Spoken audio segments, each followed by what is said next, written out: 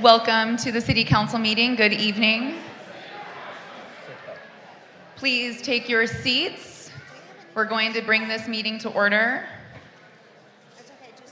Before I call the meeting to order, I would like to read the city's land acknowledgement. The West Hollywood City Council acknowledges that the land on which we gather, and that is currently known as the City of West Hollywood, is the occupied, unceded, seized territory of the Gabrielino Tongva and the Gabrielino Quiche peoples. I am now calling the August 18th, 2025 City Council meeting to order to 6:02 p.m. And we have a very special guest here with us tonight to help us lead the Pledge of Allegiance. Will Rio Aronovich please come up to join us in leading the pledge?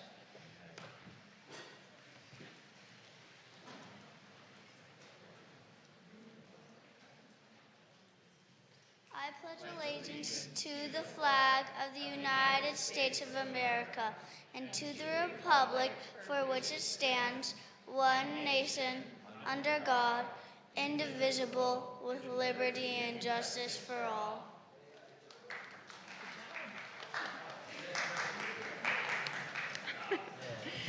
Great job, Rio. Thank you so much. City Clerk, maybe you please have a roll call. Yes, Mayor, thank you. Councilmember Hang. Here. Oh, Here. switching it up. Councilmember Erickson. Here. Councilmember Meister. Here. Vice Mayor Heilman. Here. And Mayor Byers. Here. We have a quorum. Thank you so much. City Clerk, will you please provide us of a reading of closed session? City Attorney. I'm sorry, City Attorney. Wrong person. Thank you. Yes, good evening. The City Council convened a closed session at 5 p.m. this evening, a special closed session meeting that started at 5. There were no members of the public here to speak on the one posted agenda item, and the closed session concluded at about 5:55 this evening, and the council took no reportable action. That concludes my report. Thank you very much. We'll move to the approval of the agenda. First, from staff, are there any changes to tonight's agenda?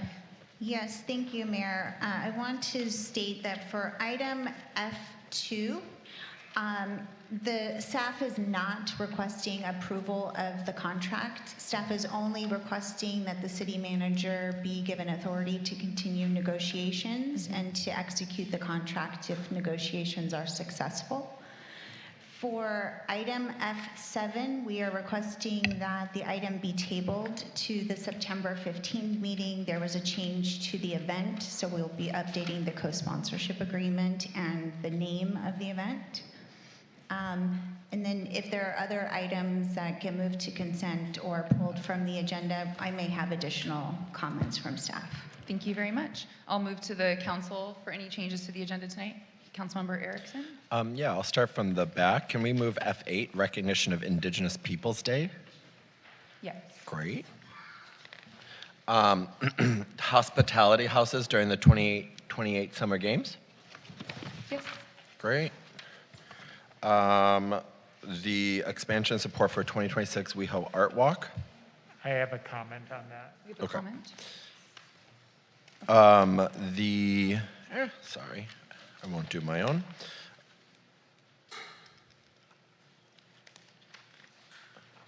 Where was it? The piece of the D1, the ordinance to the City Council of the City of West Hollywood approving amendment to the chapter municipal code prohibiting the retail sale of live animals.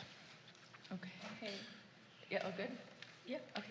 Are there any other changes to the agenda from council? As F2 has been modified, can we move that to consent now? Okay. Any concerns from, yeah? Okay, great. Anybody want to move F4? Can we please pull B25, the continued discussion that needs to be a discussion? It was It's on B25. consent. B as in boy, 25. Okay. Continued discussion of So moved. expanded noticing requirements for projects requesting development agreements. We'll move B25 to excluded consent. I think the city clerk has a question. Oh, Yeah, staff is requesting that B25 would return to the October 6th meeting as an unfinished business item. Okay, that sounds good. that Okay. sounds good to me. So we'll see B25 on October 6th instead of at excluded consent tonight. Any other changes to the agenda tonight, my colleagues? Okay, we have a motion on the floor. A second, terrific.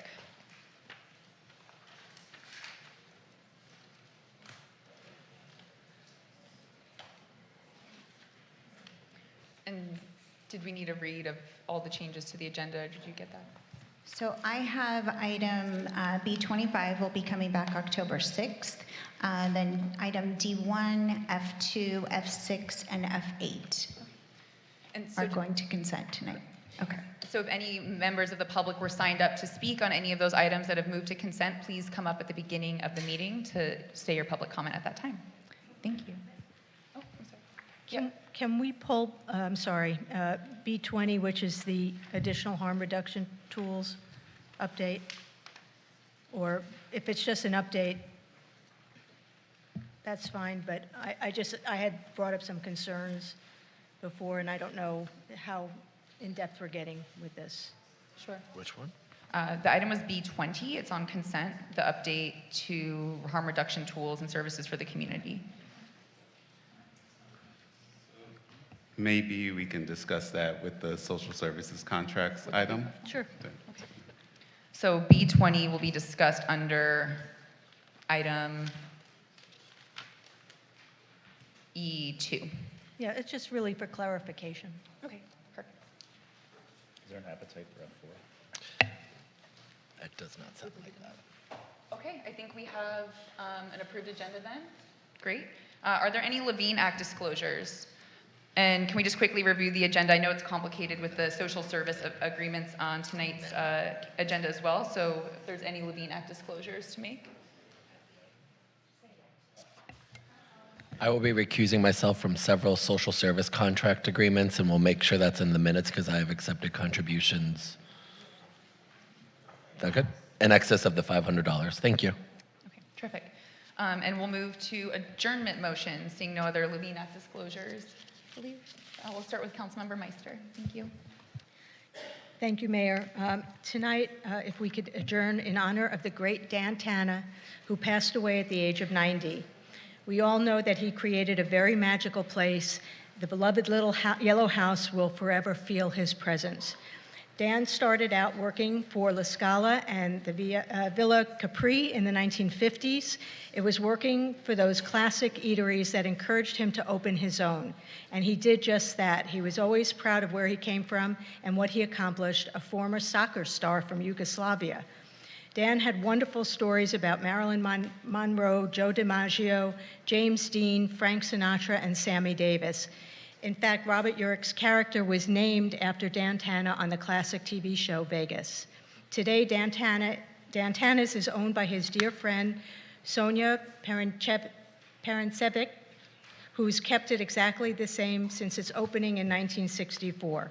According to Dan Tana's staff, this man is a legend, and as you know, a legend never dies.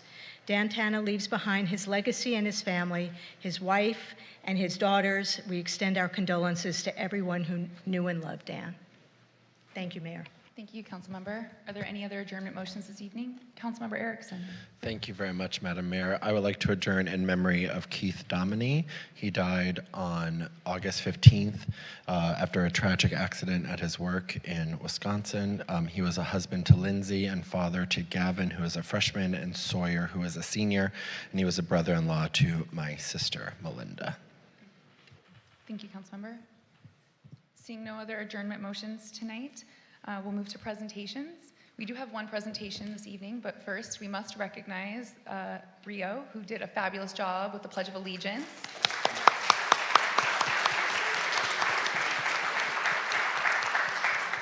So we'll have you come up here to take a photo with us, and we'll give you a certificate.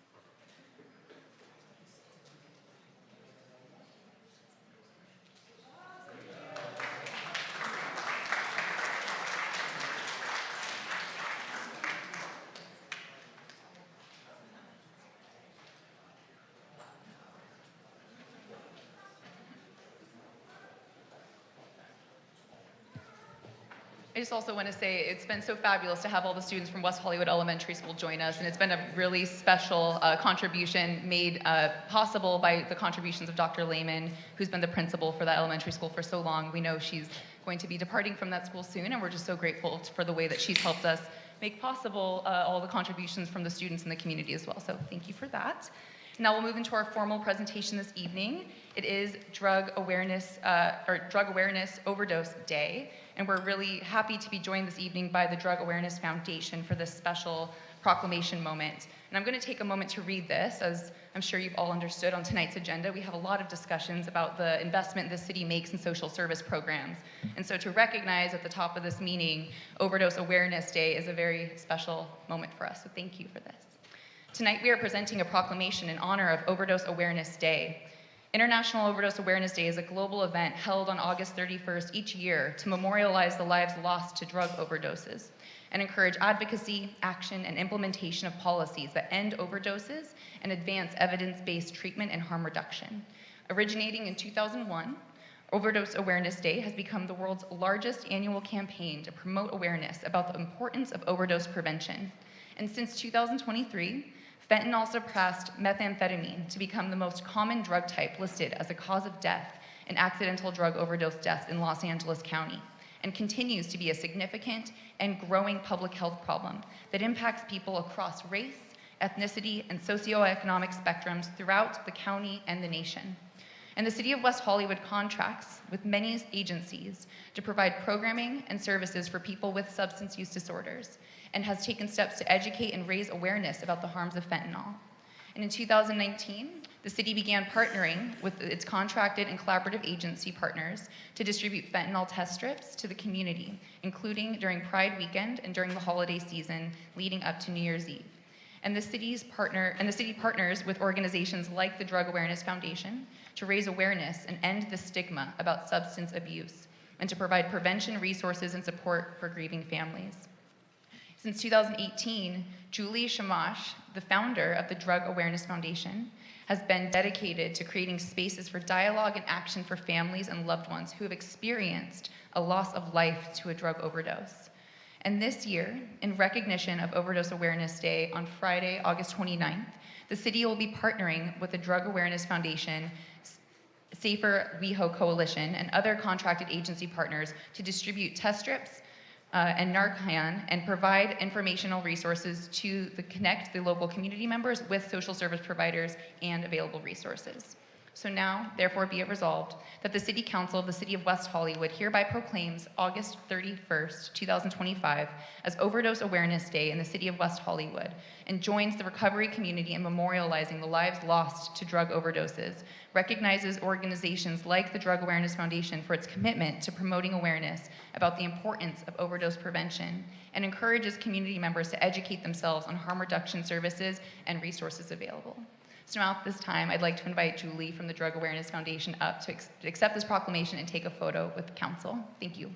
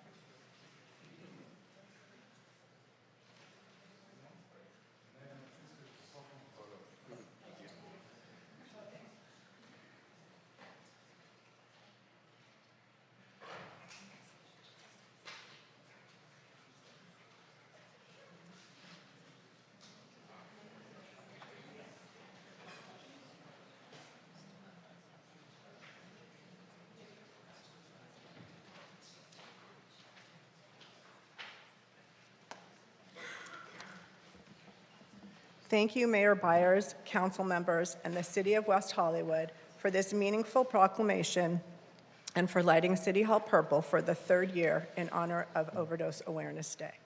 I'm especially grateful to Jasmine Duckworth and Jennifer Del Toro, who have supported this effort each year since 2023, when I first connected with Councilmember John Erickson about recognizing this important day.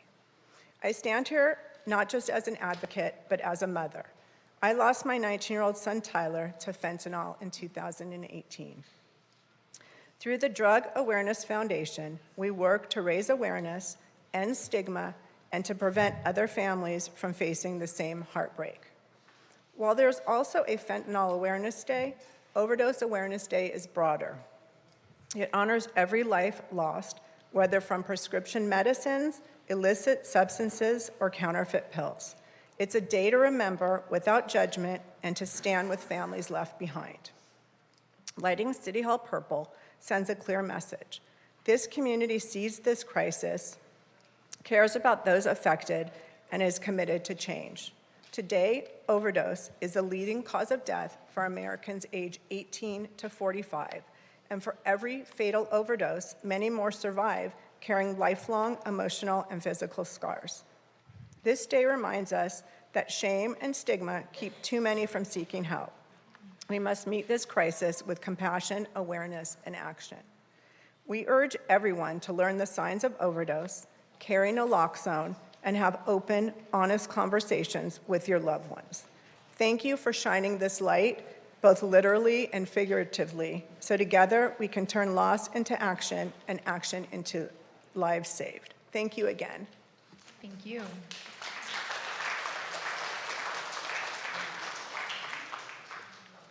And with that, we'll move to our public comment. The city values your comments. However, pursuant to the Brown Act, the council cannot take action on items not listed on the posted agenda. The public comment period is limited to 20 minutes, with 2 minutes allotted for each speaker. This public comment period is to address the city council on consent items. Other items, if the member of the public cannot be present at the time that that item is considered, or items of general interest within the jurisdiction of the city council. Another period is also reserved for general comment later in the meeting for those that could not be heard at this time. Public hearing testimony will only be taken at the time of the hearing. If you signed up to speak on both consent calendar items and general public comment, as well as an item that was moved to consent calendar, you may take this public comment period to speak on the consent calendar items. You may also sign up to speak during the second public comment period for your general public comment. Lastly, speakers should not bring any items to the podium other than a prepared written statement and/or your writing materials. City Clerk, how many speakers do we have signed up? Thank you, Mayor. We have 16 in council chambers and we have 5 in Zoom. Okay. So this first public comment period is allotted to 20 minutes, 16 in person and 5 on Zoom will put us past that 20-minute marker. We do want to do our best to hear from the public, especially on a night as full as tonight. So what I'll do is encourage members of the public, especially if you're speaking on a consent calendar item, something that's been moved, is already effectively voted on by the council, to speak quickly in support of that item so that we can get to as many people as possible. You're of course allotted your 2 minutes, do with it what you will, but I just want to encourage as many people to be able to speak in this first part as possible. We do have a very full item tonight, and I would not like to see people wait till the very end of the meeting to have to speak in full. So with that, I'll start saying as many names as I can, and I encourage folks to get ready, to line up, take your time quickly, and move back to your seat. Mayor, if I may, the 5 speakers we have in Zoom are all for consent calendar items, if you'd like to hear those first before chambers. That's perfect. Let's do that, and then we'll go to chambers.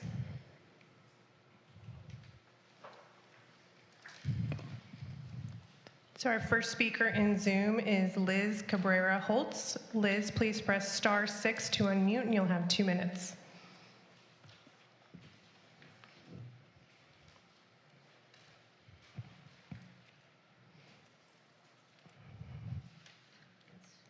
Liz, if you can hear us, please press *6 to unmute.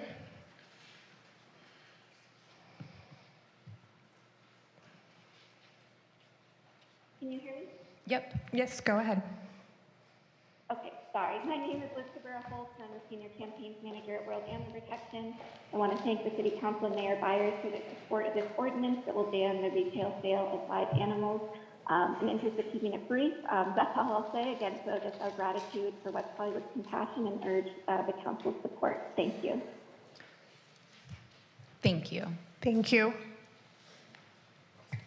Our next speaker is Amit D, and I'm sorry for not being able to pronounce your last name. Please press star 6 to unmute. Yeah, thank you. My name is Amit Galatia, and I'll keep it brief. I live in San Diego, and I'm truly encouraged that West Hollywood is taking the important steps to ban the retail sales on animals. In San Diego, we're working on similar ordinances in Lemon Grove and Del Mar. So this is going to be a huge step for not only West Hollywood, but for cities like ours and state of California. So I want to thank the West Hollywood City Council for going forward with this. Thank you. Thank you. Our next speaker is Carmen Torres. Carmen, you'll have 2 minutes. Please press star 6 to unmute. Hi, good evening. I'm calling in support of the expansion of retail, banning retail pet sales. I recently moved to the area, and me and my family have seen local shelters throughout Southern California respond to abandoned, unwanted small pets with very limited resources. Unfortunately, retail sales is a significant channel for these sales, so I think that could help taper that situation. Thank you so much. Thank you. Thank you. And our last speaker in Zoom is William Richter.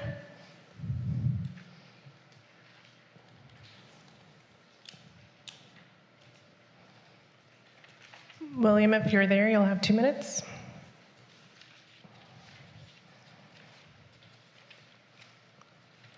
Mayor, I think that's everyone on Zoom. Okay, terrific. We'll move to speakers in council chambers. First, I have Steve Martin for item B20, Amanda Massey, apologies if I say these incorrectly, and Amy Squires. Steve Martin, West Hollywood. And I did want to speak on B20 in support. I can't stay. But this does mark 30 years of leadership for the city of West Hollywood in harm reduction since our programs on methamphetamine education and treatment. And we've been out there. Also, I do want to recognize Jimmy Palmieri from our Human Services Commission, who has been an untireless advocate for this issue. Also, I see that you're going to be discussing your social service contracts tonight. I think the public often either forgets or isn't aware how hard the Human Services Commission really works to really vet these contracts and literally spending hours, days going through this to make sure that West Hollywood gets the most bang for their buck. And I just want to say, personally, I appreciate it. I know you do, and I just hope other members of the public. Lastly, I just want to remind people tomorrow night is the meeting in regard to the fountain redesign at Plummer Park at 6 o'clock. Want to urge everyone to come who's impacted, which is, of course, most of the city. I've been having to deal with lots of issues, people concerned about loss of parking, lack of adequate left turn lanes, just an array of issues. But I just certainly want to encourage people to come and participate and be heard. So I hope you show up tomorrow, and thank you very much. Thank you. Amanda Massey, followed by Amy Squires, followed by Justine Block.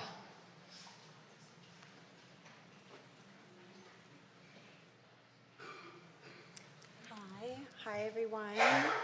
My name is Amanda Massey. I'm speaking on item B26, the housing element implementation.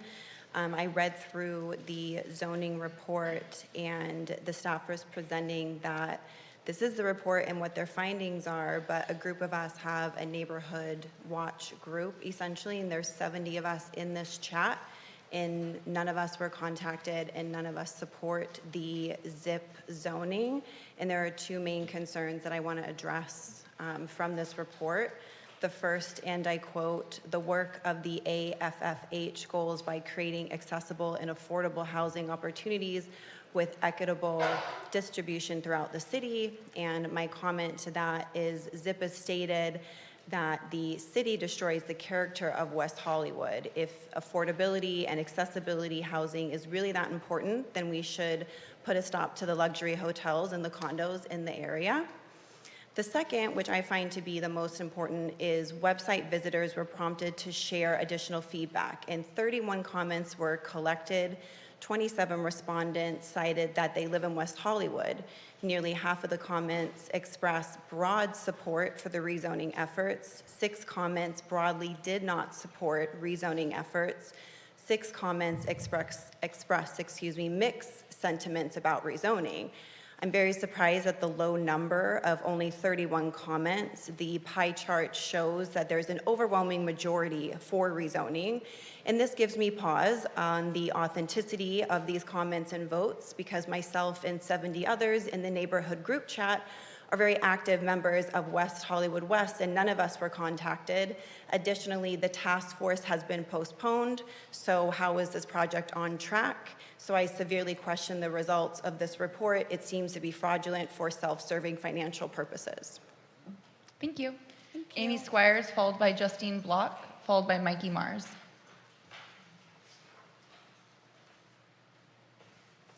Hi, my name is Amy Squires, and I'm a Los Angeles area resident and employee at World Animal Protection.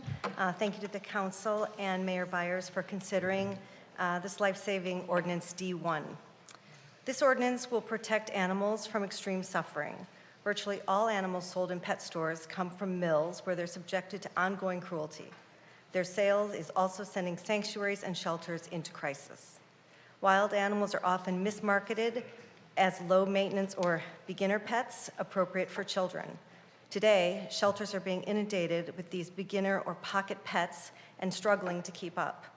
One shelter reported that it takes double or triple the time to adopt out a small animal compared to a dog or cat.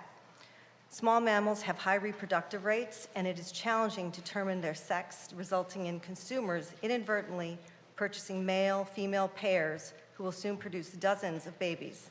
In July, the Southern California Guinea Pig Rescue received a request from Los Angeles Animal Services to assist with a situation where 400 guinea pigs were found at an LA property living in terrible conditions.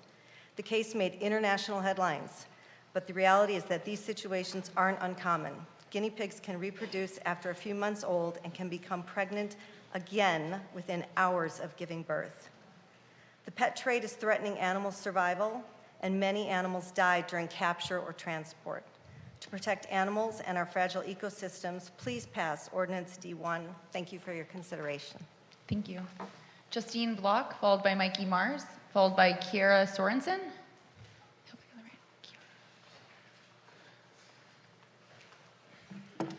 Good evening. I'm Justine Block, resident of West Hollywood for over 20 years.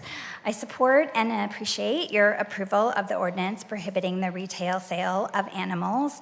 I also appreciate the organizations and members of the public who are speaking in favor of this very historic and important ordinance. And I appreciate the City Council's leadership on this issue. Thank you so much for considering the historic ordinance to help end the suffering of animals sold at pet stores. Thank you. Mikey Mars, followed by Kiera Sorensen, followed by Jacob Shaw. Hi, I'm Mickey Mars, a resident of West Hollywood for 39 years. Good evening, Mayor Byers, and I want to thank all the council members for passing the ordinance to amend Chapter 9.50 and stop the sale of the smaller animals. Thank you. Thank you. Kiera Sorensen, followed by Jacob Shaw, then John Hayes. Hi, my name is Claire Sorensen, and I want to echo the last four. I support expanding the ban on pet sales to include other species, such as reptiles and birds. This ordinance will for sure curtail countless animal suffering. So thank you so much. Thank you. Jacob Shaw, followed by John Hayes, followed by Yola Dure.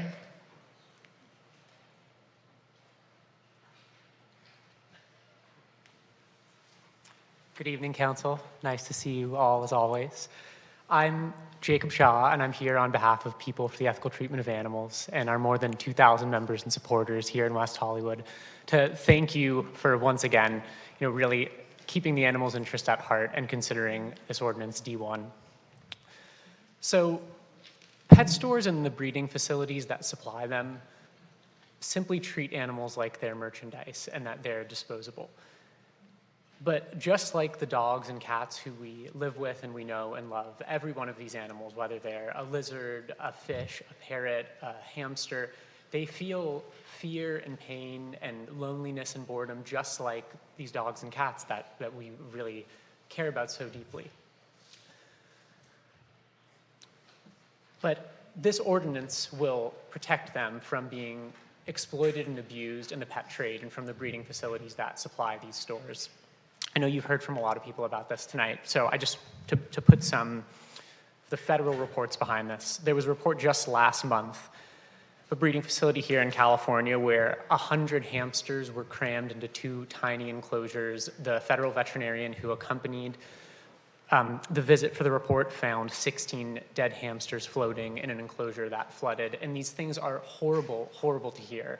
But we can help prevent them from happening and protect these animals by passing this ordinance. So thank you so much for doing all that you do to make West Hollywood the most compassionate city in the country. Thank you all. Thank you. John Hayes, followed by Yola Duray, followed by Stephanie Harker. Hi, John. Been in West Hollywood for about 23 years. I don't have much more to add. I'm very glad that this has gone through. I will point out that I have been to a couple of events where they were selling tortoises, turtles, lizards, geckos, etc., snakes, and they were trapped in tiny little containers all over this huge venue, which was pretty reprehensible, but that was in Pomona, not here. I'll make a few little points here. Animals sold in pet stores come from cruel mills. Most animals in pet stores don't receive legal protections, and most animals sold in pet stores are wild animals like parakeets, turtles, and geckos who can't thrive in human homes. So I appreciate you doing this, and that's all I got to say for now. Thank you. Thank you. Yola Duray, followed by Stephanie Harker, followed by Michael Rusnow.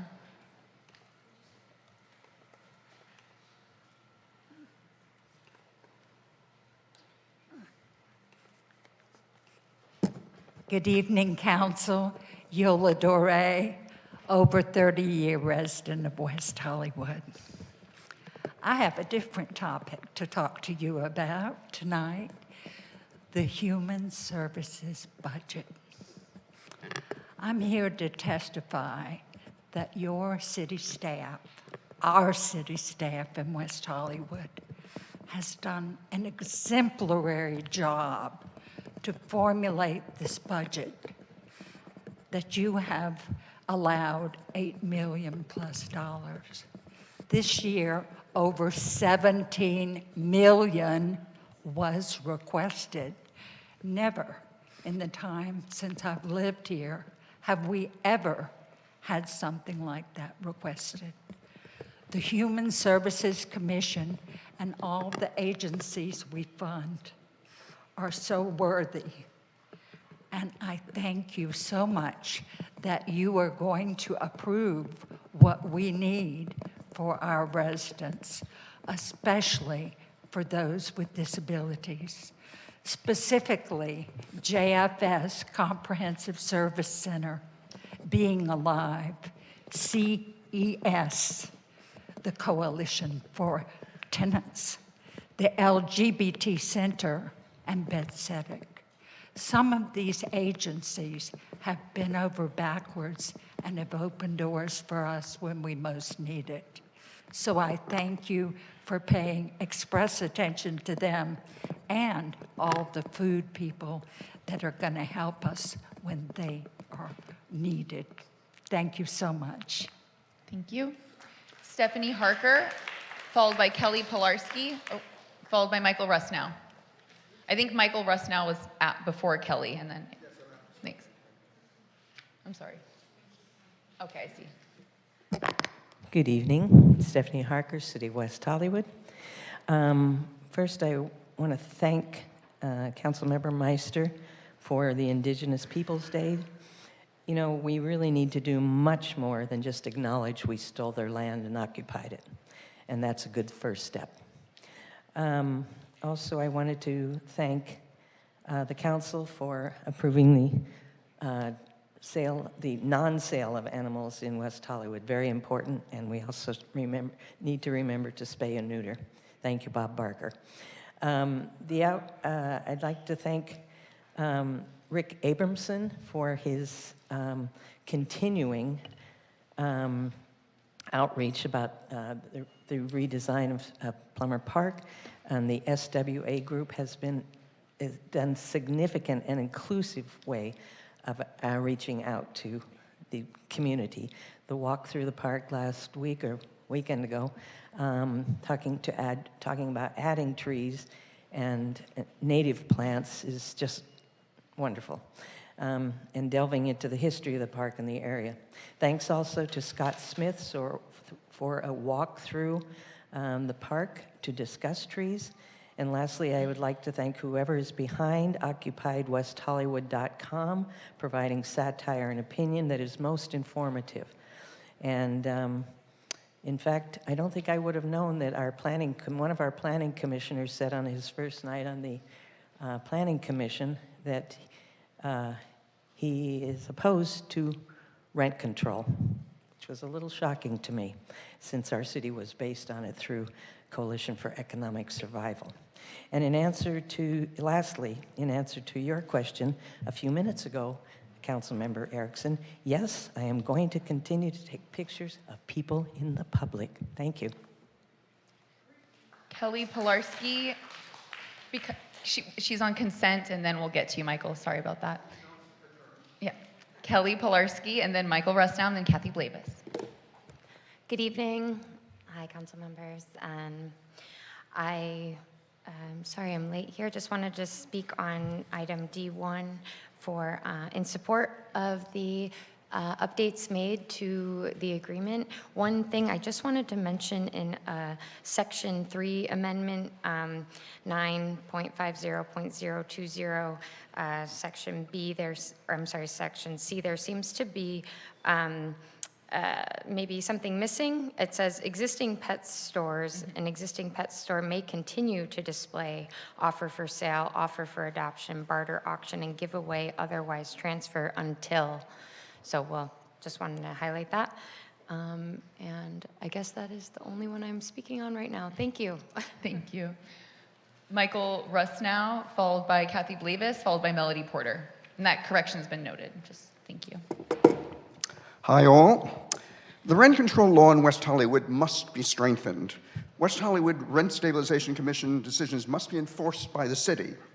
I came before you in May to express gratitude over substantial rent reductions the commission awarded me and other tenants, only to learn when I informed the landlord we would take the reductions in August, after waiting the recommended 90 days for him to appeal the decision, that he would seek legal action if I didn't pay the full rent by the next day. And I was further distressed when RSD employees informed me if such action or a possible eviction was started, it would be up to me to seek legal remedies, not the city whose mandated maintenance requirements were being ignored. What kind of toothless protections do city residents have if we're told to go to a firm like Betzedek or file a harassment claim, the latter of which I did, only to be told the likelihood was the city prosecutor would not take the case? The council should know that at our tenants meeting, we learned 4 tenants didn't take the rent reductions authorized by the commission when they learned that they might have to take the landlord to court.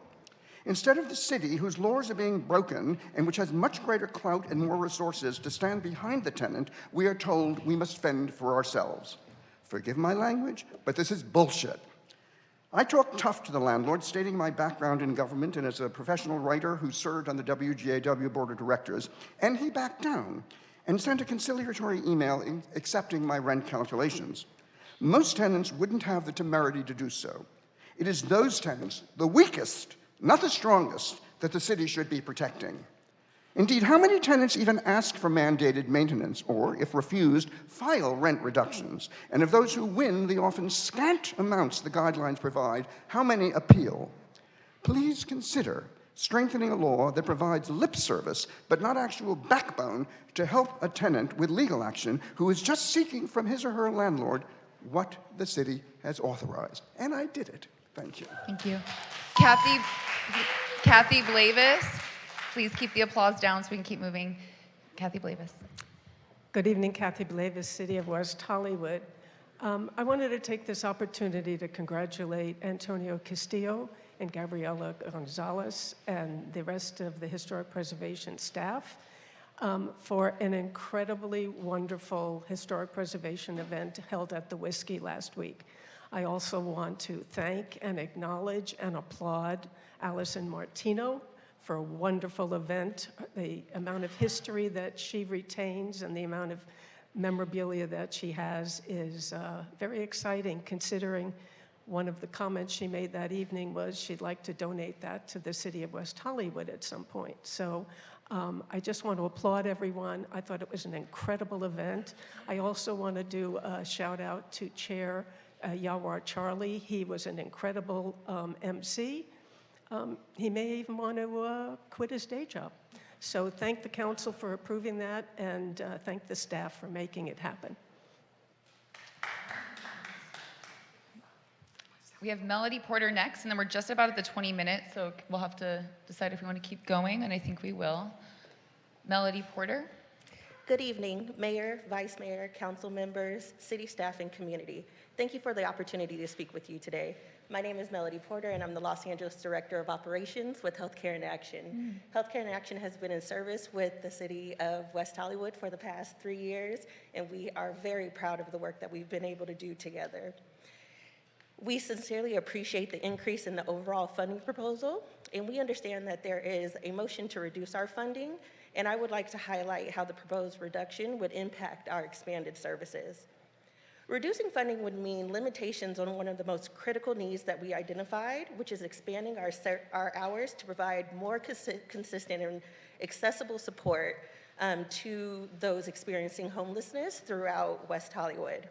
We are hopeful to bring on a nurse practitioner and substance use counselors who are qualified and who are psychiatrically trained to focus on high acuity and critical needs of the unhoused community members in West Hollywood. Our goal is to expand our services in the field by conducting mental health evaluations, managing treatment, responding to crises, and keeping clients and West Hollywood unhoused community members engaged in care. We're talking about the high acuity, the sickest of the sickest. We're talking about comorbidities with mental health and substance use disorders, along with just the regular day-to-day primary care, chronic disease management, as well as social support resources. We ask that you please consider fully funding our proposal, and we look forward to continuing to serve West Hollywood and with the strong collaboration that we've been able to do over the past 3 years. Thank you. Thank you. Ted Soroka, followed by Michael Greenfield, followed by David Aguilar, sorry.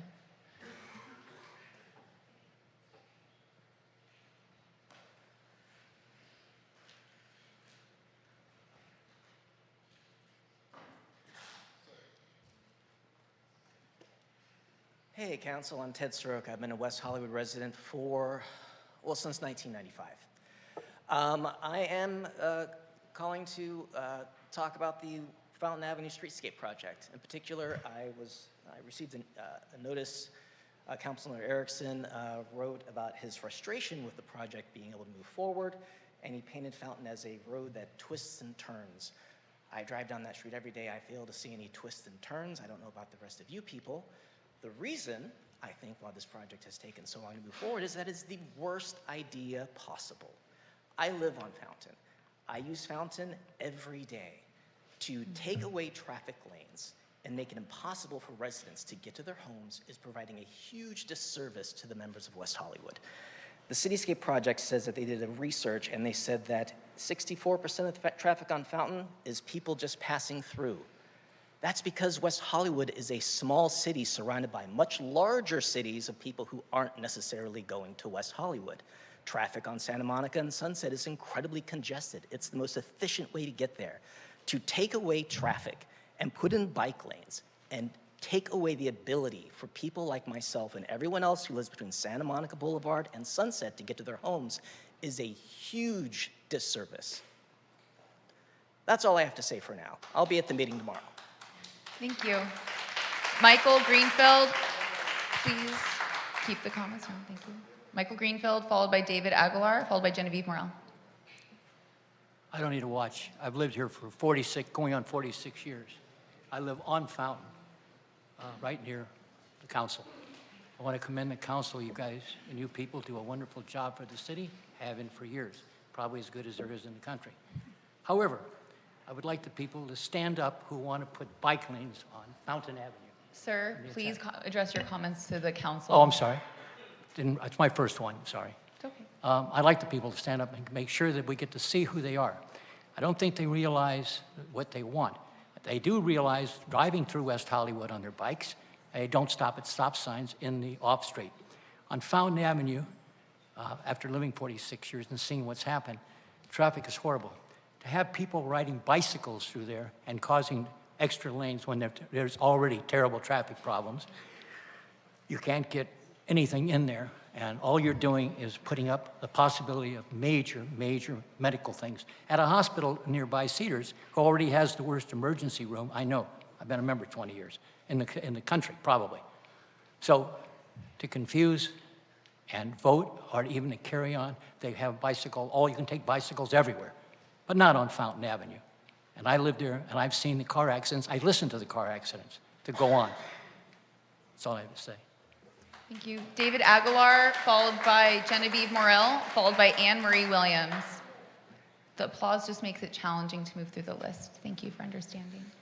Good evening, Madam Mayor, Vice Mayor, and esteemed members of City Council. Just like to take a moment to thank everybody. Got a statement prepared that I'd like to share with everyone. I'm the Regional Vice President with Block by Block, and even though I may not be a resident of West Hollywood, I've spent in and out 15 years of my professional career here in this city. So if you bear with me, I'm going to get through this. On behalf of the entire leadership team at Block by Block, I wanted to begin by expressing our sincere gratitude for the opportunity to serve the City of West Hollywood community since 2013. With our partnership dating back to 2006, West Hollywood has been one of the most uniquely supportive communities we've ever had the privilege of serving, and for that, we are deeply thankful. Naturally, we were disappointed to learn the staff's decision to transition to a different provider. That disappointment quickly turned to concern when we understood who had been selected. More than any other company, we know this work is not the same as providing security for a building, warehouse, or apartment complex. True success in this space requires a deep understanding of the community, building meaningful relationships, responding thoughtfully in public spaces, and proactively engaging the public.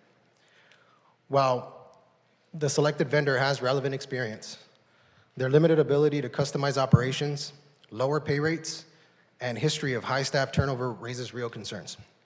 These factors will almost certainly affect the stability and effectiveness of the program that we've carefully built over the past several years.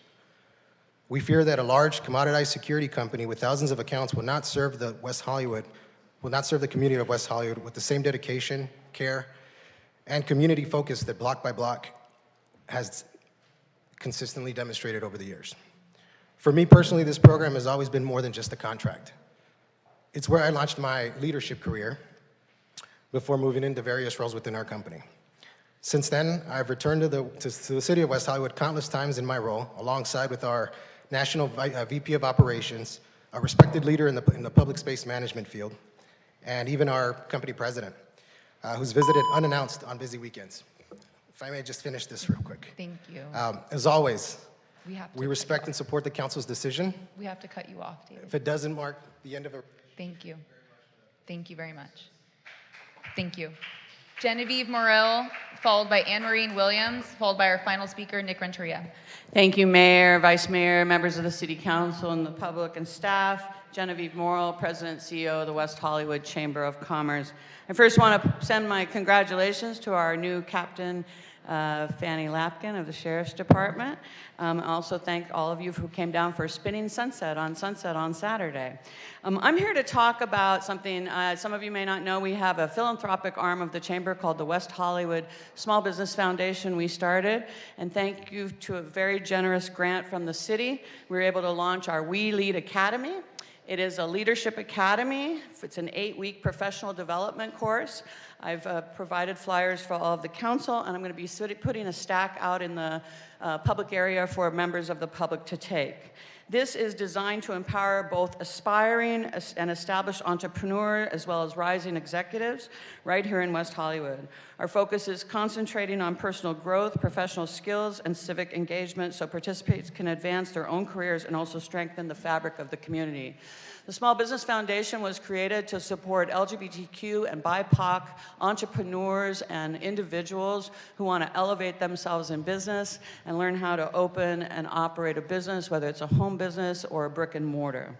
It blends practical business training and leadership development, and we are pleased to have Dub Value leading the facilitation of this group with many great speakers. It launches September 11th. We already are half full. It's very limited seating, so please sign up today. It's our first year. We will have this many more, but hopefully you can come join us for our first orientation on September 11th.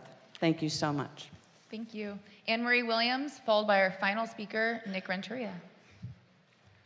Hi, everyone. Thank you, Mayor and Vice Mayor, and this council for listening to my public comment. I'm here to speak about the RFP process that the Human Service Commission and staff have been working on. We missed a meeting, and I feel responsible for that action, so I'm here to make public comment. I would like to express my appreciation for the detailed work that the social service staff has done. I am humbled to serve on a commission along so many compassionate commissioners, and I am honored to appear before the City Council and its staff. The city is committed to taking care of its residents. With that shared, I would like to highlight the 3 items for staff and city to consider. Number 1, defense diagnostics, the all-in-one fentanyl program, and the consideration for raising the allotted amount. We are a city with libations as a large form of entertainment and business. Number 2, Vinesse Recovery House. This LIFT program is essential in the process of staying sober. Please revisit this program to help the West Hollywood sober community take the following steps to a whole and sober life. Number 3, VLS Capital Drugs Prep Navigator Program. Ruth Tittle is a former hero of the city. She started this business from her heart and made the community feel love and respect that they deserve.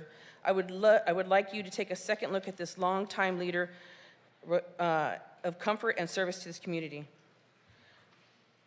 This public comment is being expressed with the utmost respect and appreciation for the work behind the scenes that has brought it to the commission for your input. I want to share a little extra, which I have done.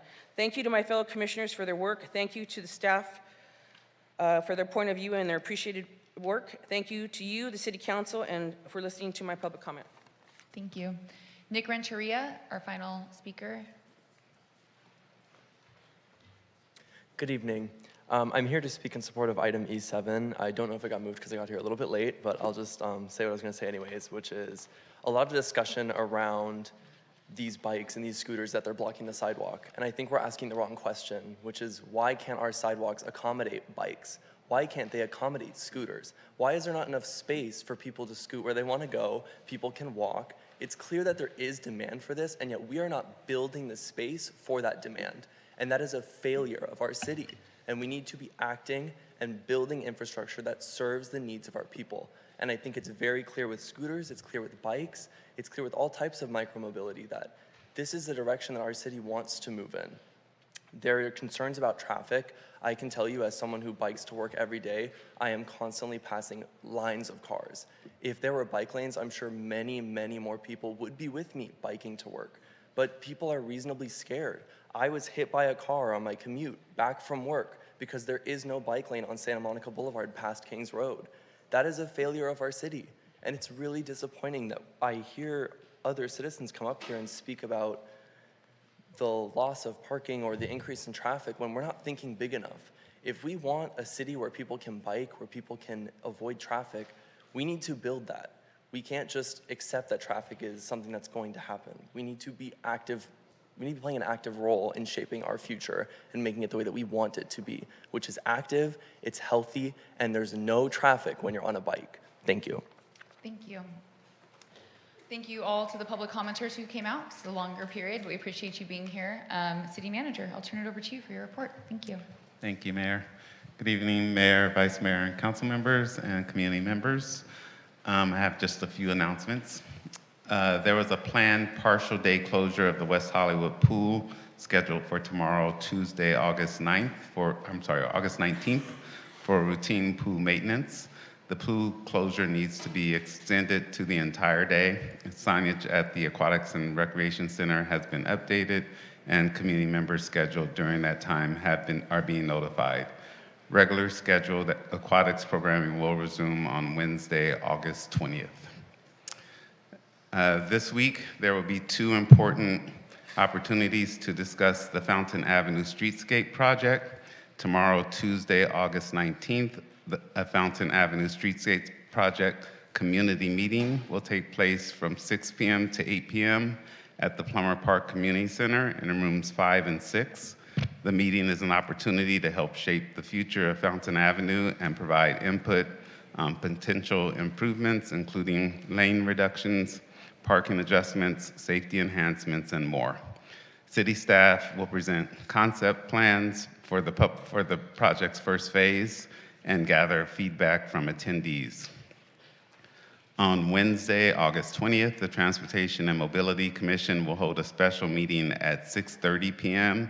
here at the council chambers. This meeting will also be broadcast live on Channel 10 and streamed on WehoTV's YouTube channel and the city's website. City staff will present updates on the Fountain Avenue Streetscape project and invite public comments. The city has sent a citywide mailing, conducted community outreach, advertised in publications and outdoor media, and is coordinating outreach with Council District 13 in the city of Los Angeles.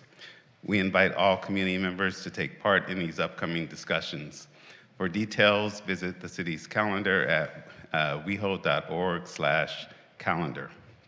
For project information, visit engage.weho.org/fountain.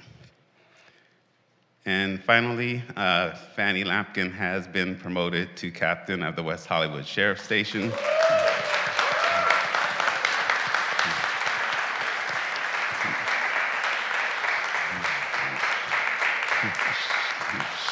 She officially began her appointment yesterday, Sunday, August 17th, and we are proud to recognize her promotion this evening. Captain Lampkin brings extensive experience with the Los Angeles County Sheriff's Department and a strong commitment to community service. Many in West Hollywood already know her for her years of service here as a sergeant and lieutenant, where she has worked closely with our community to build trust and ensure public safety. She understands our community, our values, and our unique challenges, and she leads with compassion, integrity, and an unwavering dedication. Please join me again in congratulating Captain Fanny Lampkin.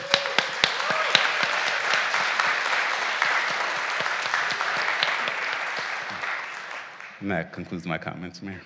Terrific. Thank you so much. Congratulations, Captain Lapkin. We'll move to the fiscal impact on consent calendar for tonight. City Clerk, what is the fiscal impact?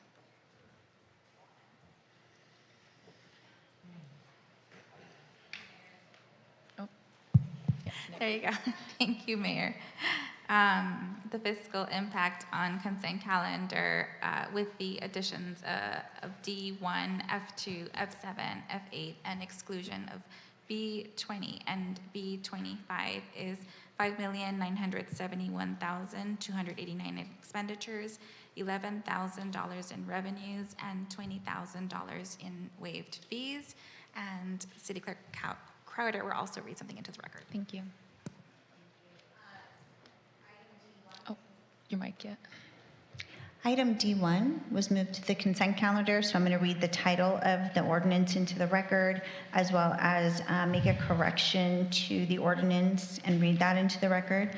The title is an ordinance of the City Council of the City of West Hollywood approving amendments to Chapter 9.50 of the Municipal Code prohibiting the retail sale of live animals, and in Section 9.50.020C, as indicated by one of the public commenters, it should read existing pet stores, period. An existing pet store may continue to display, offer for sale, offer for adoption, barter, auction, giveaway, or otherwise transfer until September 17th, 2010, period. And with that, we have a motion and a second Did you say 2010? It's existing It's language from your existing first language. ordinance Okay, that all we're right. not changing. All right, thank you. Time portal. I've lost 15 years of my life.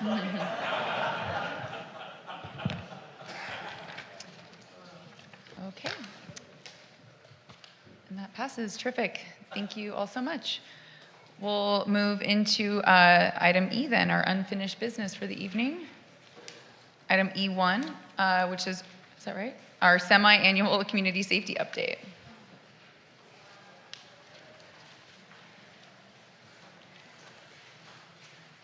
No, I see no D.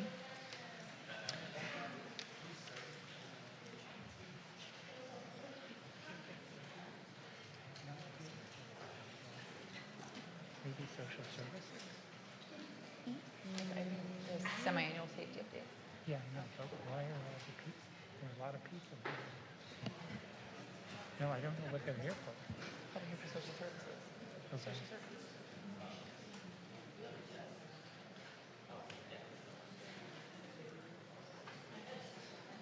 I mean,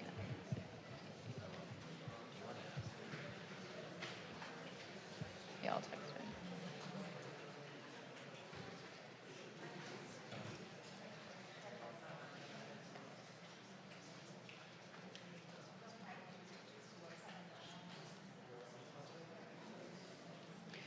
We'll have our staff representative lead us in the discussion as you're ready.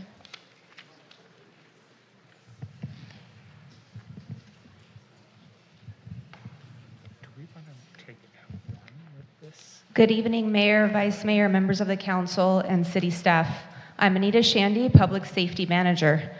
Joining me for this item on the semi-annual community safety updates, we have with us this evening Danny Rivas, Director of Community Safety, Jessica Benitez, Code Enforcement Supervisor, Captain Fanny Lapkin, and Sergeant Jason Duran of the West Hollywood Sheriff's Station, Battalion Chief Jeff Swingle, and Community Services Liaison Megan Courier from the Los Angeles County Fire Department, and David Aguilar, Regional Vice President, and Erica Leon, General Manager from Block by Block. All our presenters, along with their teams, have contributed to our semi-annual community safety update before you this evening and are happy to answer any questions. We will begin our brief presentations with Battalion Chief Jeff Swingle and Community Services Liaison Megan Courier from the Los Angeles County Fire Department.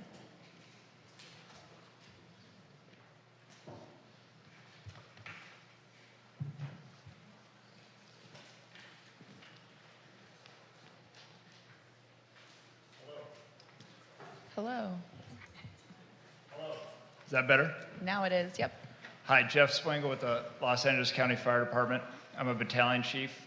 I'm here to present the first 6 months of the year report. Chief Smith, we've had a lot of fires in Los Angeles County, and he's at the Hawk Fire in Acton as part of the command staff up there, so he's busy. So you got me standing in. I'm working in Battalion 1 today. I think as you guys know, we have Fire Station 7 and Fire Station 8. We have 20 firefighters on duty, or 20 personnel on duty each day.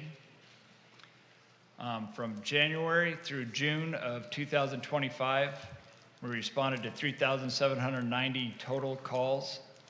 Of those calls, 2,649 were emergency medical calls, which is about 70%. In addition, there were 71 total fires, 5 of which were vehicle fires and 3 were building fires. The remaining 63 fires were a combination of outside rubbish fires, tree fires, dumpster fires, dryer fires, and cooking fires, all of which caused no financial damage or injuries. The total fire loss during this period was $1,021,000 in property damage and $115,000 in contents damage. Other responses included hazardous materials incidents, public assistance calls, and elevator rescues. In addition, station and fire prevention personnel routinely conduct inspections and plan checks, and these averaged approximately 35 and 25 per month, respectively. So a couple noteworthy incidents that we had during this time frame. On January 16th, We had a structure fire at 1054 Vista. It was an apartment house fire, started in the kitchen, caused by electrical, and it was an accidental cause. So it was a two-story apartment complex with fire showing on the second floor of the window and door of Unit 13. We went to our offensive mode and started with a transitional attack to protect exposures and continued forward progress into the apartment.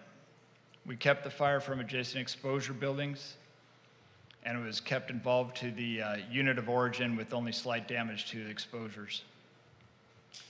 Unfortunately, 2 dogs died in that fire. 1 lived. We got animal control to the scene to help with the dogs. The property loss on that was $650,000 and contents loss of $60,000. On February 23rd, we had a structure fire at 9010 Melrose. Engine 7 was dispatched for reports of a commercial building fire. They arrived to find a dumpster on the back side of the building that was on fire, and that fire had gone up the wall and gotten into the wall in the attic of the commercial building. We went inside and put the fire out, and that ended up causing $300,000 of property loss and $50,000 of contents loss. The other thing we do is community outreach and education. So following a major disaster, fire and rescue resources may be unable to immediately respond to all those in need. In such a crisis, it will be neighbors assisting neighbors until emergency response personnel can arrive. So we have the Community Emergency Response Team, CERT training, and it provides residents with the skills and tools necessary to take care of themselves, their families, neighbors, and coworkers in the event of a disaster. The Los Angeles County Fire Department and the City of West Hollywood will be hosting a CERT program for WeHo residents in November of 2025. There's a flyer that you all have, and we hope to get the word out and get as many people as possible to come to our CERT training. That's it for the fire department. Thank you. Do we want to go through all the reports first, or do we want to have council ask questions after each report? Go through all of I think all the reports as well. Thank you so much. You're welcome. Thank you, Chief Swingle and Megan. Next, we will turn it over to David Aguilar, Regional Vice President, and Erica Leone, General Manager from Block by Block.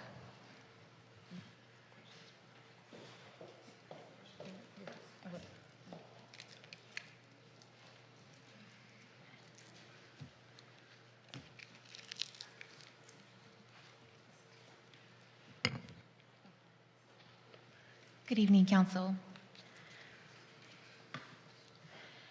The Block by Block Security Ambassador Program continued to provide 24/7 in-person response to non-emergency and non-violent calls for service, as well as performing residential and commercial patrols and staffing 11 kiosks and various fixed posts throughout the city facilities such as City Hall, West Hollywood Park, and Plum Park. In addition, ambassadors provided support to countless city commission and advisory board meetings as well as council meetings, and provided support to various events throughout the city and local parks, in addition to citywide events like Pride and National Night Out. From January through June 2025, ambassadors responded to 3,153 calls for service, which was an average of 18 calls per day. This did represent a 6.1% decrease when compared to the same time last year. We did see an increase in unhoused contacts, which totaled 6,058 for a 1.4% increase, as well as an increase in safety escorts, which were a total of 227 from January through June, which represented a 48% increase, due in part to the push of our safety escort program through advertisements through our kiosks and education of the community about our safety escort program. I would like to take a minute to highlight some notable achievements from our teams in the field from January through June, starting in January where after months of investigation to a fatal altercation at a local nightclub, one of our ambassadors who was stationed at the West Hollywood Park provided crucial suspect details that significantly assisted detectives in the investigation, leading to the arrest of that individual. Also in January, ambassadors identified a potential arson suspect during proactive patrols on Santa Monica Boulevard and near Plummer Park. The suspect was later apprehended at a nearby restaurant, potentially preventing further fire damage in the area. In February, ambassadors administered Narcan to an individual who was found unresponsive near WeHoTV Park, and then effectively handing that over to local emergency teams.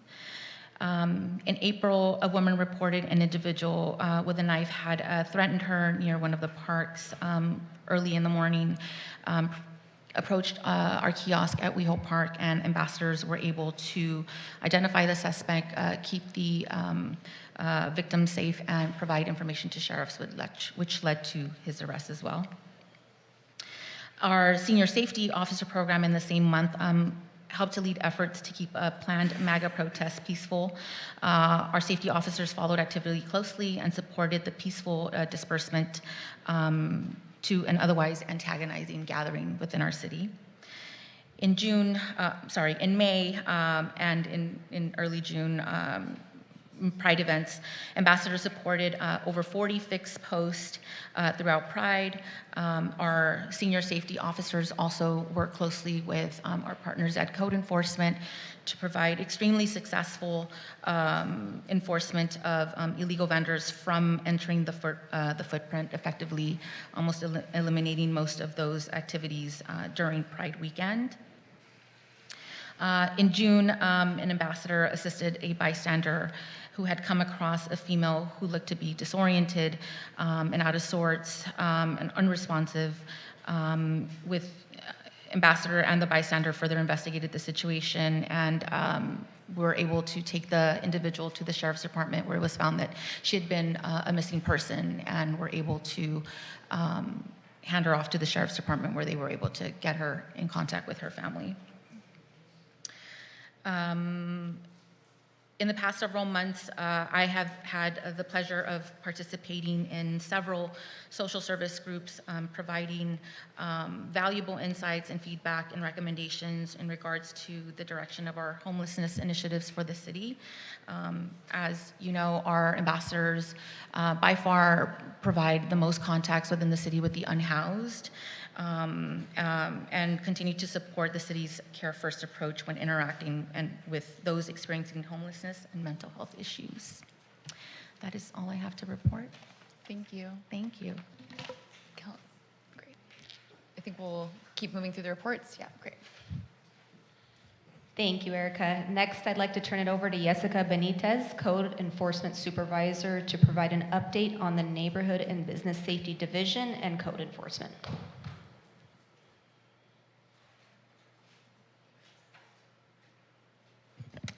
Hi, good evening. Mayor Byers and Vice Chair Heilman. My name is Jessica Benitez, and I'll be providing a brief summary of the Neighborhood and Business Safety Division from January to June 2025. A more detailed report is included in the staff report in Attachment D. This report includes code enforcement, business licensing, and special event permits. The code enforcement team continues to operate 7 days a week from 7 a.m. to midnight, Monday through Wednesdays, and 7 a.m. to 4 a.m. On Wednesdays and Thursdays, and on Thursdays and Sundays from 7 a.m. to 3 a.m. I'll provide just some of the highlights of the division. There were 3,549 service requests, which is a 14% decrease when comparing from last year. There was 4,108. This averages about 592 service calls per month. In addition, staff facilitated 2 bystander intervention trainings with the UCLA Rape Treatment Center and had a total of 136 participants. Last week, we had 2 additional sessions, and we are already working on the next training for the next quarter. Also, code enforcement continued to implement the city's pilot program, which is the proactive multifamily inspection. Staff posted 101 apartment buildings and 1,248 residential units, informing them about the program. Also, there were 318 new inspections and 587 re-inspections of both the building areas, common areas, and apartment units. Code enforcement staff continued the enforcement efforts regarding the unpermitted vendors in the city's nightlife areas. The city has also seen an increase in volume for calls for service regarding general construction concerns and general noise concerns. We have seen a decrease on calls for service related to general concerns with businesses, short-term rentals, and vacant properties. In respect to vacant properties, we currently have 54 open cases, which are inspected on a weekly basis by code enforcement officers. Also, just an update, I know that the last meeting there was a concern or a question regarding a particular property that is located on Fountain and Fairfax. I'm happy to report that such vacant property has obtained a demolition permit, so we're waiting for them to start the demo permit. So just to give you an update. Oh, okay, as this last time that I checked this evening. So I'm happy to announce that it's now demolished. Thank you, thank you. I only know because I went through all those twists and turns on Fountain Avenue. Okay. Thank you so much, but that's great news. And I just wanted to inform, I know there was questions and concerns regarding this particular property that we're talking about. Now, shifting to business licensing, the business license team launched a new licensing module in the citywide permitting system, which I'm pretty sure all of you have heard is the EP&L. So we've processed 15 new regulatory business licenses, which is a 40% decrease when compared from last year. Also, we processed 410 business license renewals, which is a 17% increase, and 63 temporary business licenses, which is an 85% increase when we compare the same time frame from last year. Now, in respect to extended hours construction permits, we've received 132 applications and 113 were issued. This represents a 60% increase in the number of extended hours construction permits. As far as for the special event permits, we processed 210 special event permit applications and 185 permits were issued. This represents a 4% decrease when compared from last year. And now we're getting ready for Halloween, which is just around the corner. So I want to thank you for giving us the time to provide this update. And I'm available for any questions that you may have. I don't know if we're moving. Thank you so much. Thank you. Thank you. Thank you, Jessica. Before turning it over to the Los Angeles County Sheriff's Department, we'd like to provide a brief update related to public safety equipment and technology items. The city continues to implement a range of public safety technology initiatives approved by the City Council. These include the Drone as First Responder pilot program, fixed real-time cameras, and the Real-Time Watch Center, all of which aim to enhance incident response, improve situational awareness, and support de-escalation efforts. The Proactive Security Camera Monitoring Program has been operational since May 2025, delivering early intervention at key city facilities. Additionally, the Polaris utility vehicle has proven to be effective during large-scale events like WeHo Pride, helping overcome mobility challenges and enhance on-the-ground safety coordination. Further updates related to the technology items are included in the report, as well as photos of the Real-Time Watch Center and the Polaris are reflected in Attachment E. I'll now turn it over to Captain Fanny Lapkin and Sergeant Jason Duran of the West Hollywood Sheriff Station. Say it again, Captain. Captain. Yes. Thank you very much. I appreciate it. Good evening, Mayor, Vice Mayor, council members, city staff, and our wonderful West Hollywood community. Today I'm going to be presenting a brief community safety update for the periods of January 25 through June of 2025. It's a 6-month period. Part 1 overall, Crimes have decreased compared to 2024. Total thefts have continued to drive Part 1 crimes, which is the grand thefts, the petty thefts, and the vehicle burglaries. Those are the ones that are driving our Part 1 crimes. The station has been addressing all of these. I'm sorry. Our current concerns have been the arson, which is the trash bins, our locker burglaries, which is at the gyms. We have theft of the locker rooms, and then also our robberies. This station has been addressing all of these three crime categories and others by using our patrol deputies, our cops team, entertainment policing team. They conduct weekly special operations depending on whatever the crime stats are the week before.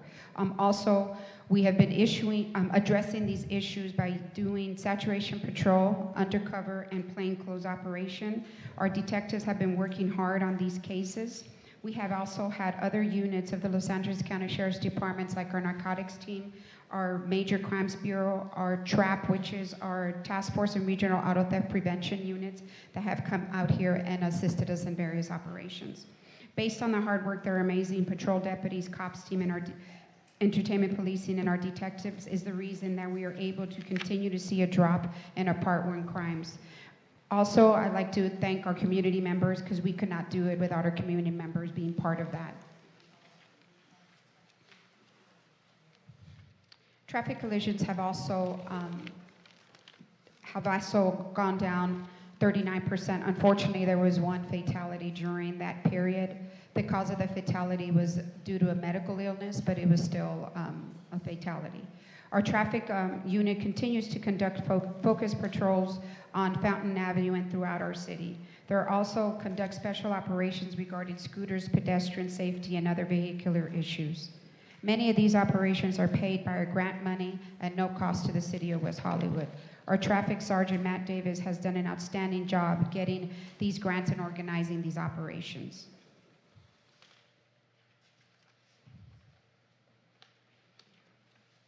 West Hollywood Station would like to thank our City Council for their generous financial contribution to our wellness program. With the contribution, we have completed one of the rooms, and we're still in the process of finishing the other room. With programs like this, our employees are given an opportunity to focus on their wellness, not both physical but also mental health. This in turn makes for better deputies, which they can serve our community.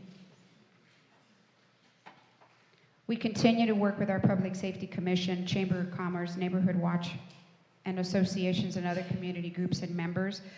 Our door is always open, and we love to engage with our community. My saying is, everybody has a seat at the table, and all we have to do is bring you in to have a seat at the table.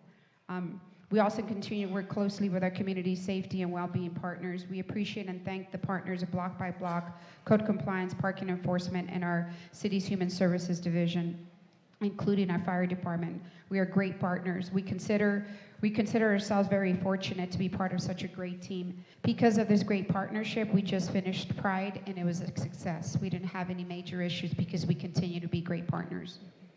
Again, I'd like to thank city staff, city council for your support for the sheriff's department, and it's always great to have a great working relationship with all the commissions and all the different groups and organizations.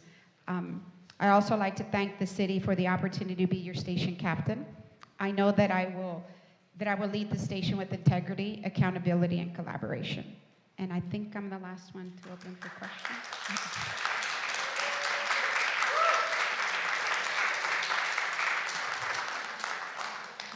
Thank you, Captain Lapkin. Now we'll be happy to take any questions from council tonight. Terrific. Thank you so much. And I don't see any public comment on this item, so we'll come straight to council comments and questions. Councilmember Erickson?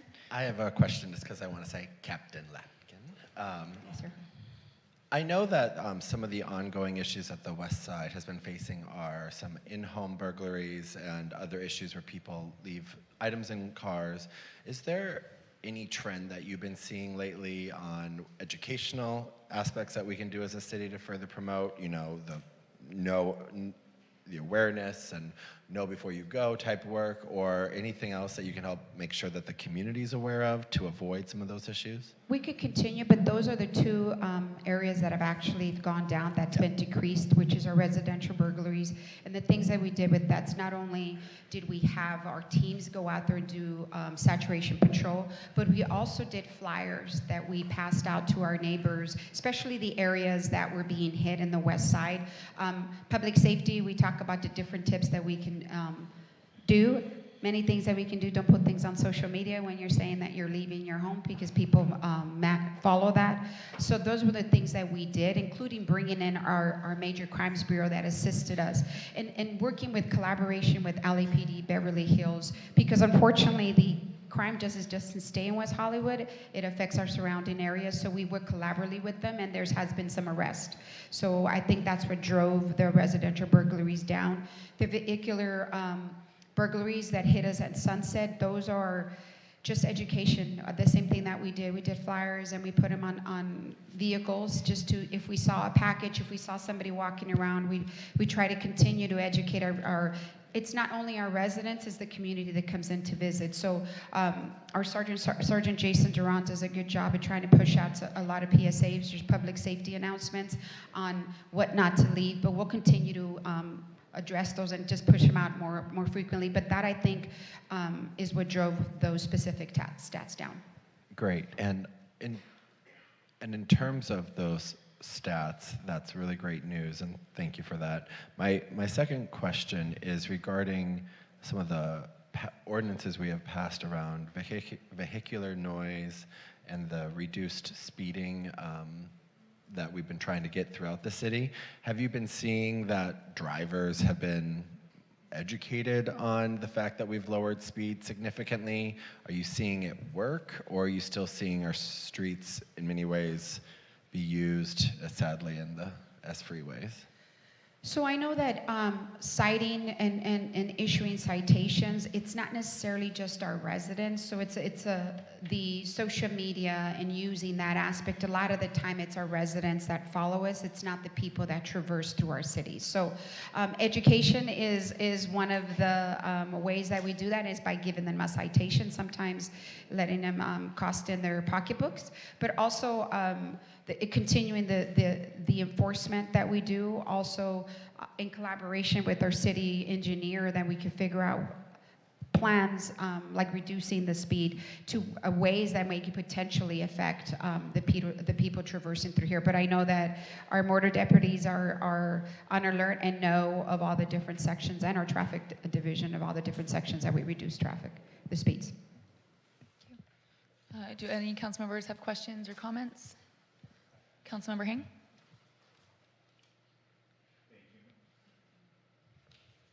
Thank you, Mayor, and congratulations, Captain. I feel really great saying that. And first and foremost, I wanted to say, my deepest condolences to your colleagues who had passed away. I know you and I had chatted, and you attended one of their funerals about a week and a half ago. So my heart goes out to the entire department for your incredible loss. So I was just wondering if you can possibly give us a quick update on any issues with the drone as a first responder program? So I know that I actually have the dates. I'm going to get the dates here.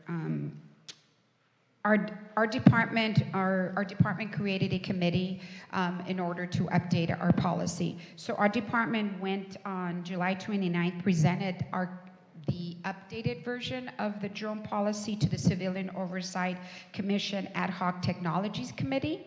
And the committee was very encouraged by the COC's support and for the feedback and positive, they had both received positive feedback and some recommendations. So that was as of July 29th. So I spoke to Commander, as a matter of fact, this morning, and she was following up with the COC to try and see if they had any additional updates on that. But unfortunately, there was a little pause because of the passing of our partners, and it wasn't just one funeral, it was 3 funerals. So everything kind of slowed down for us on that, but I know that they're working diligently to try and get that policy changed so that we can actually do the drone program that we want to do here as a DFR, not necessarily what the current policy states, which is just responding to specific calls, but the deputy has to be at the call.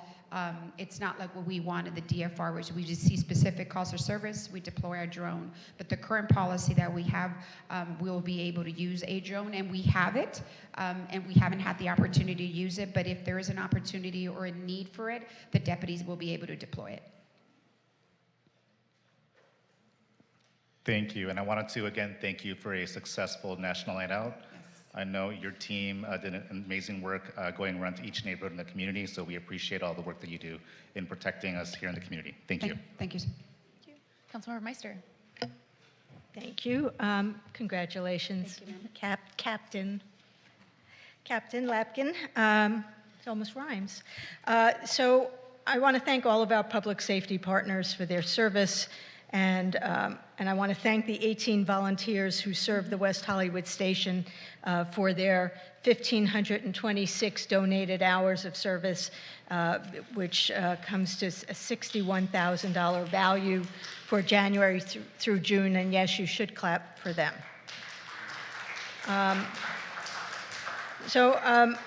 My question, I have a couple of different questions, is first of all, and this, Danny, this might be you, which of our partners is responsible for expired registration tags, and which of our partners is responsible for cars not moving in 72 hours? Yeah, thank you, Councilmember Meister. So Danny Rivas, Director of Community Safety. So as it relates to expired registration or expired tabs, that is something that would be handled through the West Hollywood Sheriff Station at this time. I know parking enforcement is working on gaining the ability to access DMV records to be able to address those types of reports, but right now, as it currently stands, our West Hollywood Sheriff Station addresses that. As it relates to vehicles, and I'm assuming you're meaning vehicles that are maybe left in a location beyond 72 hours. Yeah. And so we do have the capability, again, through our West Hollywood Sheriff Station, to be able to address that. And I know our parking enforcement folks do as well. Okay, and if you can keep us posted on that in terms of the expired registration tags that about parking enforcement being able to work on that, because I think that's probably a much better solution than and use of our deputies' time, but it has to be done because we're obviously having an issue with it, and we're hearing from several different residents about that problem. And I know this is going to be a question that may sound rhetorical, but the cameras like Ring, et cetera, would you say they help deter criminal activity and help in criminal investigations? I can answer that. They do. The Ring cameras are one of the many resources that we use from community members that they have on specific incidents. So they do help us at least, even if it's the 30-second or the 1 minute, it's not the constant recording, it does help us with solving some investigations, yes. And the reason I ask is because we've had some residents ask, and we did have a program where we actually, gave away Ring, or at a significant discount, we were able to get Ring doorbells and whatever. But there have been cases where tenants have put Ring doorbells on their doors, and their landlords have told them they have to take it off. And so that's something I'm going to be looking at with our housing division, our rent stabilization division, to see if there is some way that we can ensure that residents have that ability to put, because a hallway is public space, right? So they should be able to put, if they're willing to invest the money on a Ring doorbell, they should be able to do that and not have to worry about taking it down. I noticed that the highest number of collisions at intersections were on Crescent Heights and Santa Monica Boulevard. And there have been, is that right? I think it's the highest. There have been requests for several years by some residents, but also by myself and I believe Councilmember Erickson, that staff look at a solution to Crescent Heights and Santa Monica Boulevard traffic and accidents, and I would like to revive that request and ask our traffic engineering staff to look at the possibility of a left turn lane, a left turn signal, sorry, on at that intersection, because there's obviously a problem if that's the highest number of collisions in terms of intersections in the city. My next question is, I know we're going to be adding the ALPR to various intersections, and I just want to confirm that we will be adding them onto Fountain and ask when that might be happening.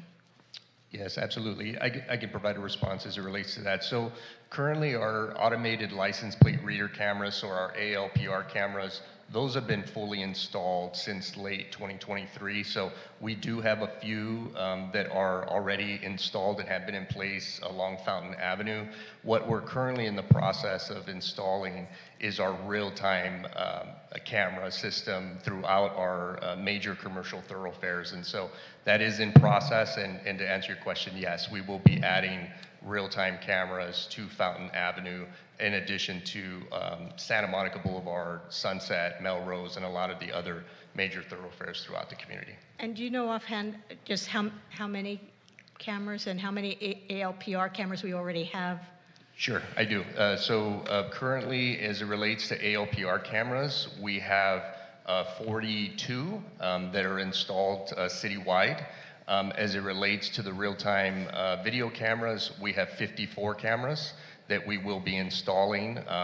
And I believe we probably have about 5 to 6 intersections along Fountain Avenue that would include the real-time video cameras. Okay. Thank you. That's it for now. Sure. Thank you. Vice Mayor Heilman. Thank you. Thank you, Mayor. Thank you. I want to first thank all of you this year, particularly at the beginning with the fires, was very challenging. And I just want to thank all of you for coordinating and working very diligently to keep West Hollywood safe. So thank you for that. Secondly, when we had our study session involving homeless individuals, we had given direction and I think approved a shift in policy to have more involvement with our public safety staff and our sheriffs. Is that being implemented? I got a memo recently from Helen that didn't mention anything with respect to the sheriff. So I'm wondering, are we implementing that? Yes, sir. We are doing a weekly operation with our Human Services Division, and then we do nightly checks of Plummer Park with our Human Services Division after hours, just to make sure we provide services for those that are sleeping in their cars, try to get them the help that they need. So we are on Wednesdays. We switch over from care teams or Healthcare in Action or Ascensia. And just to add to that, Vice Mayor, so yes, as part of what was presented during that discussion was that multidisciplinary team. My understanding is there will be an update that's going to be provided to City Council on September 15th, so the next meeting next month. But as Captain Lapkin had mentioned, what we have initiated since then are those weekly joint collaborative outreach sessions that both Sheriff's Department deputies as well as our care team, Healthcare in Action, are in attendance that they do. And then once a month, we actually are getting together as well and exchanging and sharing of information. And so kind of the matrix of what was provided during that last study session in terms of kind of response, if folks are coming across issues at bus shelters, et cetera, our security ambassadors are initially deployed. They assess the situation, offer services. If folks are unwilling to accept services, then they are moving forward with whatever types of issues may be at hand for that particular situation. And if they can't gain compliance, then they are contacting the sheriff's deputies. But I know our cops team and our entertainment policing teams are also being as proactive as possible. Well, I don't want to shift this conversation into a repeat of our discussion of homelessness, but my experience on the street is telling me we're not doing that, because I'm seeing the same people continuously, who I know we've outreached to with respect to services, and I'm seeing them sleeping on the street in violation of our ordinance. I'm seeing block by block just walk by, and it doesn't appear that they're stopping or making any kind of contact with the sheriff's department. So this is something that we're going to continue, or I'm going to continue to raise until we're actually enforcing our ordinances and making sure that people who we're trying to provide services to are actually complying and accepting those services. Because at some point, if they're not accepting services and they're not obeying our rules, we need the sheriff's department to be enforcing the rules, because it's a completely unacceptable situation from the standpoint, in my mind, of the business community, the standpoint of the homeless individual who is still on the street. That is not the right place or the safe place for them to be. So I'm going to continue to harp on this.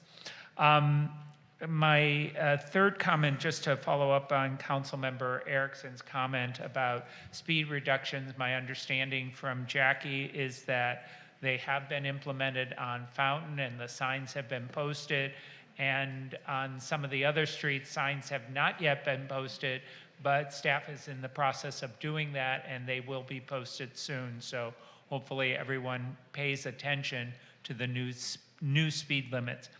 And then the final comment has to do with National Night Out. It was a great success. I want to thank everyone involved. I do have a suggestion, and Fanny and I talked about this. I think it's true for us as council members.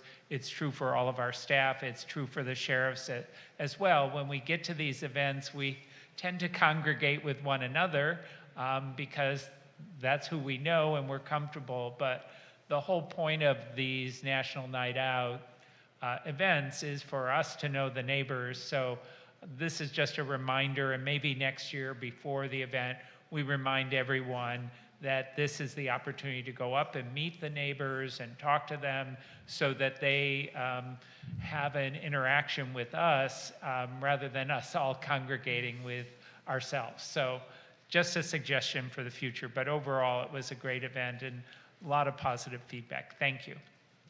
Thank you. I will just chime in. I do want to also thank all of our first responders and our public safety team at large. It's been a tremendous summer as well, not just the start of the year. And I know our law enforcement partners are feeling that very personally, as there's a lot of conflation happening and who's driving what sort of actions out in our communities, but we appreciate what you're doing and thank you for that. I wanted to just ask a couple of questions that may or may not have full answers here, which are understandable, but in hearing from some folks who have experienced some of the crime that has happened on my side of town, the west side, there was questions about what level of follow-up they could expect. And I think this is just about expectation setting. What would it look like after an incident has occurred that people can reasonably understand? We know that capacity is challenged in a lot of ways across all divisions and public safety, but I think especially after something's happened, people have a sense that they're going to get heard, be in touch right away. So could you maybe share a little bit about what that would look like? So when there's an incident that occurs and we have somebody who's been arrested, those take priority because they have to finish the packages and those have to go to court. So if there's nobody in custody, so then the report is written. Once the report gets approved, it gets processed through the secretary, then it gets been sent to a detective. So by the time a report's written to the detective gets it is between 3 to 5 days. And at that time, that should be the time that a detective should be following up with the victim and try and get additional information. Usually that's the case.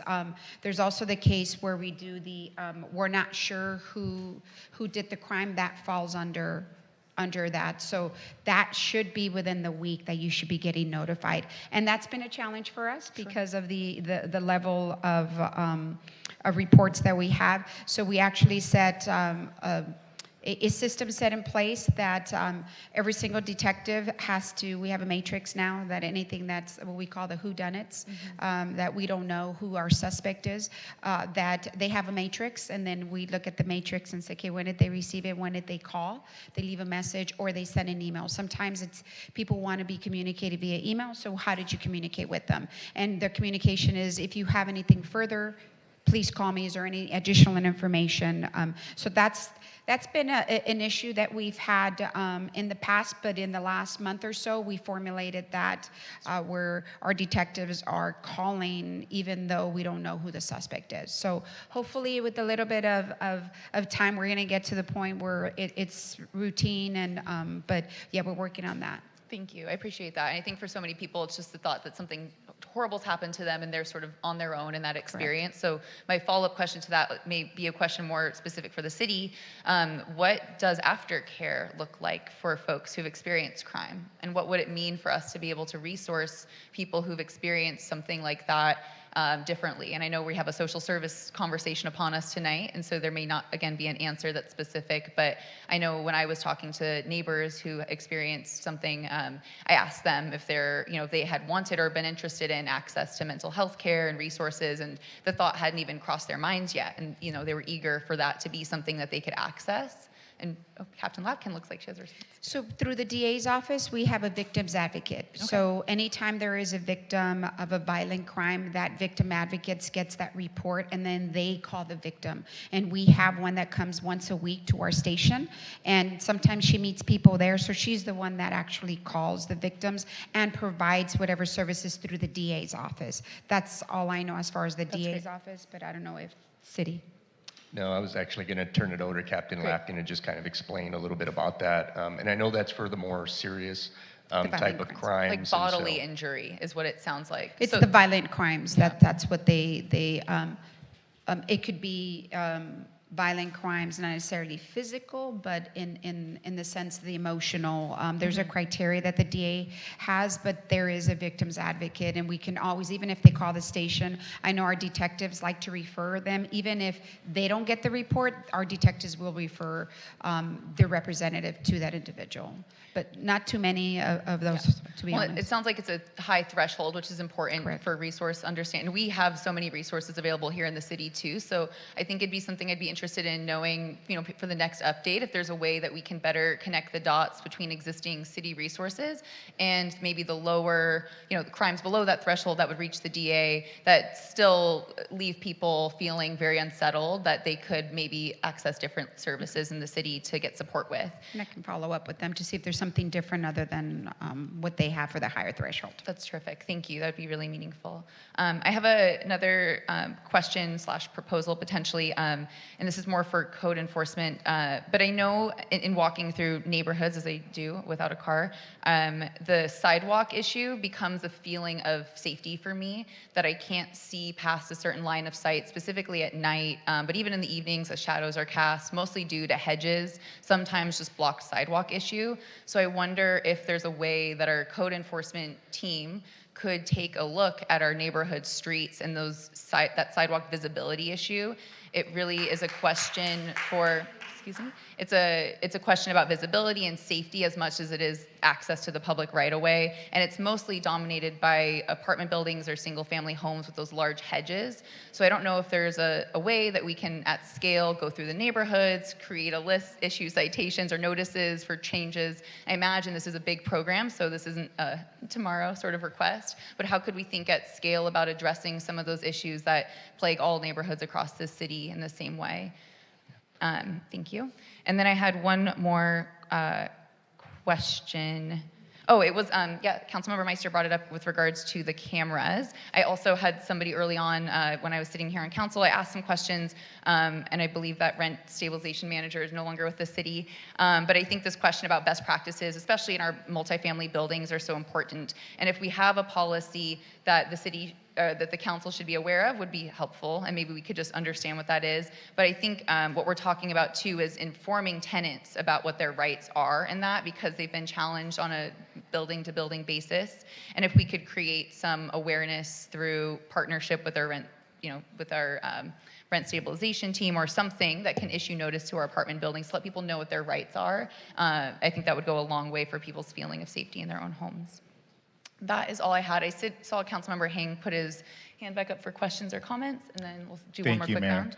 I just wanted to share that, I do share in the Vice Mayor's frustration with the unhoused situation that not only plagues West Hollywood, but plagues the region.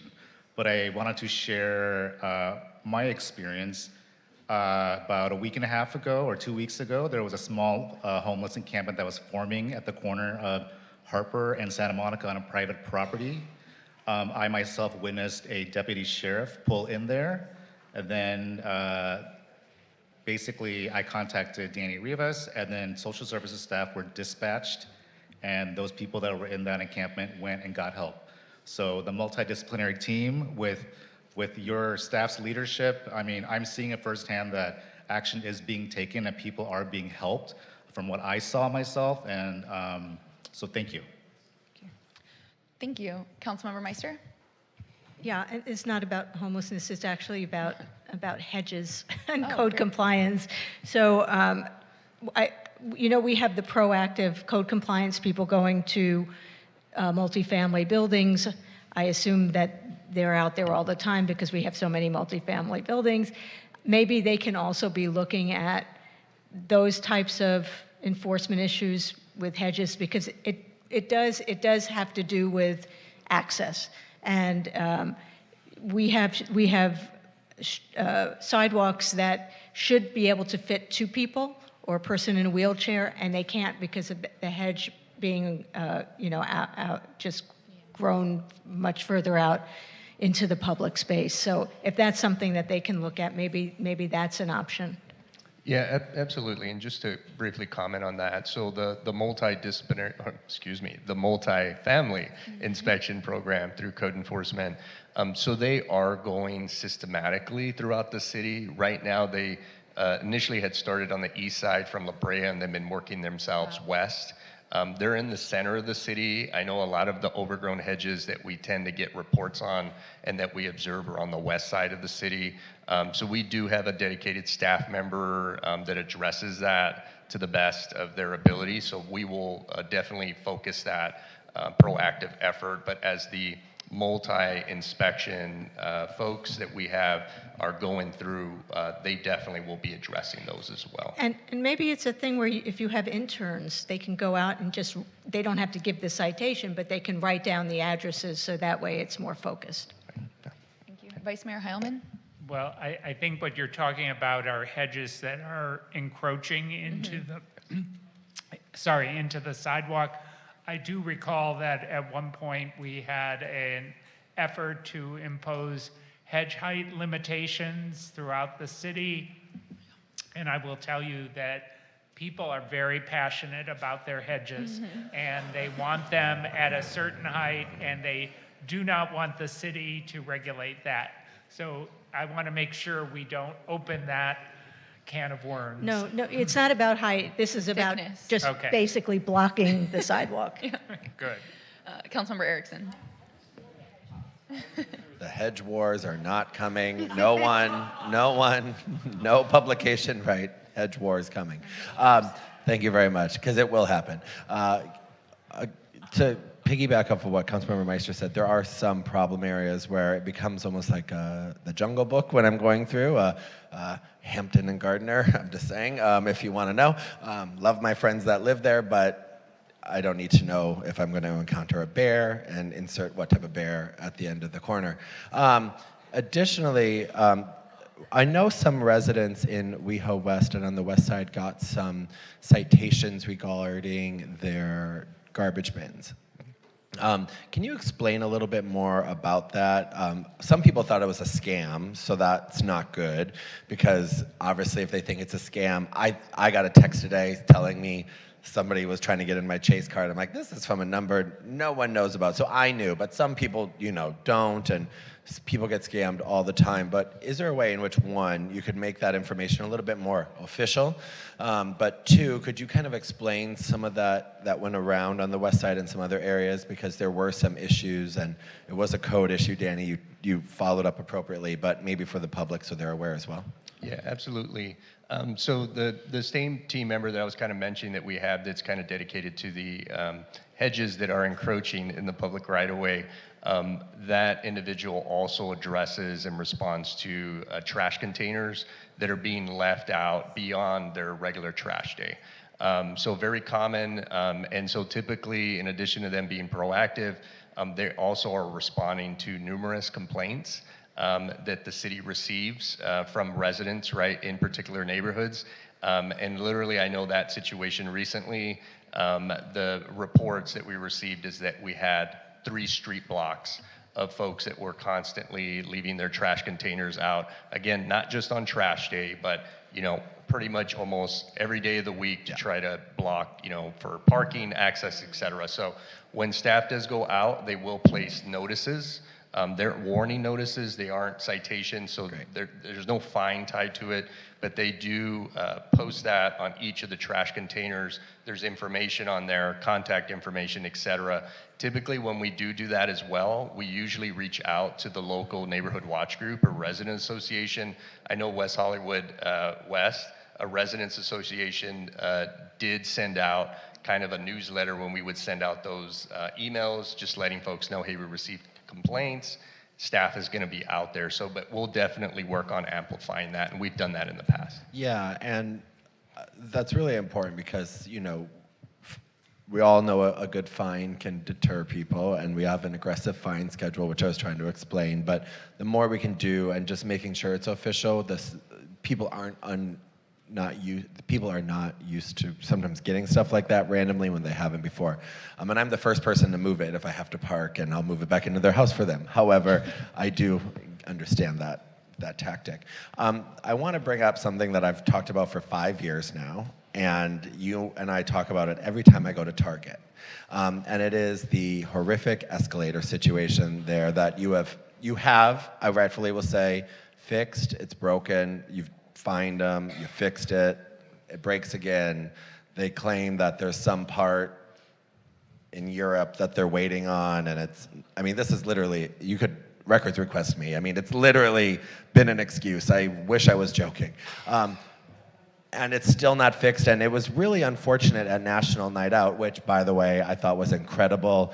And I've never been in the back of a cop car with a drag queen as well in the past, but it was amazing. And Pickle, that was quite the show when we would pull up to people on the side of the road. And kudos to my amazing sergeant that kept me. But I digress. Target is a problem, and people cannot get up and down that escalator. I've talked about it for 3 to almost 4 years now. It's been fixed for some time. I don't know what we have to do up here as a council to tell Target to take it seriously, but it is a problem for people with accessibility issues. The elevator there doesn't always work. And people couldn't get up and down on the stairs and everything. So we can't do anything here tonight. I know you're always on it, and you get that call from me and you wonder, why is John calling me? But it's just, I hear from the members of the public all the time about that. And I really appreciate that the Gateway really did try to put in a lot of great effort at the National Night Out. I thought they did a really good job. And the businesses there are, coming back, and there's a couple of great new businesses in that area, but the escalators also have to work, and the public deserves that, because that also had a public benefits package. I'm sure Vice Mayor Heilman can talk about that from ages ago, but it's just not working. So I don't know how you go back and tell them to, we really mean business this time. So that's it. Yeah, absolutely. And Councilmember Erickson, I can't go into too much detail because there is an active open code enforcement case regarding that on the property. But we've been recently communicated, which I can share, that they plan to start refurbishing the escalators beginning in October. And so that's kind of the latest, but we do have our city prosecutor's office working on that case with staff.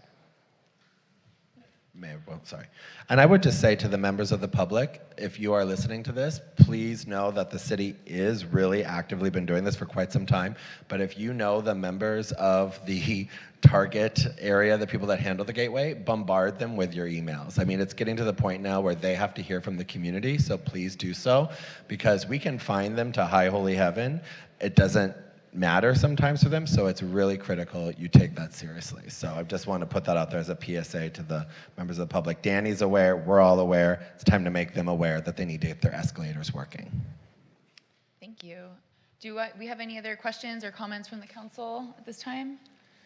Well, seeing none, I know this is a receive and file item. We really appreciate everyone being out here tonight to share the reports and updates and all the good work you're doing on behalf of the people of West Hollywood. Thank you so much. Thank you. Thank you. We don't need to vote on this one, Madam Clerk? No, we're good. All right. We're going to take a short break before we get into item E2. Let everyone get a second to breathe and me to get some notes. We'll be right back with you. 5 minutes? 8:05? I think that's sufficient. 8:05.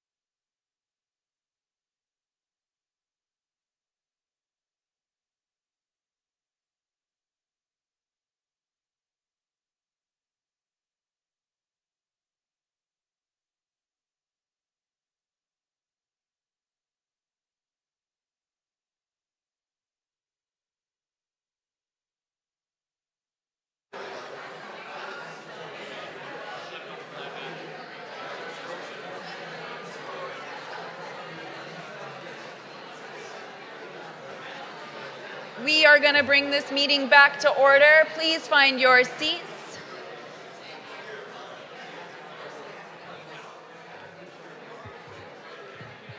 Please find your seats.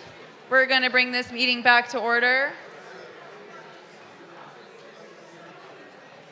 You don't have to, so it's okay.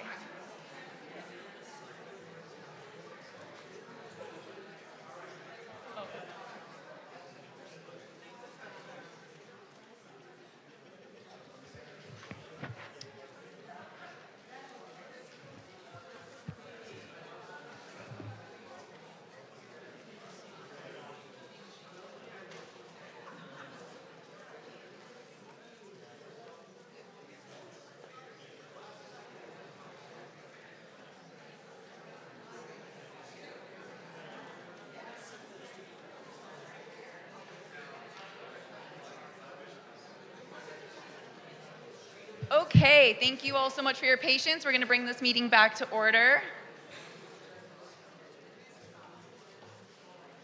And we are jumping into item E2. It's our agency and funding recommendations for the 2025-2028 social service contracts. I'll turn over the microphone to our staff lead on this item as soon as she's ready. Great, thank you so much. My name is Christine Saverit. I'm the Acting Director of the Human Services and Rent Stabilization Department. With me this evening is Tariq Carter, our Human Services Manager. We wanted to ask if we could do the update on the harm reduction tools first. It is a very short item, and get the questions. Can I interrupt you and ask people in the auditorium to be quiet because it's hard to hear up here? Thank you. Yeah, and I don't really have, I mean, I don't know if there are any speakers on it, but it's not really about a question, it's really about clarification, because my issue, which I brought up when we heard the item the first time, was the needles, and having needles in the vending machine. And that concerned me, and it also concerned me more not knowing what the locations would be. So I guess what I would say is that I would ask whoever is picked to do that, that they are mindful of that concern about needles, and also how old people can be to access them, and is there any kind of thing that prevents a child from accessing it, and that it not be near our public parks. So that's what I wanted to bring out. Okay, thank you. That's very helpful. We don't have a lease agreement yet to bring forward to council for review or approval, so we can take that feedback and bring some options to you all with both locations and a potential list of the items that will be in the vending machines. That would be great, because I think it's important that we are able to give feedback on the locations. Okay, thank you. Great, Appreciate thank you it. so much. That's it. All right, that was easy. Okay, one moment, and we'll switch over to our presentation for item E2, which is the city's. Christine, Yes. I'm just going to Great. thank you very much while you're getting yourself acclimated. As I noted in my Levine Act disclosures, I will be excluding myself from the capital drugs and defense diagnostics vote tonight. Good? City Attorney?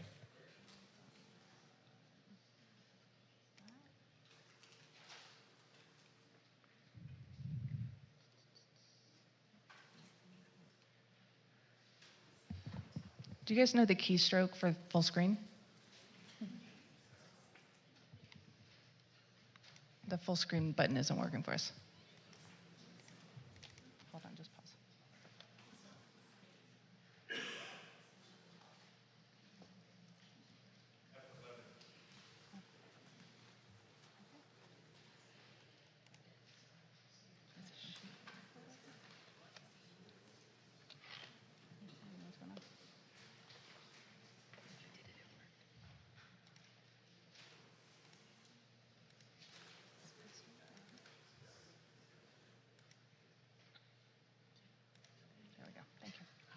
Thank you for your patience with that.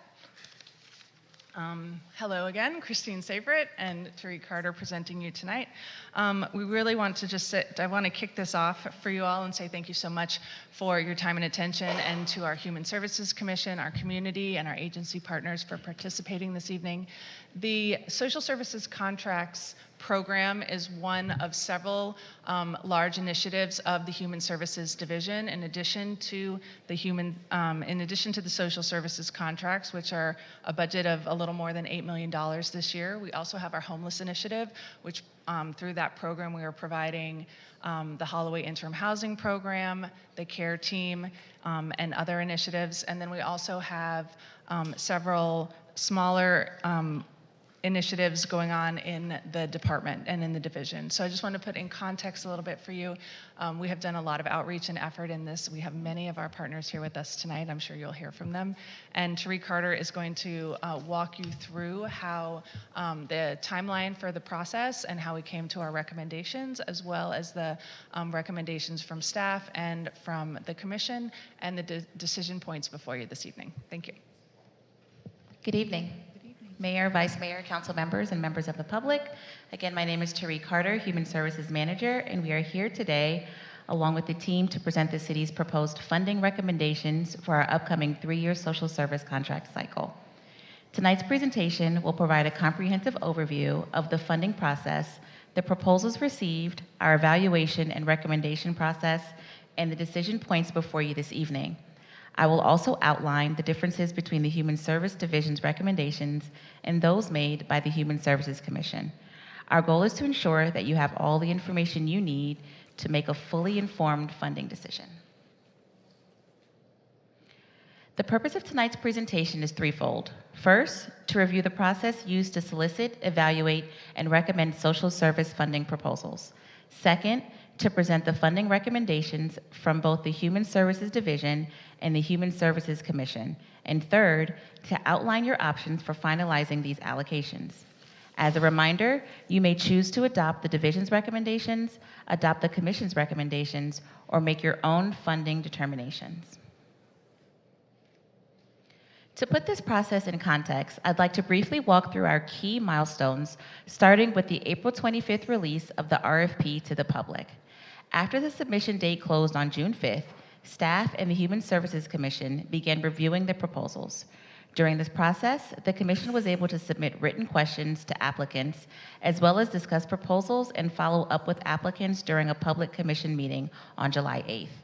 On July 22nd, staff presented their recommendations to the Commission, which they took into consideration when making their own set of recommendations, both of which we are presenting to you today. After Council makes their decision tonight, staff will return on September 15th with a consent item for administrative approval of the social services agreements, with services beginning on October 1st. It should be noted that prior to the release of the RFP, between January and April 2025, staff engaged extensively with community members, advisory boards, and commissions to shape funding priorities. This included a televised public hearing on social services priorities, where members of the public shared their perspectives.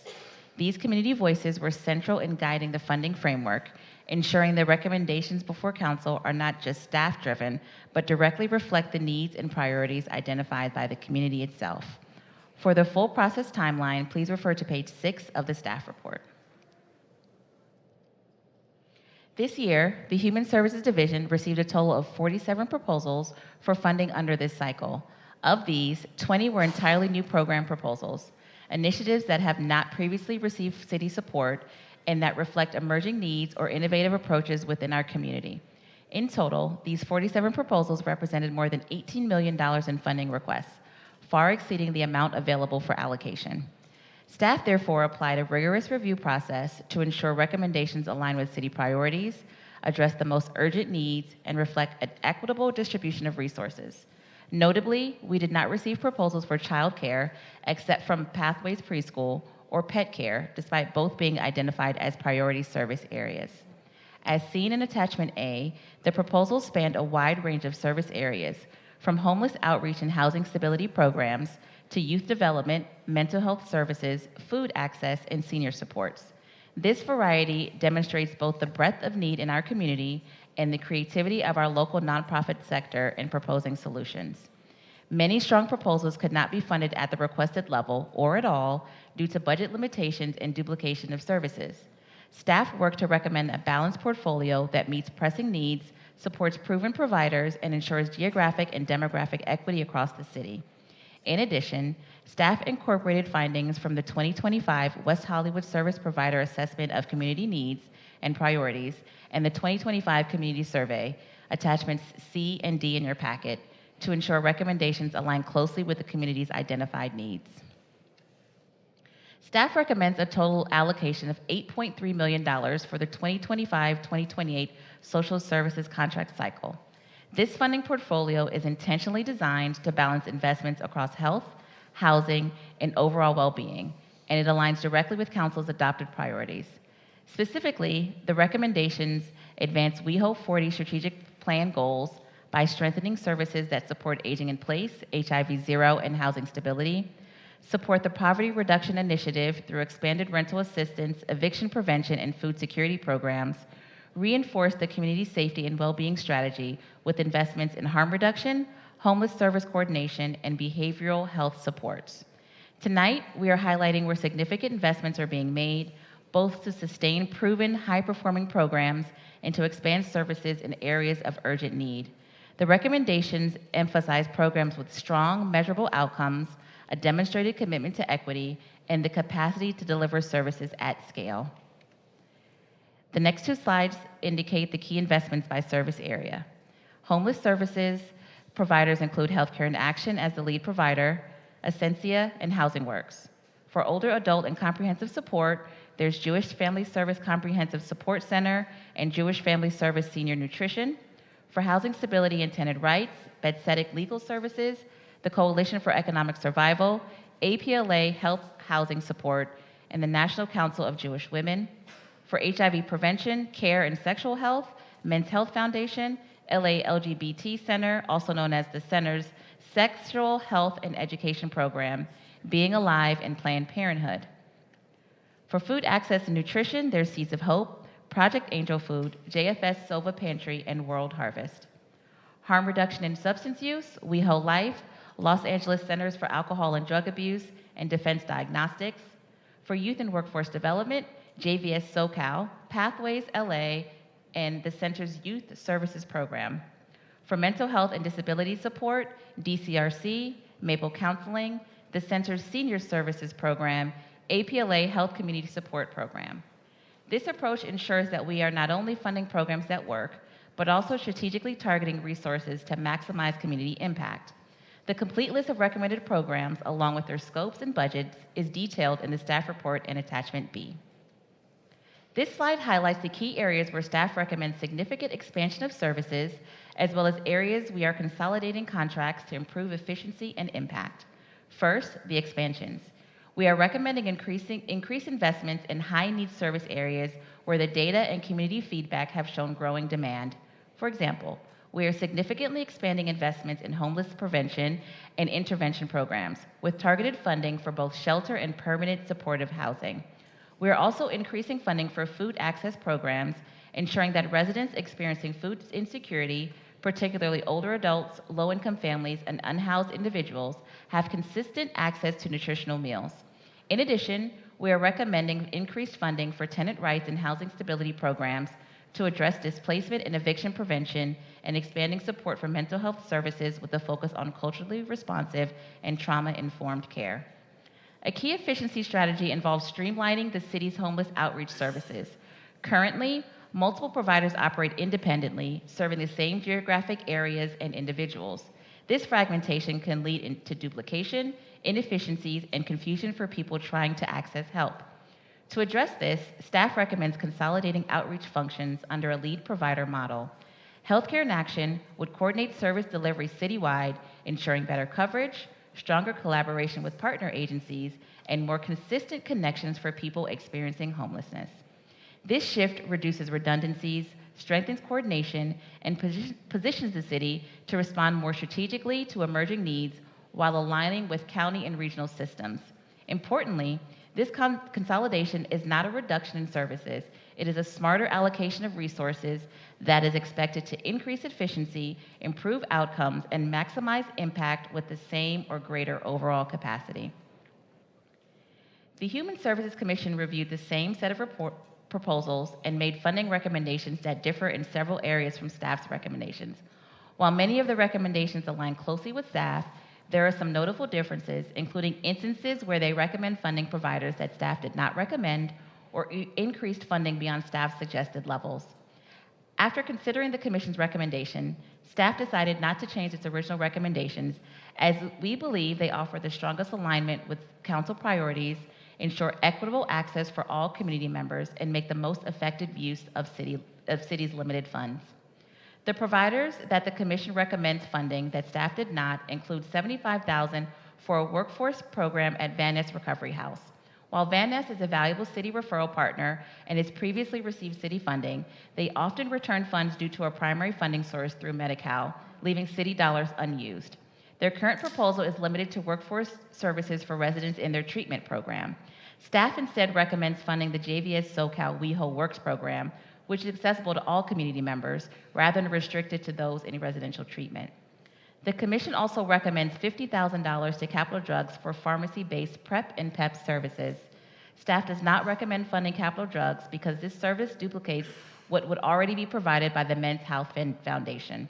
In addition, this would be a new program for Capital Drugs, requiring significant ramp-up in training, and the organization is unproven in this service area. Pharmacy-based PrEP and PEP testing is also limited to 90 days, after which clients must be referred to a primary care provider for ongoing service. Studies have shown that these referrals can be difficult to coordinate, creating potential gaps in treatment and continuity of care. Furthermore, Capital Drugs only accepts clients with insurance. The Commission also recommends funding defense diagnostics at $70,000 compared to staff's recommendation of $10,000. Staff recommends funding only the mail-in program as it offers a unique service not provided elsewhere and reaches community members who may feel stigma leaving their homes to access fentanyl testing kits. The remainder of the request sought to establish this agency as the city's lead fentanyl testing provider. Staff believes testing kit selection should remain with each provider to best meet the needs of their clients, rather than the city dictating a single testing approach. Staff recommends funding Rainbow Hill at $25,000 on a fee-for-service basis to support them as a new provider offering substance use recovery services for the LGBTQ community. The Commission recommends increasing this by an additional $30,000. To support these expanded service opportunities, the Commission recommends reallocating $215,000 from Healthcare in Action. It is the Commission's position that this reallocation is not solely a reduction, but rather an investment of resources to broaden the range of services available in the community, funding workforce development for people in recovery, expanding access to PrEP and PEP through community pharmacies, distributing fentanyl testing kits to prevent overdoses, and strengthening treatment support at Rainbow Hill. The highlighted areas in blue in Attachment A show where the Commission's recommendation differ from staff's. Council, you have 3 clear positions for action today regarding the upcoming social service contract cycle and a unique opportunity to help shape priorities directly. Option 1 is to approve staff recommendations, invest in a balanced portfolio of services addressing homelessness, health, food access, workforce development, tenant protection, and other key areas. Option 2 is to approve Human Service Commission's recommendations.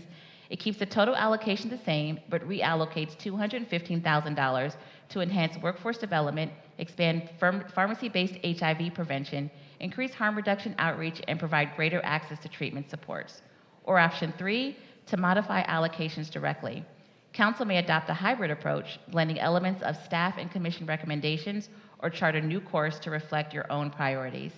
In addition to these options, Council has $250,000 in discretionary funds to set direction and demonstrate priorities by targeting emerging needs, piloting innovations, or strengthening core services. In the RFP process, no proposals were received for pet care and only 1 for child care from Pathways Preschool, which staff recommends funding at a significantly increased level. Your decision today will shape the city's investment in vital services for the next 3 years, impacting the health, safety, and well-being of our most vulnerable residents. Thank you for your leadership and commitment. We're happy to answer any questions you may have at this time. Thank you so much. I see that we have a number of people signed up for public comment, so we'll go there first, and then we'll come back to the council for questions. So if you hear your name, please get ready to jump up and speak. I see first Sylvia Lopez, followed by Jimmy Palmieri, followed by Kathy Watt.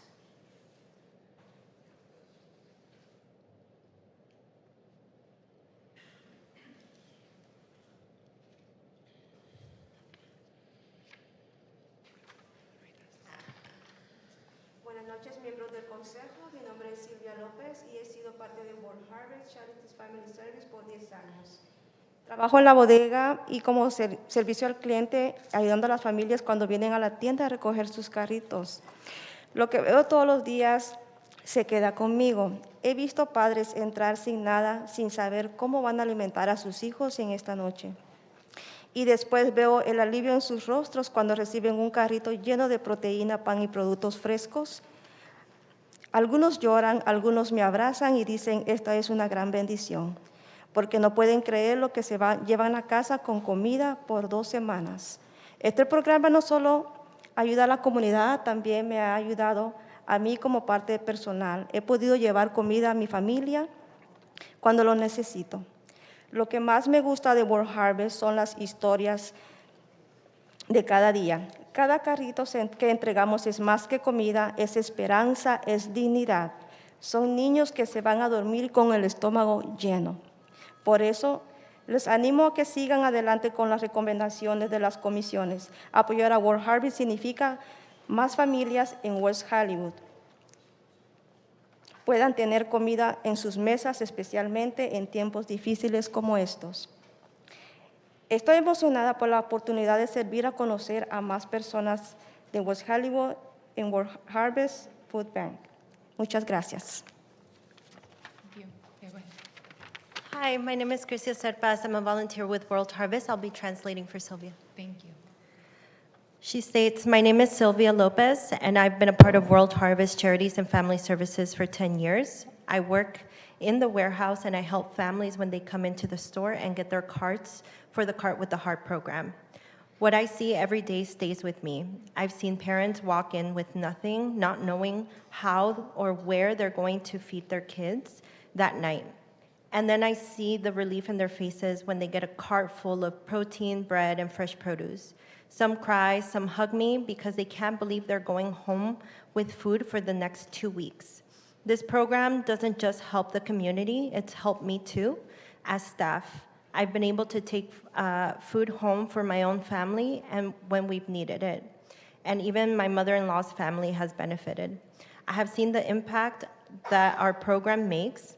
What I love about World Harvest the most are the stories. Every cart we hand out is more than just food, it's hope, it's dignity, it's kids going to bed with their stomachs full.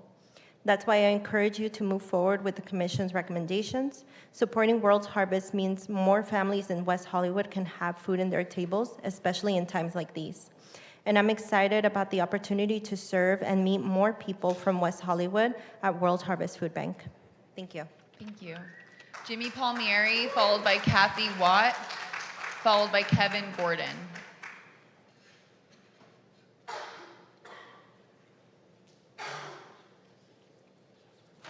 Hi, Jimmy Palmieri, City of West Hollywood, 1994. I have to put my glasses so I can see you.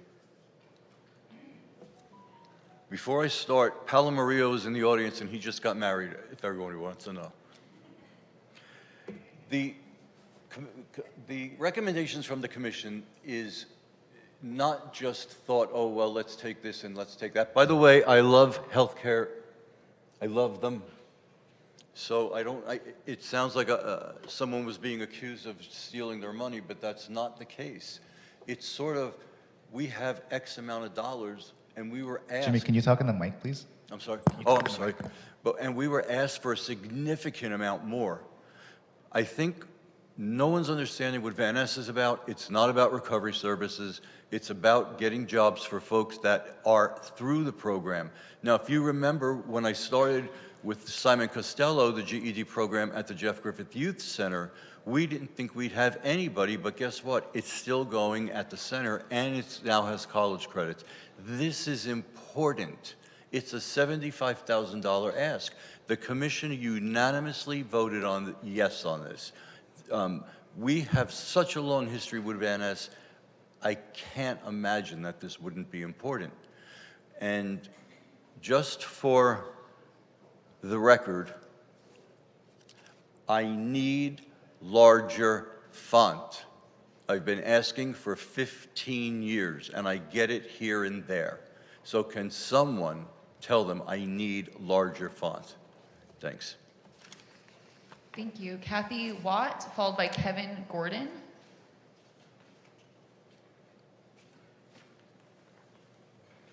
Kathy Watt, Executive Director, Van Ness Recovery House. Thank you to the City Council, Mayor, Vice Mayor, members, to the staff, to the Human Services Commission. I will say the greatest learning lesson in this for me is that just because Drug Medi-Cal came and our beds were all 20 beds finally funded after 53 years, that didn't mean I should stop coming here and letting people know what's happening at Van Ness House. What I can share with you is that a $75,000 investment in West Hollywood residents getting the benefit of a GED, high school diploma, job training, and employment will come back to the city tenfold or more. Every time somebody gets work and goes to a meeting and shares that they became employed, it inspires other newcomers who may or may not be in a residential or outpatient treatment setting.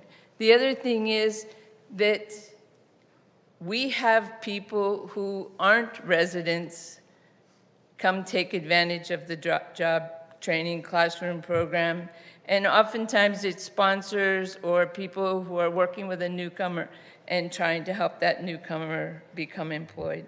So I hope that you can see the advantages of this program, and again, I certainly have learned a big lesson in keeping the city informed about what's going on at Van Ness Recovery House. Thank you. Thank you. Kevin Gordon, followed by Stephen Trapasso, followed by Ingrid Vermondois. Hello, Honorable Mayor, Vice Mayor, City Council. My name is Kevin Gordon, and I'm the Public Sector Manager for Defense Diagnostics, Inc. We're the creators of the Defend One device. It's not lost on me that this proposal regarding Defend One is being heard 3 days before National Fentanyl Awareness Day on August 21st, as well as Overdose Awareness Day at the end of the month, like we heard earlier. That timing is powerful. It underscores the urgency of the overdose crisis our nation faces and reflects the leadership of West Hollywood in stepping forward to be a leader of the solution. We applaud the city for making overdose prevention a priority, not only for residents, but also the thousands of people who come here from across Los Angeles, the country, and the world to experience West Hollywood's one-of-a-kind culture of fun, safety, and equity. This is not the first time West Hollywood has been a leader. Years ago, the city was one of the first to introduce drink test strips in nightlife settings to keep people safe. That innovation has made a difference, and today the city is once again setting an example by looking to expand access to fentanyl testing technology across so many parts of the community. We've been told the greatest importance of our device is more than just testing, but as a conversation starter to end the stigma. Ending the stigma can protect people in nightlife, members of the LGBTQ+ community, people experiencing homelessness, individuals living with substance abuse, and the many blue-collar workers who keep this city running. By reaching across all these groups, West Hollywood shows that safety and care are for everyone. On behalf of Defense Diagnostics, I want to thank you all for your leadership, as well as the commission and staff, and your commitment to saving lives. Thank you. Thank you. Stephen Trapasso, followed by Ingrid Vermondois. Good evening, Commissioners. My name is Stephen Trapasso. I serve as the Executive Director of Seeds of Hope. Tonight, I'm here not only on behalf of our organization, but also for the many West Hollywood residents who can't be here, whether because of language barriers, fear of public speaking, or the simple fact that life has gotten in the way. We see more than 1,000 West Hollywood residents every month at our free farmers markets. Many of them were and are in this room, and if you are, can you stand up or raise your hand or just give me a whoop? And tonight I'm here as their voice. First, I want to thank the Social Services Commission for recognizing the value of our work and recommending funding that brings us to parity with similar programs. With this support, we will continue to host free farmers markets and offer cooking and nutrition classes at 8 West Hollywood Community Housing Corporation sites and 2 parks, Plummer Park and right here at West Hollywood Park in partnership with the library. Tonight I'm asking for one additional investment from the council, $75,000. This investment would embed a community health worker at each of our farmers markets. Many who come to us for food also need help navigating services like health care, housing, and social services benefits. A community health worker can act as a trusted case manager right there, week after week, helping residents access the resources they deserve but too often miss because of barriers or inconvenience. This modest investment would ensure that at least 1,000 West Hollywood residents every month not only receive food, but also get connected to the broader services that strengthen their health and their stability. So let's make sure that when people come to us for food, they leave with hope, health, and the services they deserve. Thank you for your time. Thank you. Ingrid Fermandois, followed by Luca DeLeva, followed by Beth W. And we appreciate the applause. It just makes it awfully hard for the folks at home who are watching this via video to understand what's happening in the room. Thank you. Is Ingrid in the room? Okay, seeing no Ingrid, we'll go to Luca DeLeva, great, followed by Bess W.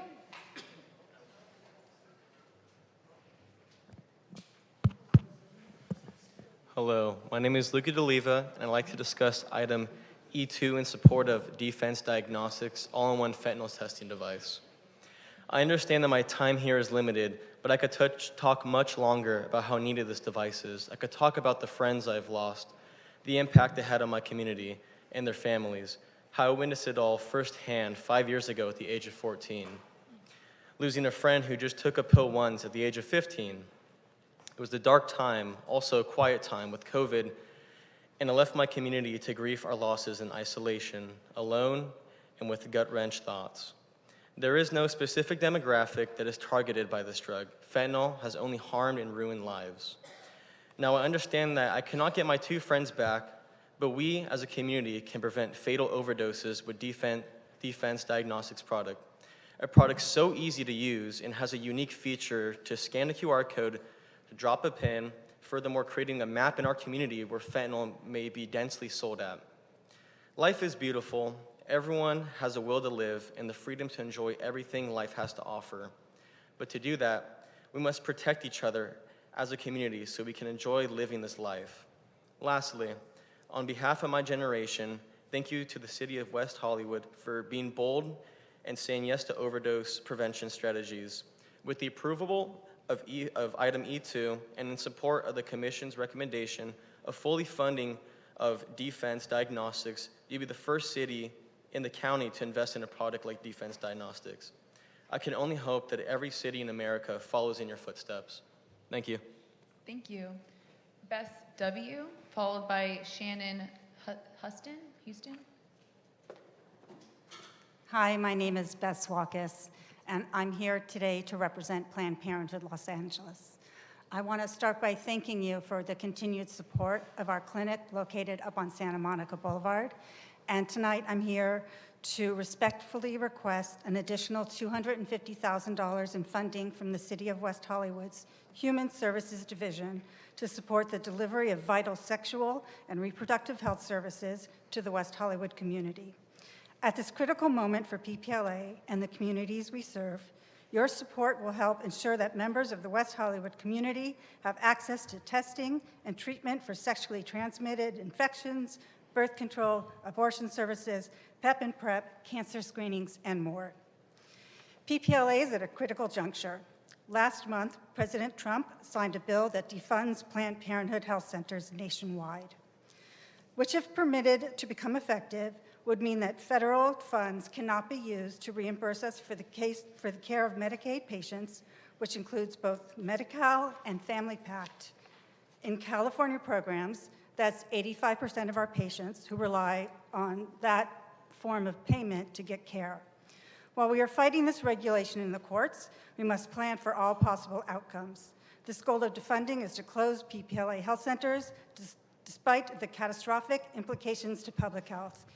PPLA exists to meet a demand for reproductive and sexual health care that other providers are unwilling or unable to provide.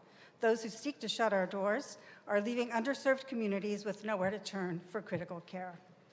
I want to thank you. This critical investment would help to reduce the impacts of severe cuts to funding and allow Planned Parenthood to honor our commitment to the provision of care to everyone who walks through our doors, no matter what. Thank you. Thank you. Shannon Houston, so sorry. Houston, great. Getting that wrong, sorry. Good evening, Mayor Byers and council members. My name is Shannon Houston. I am the Director of Family and Child Care Provider Services with Pathways LA. We want to sincerely thank you for your many years of support here in the community and for prioritizing the children and families of West Hollywood and their child care needs. It is important to emphasize that the additional funds we did request this year will not fully cover the true cost of our commitment, which is to maintain enrollment with a minimum of 50% West Hollywood community members. Our request for an increase in the funding this year is driven by the ever-rising cost of staffing, food, support services such as our mental health consultant, and essential professional development and classroom materials. Each year, we consistently enroll more than our 50% commitment of West Hollywood children, exceeding the requirement that we have and the commitment we made. We are also open to expanding our commitment to further serve even more families here in West Hollywood. As Mayor Byers shared with us at our graduation in June, thank you for attending, the largest demographic here in West Hollywood is families of childbearing age, which means that the child care needs of this community will continue to grow and expand along with the cost of those services. We at Pathways LA are committed to expanding the services that we provide in partnership with you. We thank you for your continued support of the work that we do in ensuring that families here in West Hollywood have access to the highest quality of care at a subsidized rate and affordable cost to them. Thank you so much for your support. We really appreciate it. Thank you. I see no other public speakers signed up, but we have a citizen position slip. Yes, that's correct, Mayor. John, sorry if I mispronounces. Concannon, I was going to guess. Concannon, yes. This is in support of Seeds of Hope. Great. Thank you. Seeing no one else signed up for public comment, I think we can invite our council member, John Erickson, back into the room. I think the way we're going to go through this request is line by line on the recommendations that staff has proposed. Then we'll take a pause and make sure he can leave the room for any discussion that's relevant to him, and then we'll come back to anything. And so we'll ask questions that the full council can participate in now for the full council. That's understood by my colleagues. Take a pause. He'll get himself out for the ones that he may not be able to be involved in, then we'll come back. Understood? Okay, great. Who would like to begin with questions or discussion? Councilmember Meister, did you have clarification? Yeah, I just wanted to clarify for the public, out of an abundance of caution, thanks to our city attorney, I stepped out for public comment because I don't know what you're speaking on. So out of an abundance of caution, I stepped out to make sure that I wasn't in the process in that way. So thank you, Madam City Clerk. So I apologize to the public who just randomly saw me get up. I didn't mean to do that, but there was no other time to take a break, and now we're back to business. Thank you very much. Thank you. Councilmember Meister, I'll have you begin with discussion. Yeah, thank you, Mayor. So I'm just going to ask questions right now. So there were several speakers that came up that you didn't talk about. You talked about the ones that the commission obviously had recommended that you weren't recommending, but then there were some additional providers that weren't mentioned. So I guess I want to find out, if you can, explain why, if they requested that, the amounts that they're talking about now, if they requested them when they turned in their applications, and if so, why you may not have felt that those were the right amounts. Are you specifically Planned Parenthood, I think is the one? Planned Parenthood and Seeds of Hope, and I'm sorry, but I didn't catch the name of the last speaker's organization, but had to do with family care. That was Pathways LA. Yeah, the Pathways child LA, care. thank you. Yeah.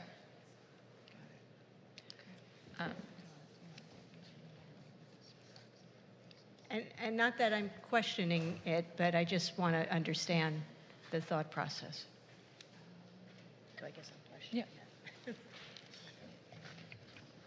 Parenthood, Seeds of Hope.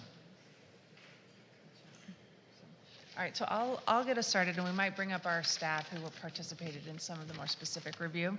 So Planned Parenthood requested, and we're looking at attachment A of the packet. Great. Planned Parenthood requested $93,060 in their proposal, and staff recommended funding $93,060 as part of the funding package, and the commission agreed with staff. So the additional $250,000 that they presented on this evening and in their letter is new information to the staff and the commission. Seeds of Hope, they're a program of the Episcopal Diocese of Los Angeles, and so they're on page 1. And they requested funding primarily for food distribution, but they also have other programs that they're embedded or partners with. Their original funding in this current contract year is approximately $79,000. They requested funding of approximately $455,000, and staff made a recommendation to fund them at $231,000, which expanded their locations and some of their programs. And we may, if you'd like more information in terms of what wasn't funded or why, we can, yeah, we're getting that information now for you. So just hold for one moment. Right, and then the other speaker, Pathways, which is our, the agency that runs the child care center at Plummer Park. Pathways requested, right now they're funded, the city funds them at about $155,000, and also provides space for them in the park. The organization requested funding in the amount of approximately $309,000, and staff recommended funding at $270,000. So it was about $115,000 increase in funding, but not the full amount that they requested, and the commission did agree with that. So, Tari, I'm going to pass to you for a few more of those details.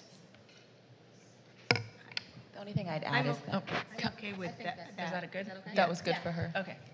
We'll take it. Yeah, thank you. Do you have other questions? Not at this time. Terrific. We'll go to Vice Mayor Heilman. And we're just doing questions now or discussion? Yeah, Okay. questions probably safe.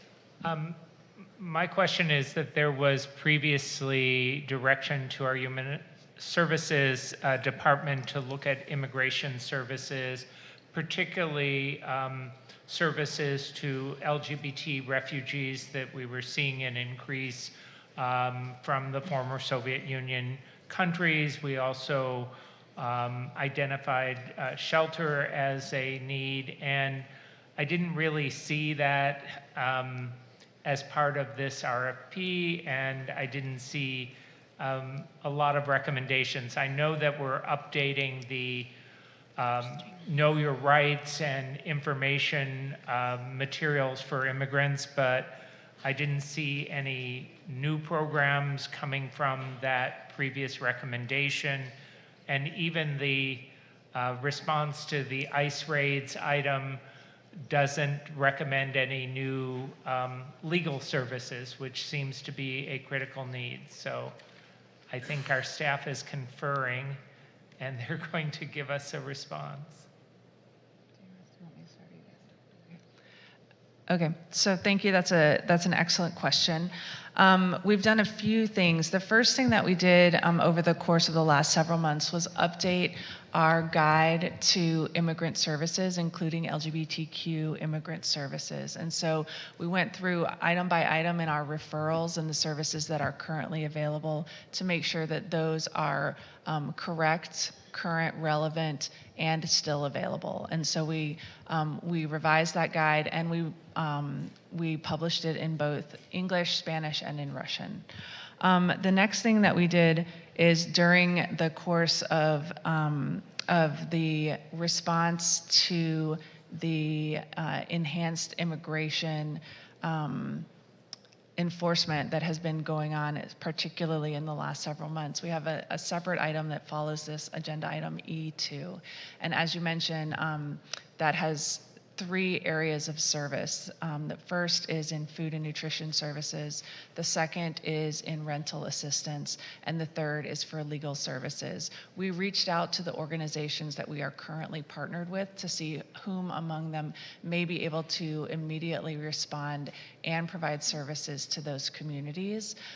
We were unable to secure through existing agencies services related to legal assistance. So we rapidly developed a request for proposals and sent that out with targeted warm outreach to, I believe it was somewhere 10 or so?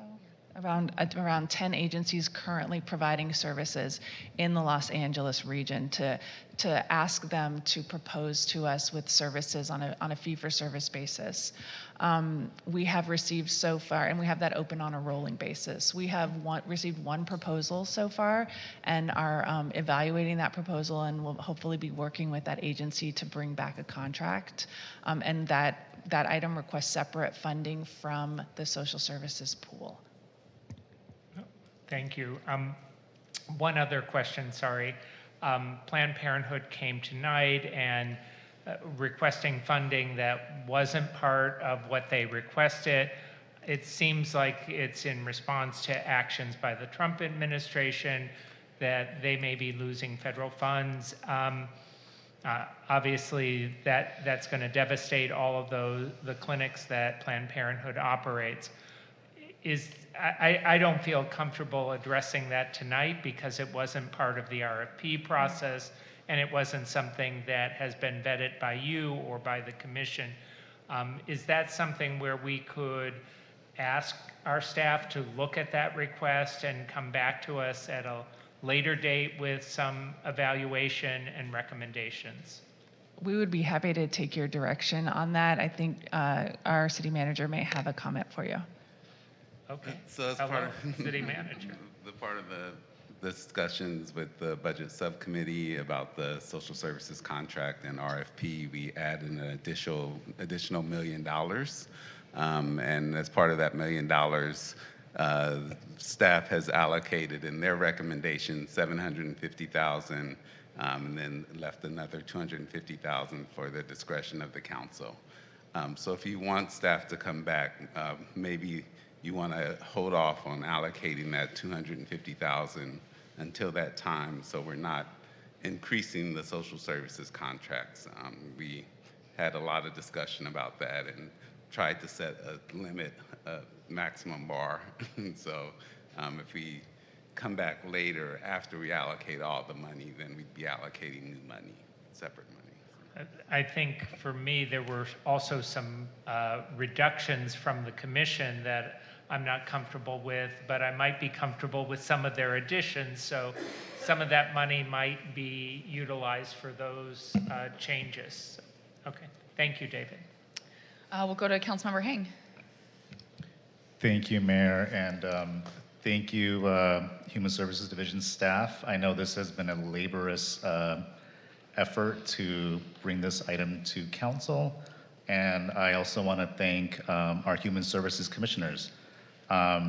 These people are volunteers who do not get paid for the city, by the city. They volunteer their time to help our community, to help our human services programs. And they spent countless hours in coming up with their recommendations parallel to staff recommendations, so thank you.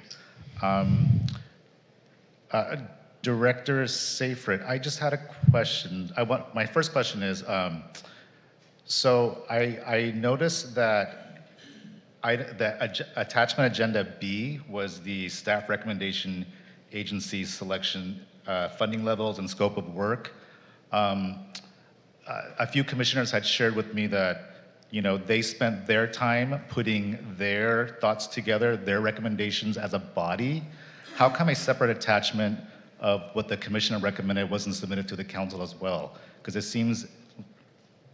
it was said that it seemed inequitable, right? That their words weren't as weighted as much as staff.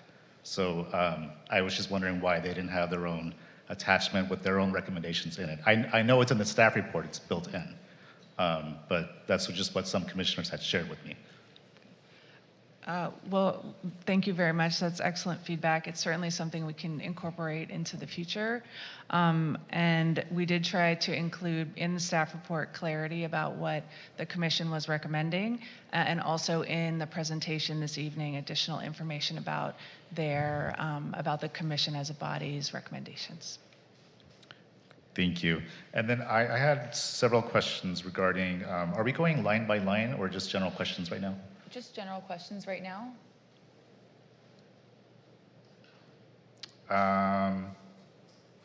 If you have questions about any specific funding levels or decisions and why they're made, I would ask them now. Oh, okay. Just making sure that we know the need for our council. So for healthcare in action, I understand that staff recommended putting 1.3 million into one provider. But to me, that seems to create some risks if the provider struggles or even fails to deliver. And wouldn't that be putting all of our eggs in one basket, so to speak? Thank you for that question. So Healthcare in Action is an agency that the city has been working with now for 3 years during the last social services contract cycle. So we have 3 years of experience with their programs and with their staff and with their management. And so in their original, this year, the organization was funded at approximately $578,000. Their proposal was actually significantly larger. They requested, they put in for a program that was closer in total to almost $4 million. So staff's recommendation at about $1.354 million was a significantly lower amount than what they had proposed. It's a significantly higher amount than what they're currently receiving, and it primarily focused on reducing duplication in referral services that we were experiencing from other agencies. So over the last several years, in attempting to address our unhoused population and provide services, we have contracted with a number of agencies to provide those services. And what we have come to understand is that that does create some fragmentation and duplication in reaching out to community members. And so that can lead to distrust, that can lead to more difficulty accessing the systems. It can lead to repetitiveness that causes disengagement. And because Healthcare in Action not only provides referrals, but also, and puts people into the county system, but also provides immediate on-site healthcare, we are recommending, staff are recommending using them as our primary and lead agency in these services. And then as far as my understanding, even with the commission's recommendations, Healthcare in Action is still funded an additional 100%. I'm not sure I understand your question. In taking the commission's recommendations to reduce the 1.3, their recommendations still put Healthcare in Action at double the investment, right? It would not allow us to provide the increased levels of hours. So with this increased funding, we'd be able to provide services over the weekends and for extended hours during the day. That decrease of the 215 could potentially not allow us to have those extended hours or the staff to support that. Yeah, I mean, I noticed the commissioner recommended trimming HIA's budget slightly, and that would allow for reinvesting in other programs and other service partners. And to me, that would give the city a more balanced portfolio of other services to offer our community. To meet people where they're at, right? It's not always a one-size-fits-all. And then that kind of leads me to my next question. I was curious as to why staff didn't include funding for capital drugs, pharmacy, PrEP, and PEP services. Because for me... Councilmember, That's one item we're going to have to pause on while we have the full council. Oh, I'm so sorry. Thank Okay. you. Then I will yield my questions. Thank you. Thank you, Councilmember Erickson. Thank you so much. I want to first thank Christine and our welcome. I think, no, this isn't your first one, right? God, time flies.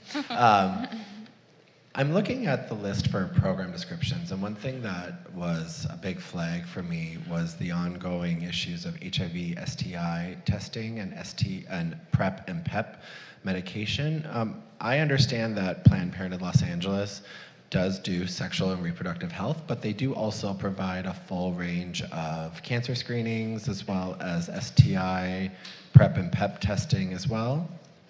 And that's a statement because I know, but I just would love for you to correct it for the record.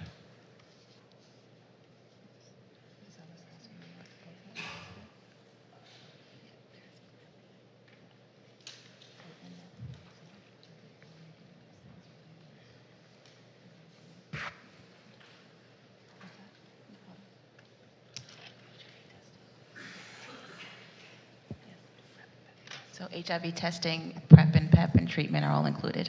Great.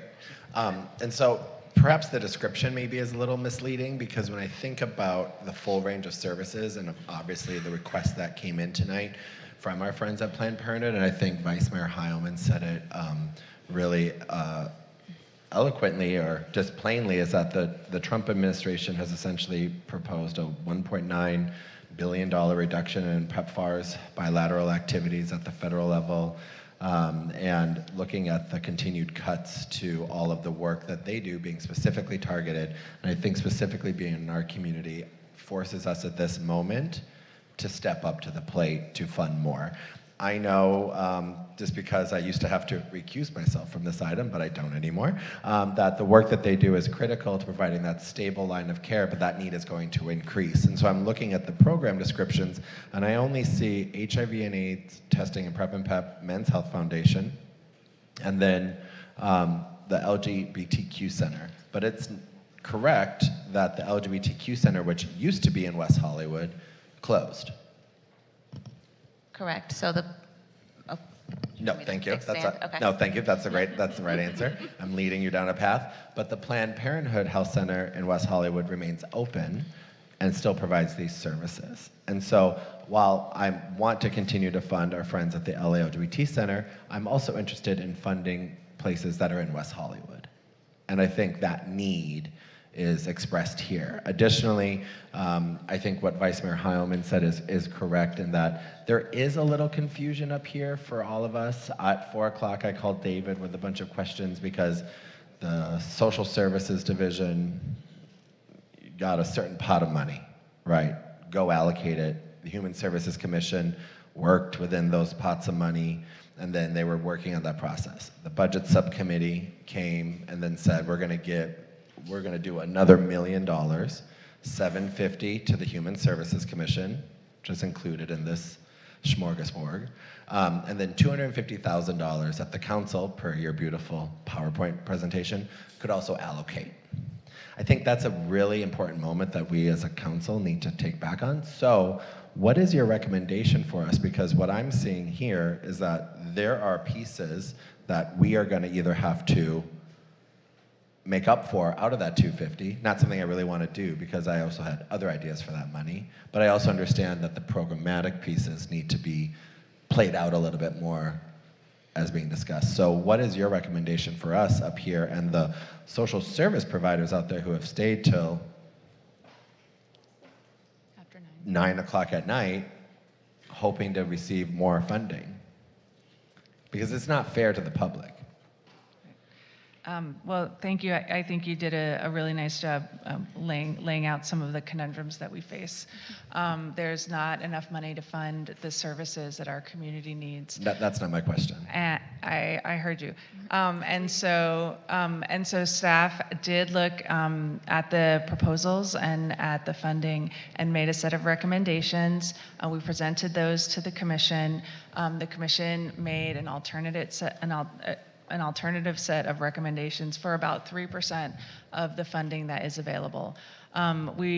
Staff took those back to City Hall, essentially looked at what adjustments had been proposed and determined to stay with the original set of recommendations, but with the effort to present to you, Council, the full set of considerations that both staff and the commission raised, with the understanding that further deliberation is needed, and we're looking for your guidance on this. So you would be comfortable then if we said, as part maybe of our recommendations out of this, that for that additional 250, for you to meet with the 2 to 3 organizations that came to talk about that gap, to figure out where that appropriate money could be programmed, and coming back to us at a future council meeting? We will take the direction of the council on how you'd like us to approach next steps. For that extra money? Mm-hmm. Okay. Great. Thank you. Do you want to jump in, City Manager? One thing I would suggest, if council is in agreement with the recommendations from staff that the Human Services Commission also agreed with, which is about 30 organizations here, excluding basically the 5 blue ones.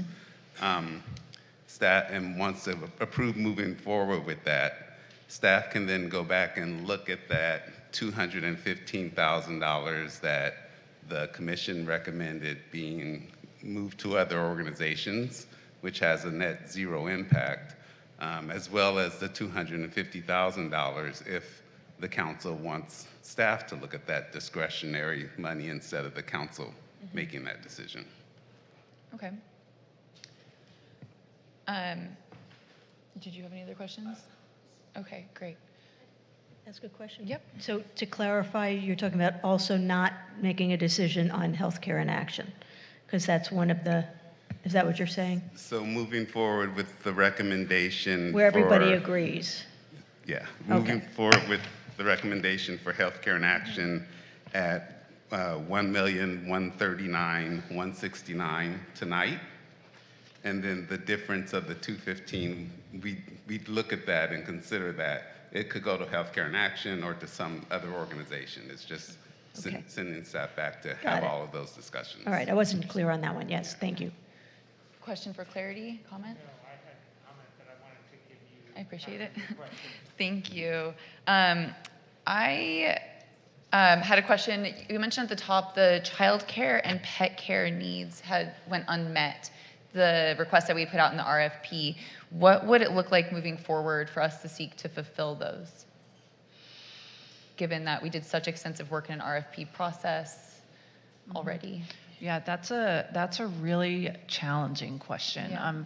We have direction from the council already to be looking into issues around childcare in the city, and so we have direction to come back and do a public forum and some other elements in that. So that's next up in our work plan, and we may be able to identify potential partner agencies who were not responsive to the RFP and who either participate in some of our children's roundtables or other areas of our provider network, or find new providers.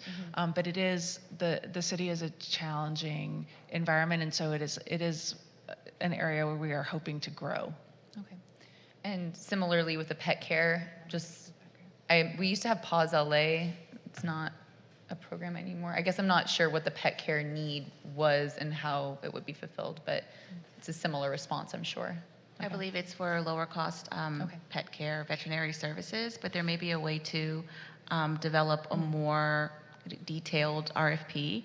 As you know, the RFP that we send out is pretty vague in terms of what the needs are. So we could get the needs that we actually want to see and then put a more detailed RFP out to see if we get any support there. Okay.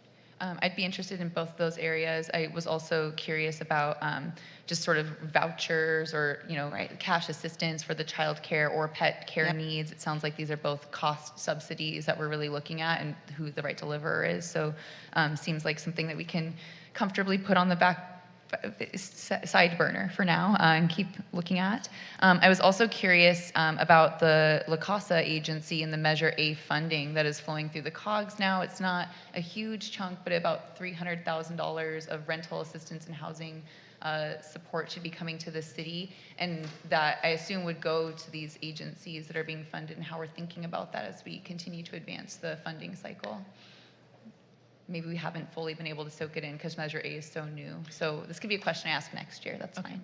Yeah, we're definitely following along. We've had meetings with the COG.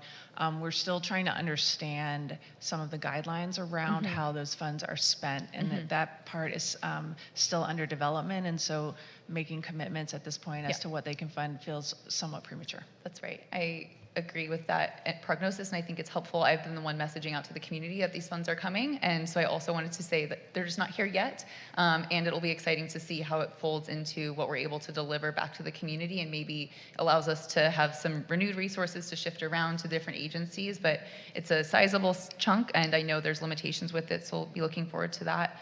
I wanted to just clarify, there was a public commenter, I believe as executive director from Healthcare in Action, that spoke directly to the funding reduction. I'm hopeful that the comment was specific to the reduction between staff's recommendation and the commission, not the initial proposal and what staff recommended. Those are very different sums of money and seems like very different problems to solve for.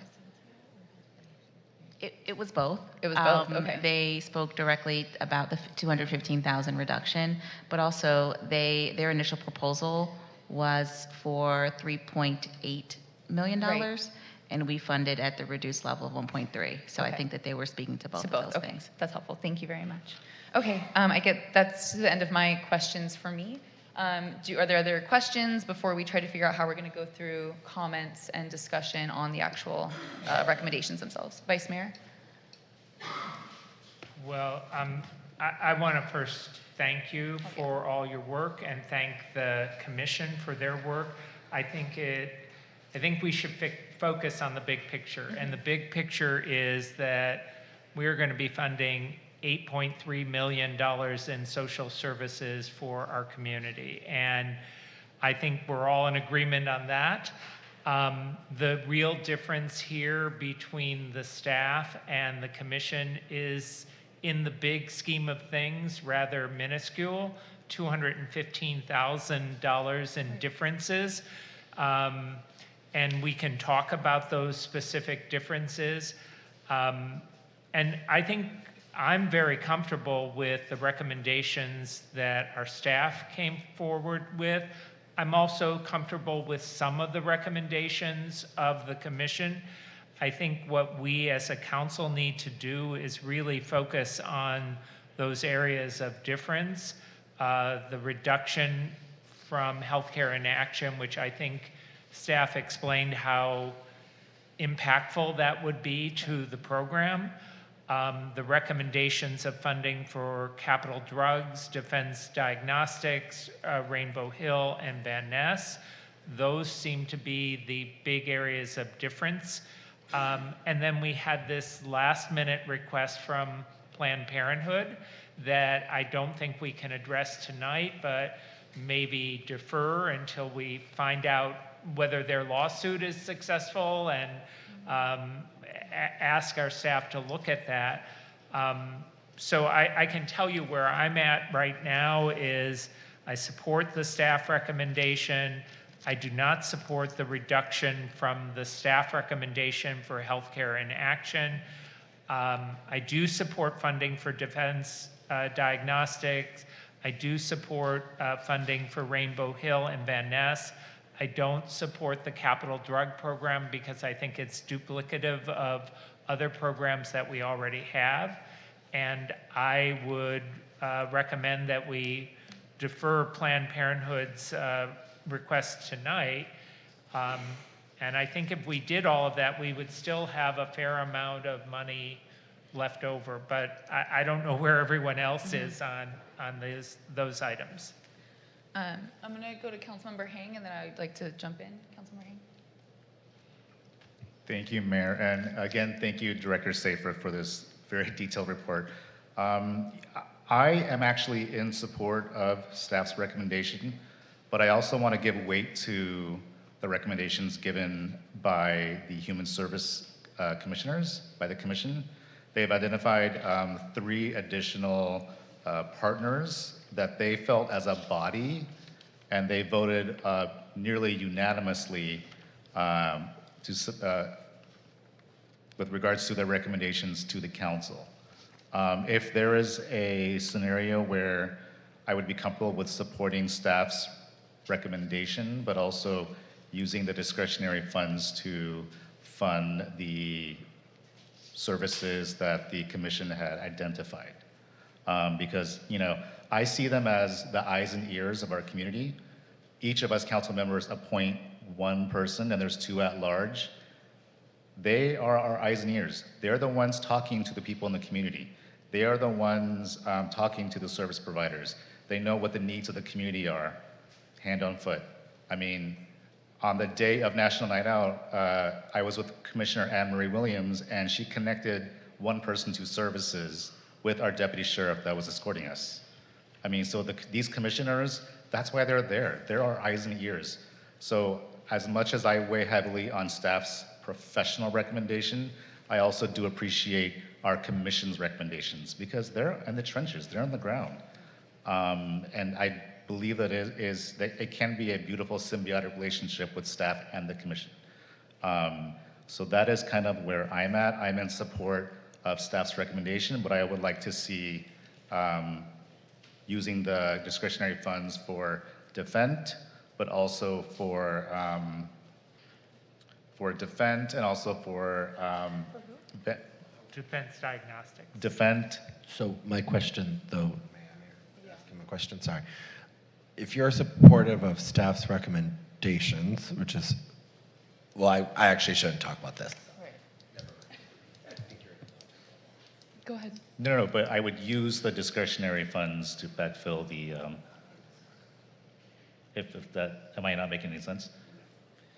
Yeah, we're just getting into like a difficult territory given his involvement. So I think at this point, I'm hearing us all very well, and I think I can comfortably lead us through a quick head nod on support for staff's recommendations on a line-by-line basis. I'm going to stop in the places it gets precarious so we can kick him out of the room and then have a discussion as the 4 of us, and then come back as needed, if that's okay, from the council and from staff.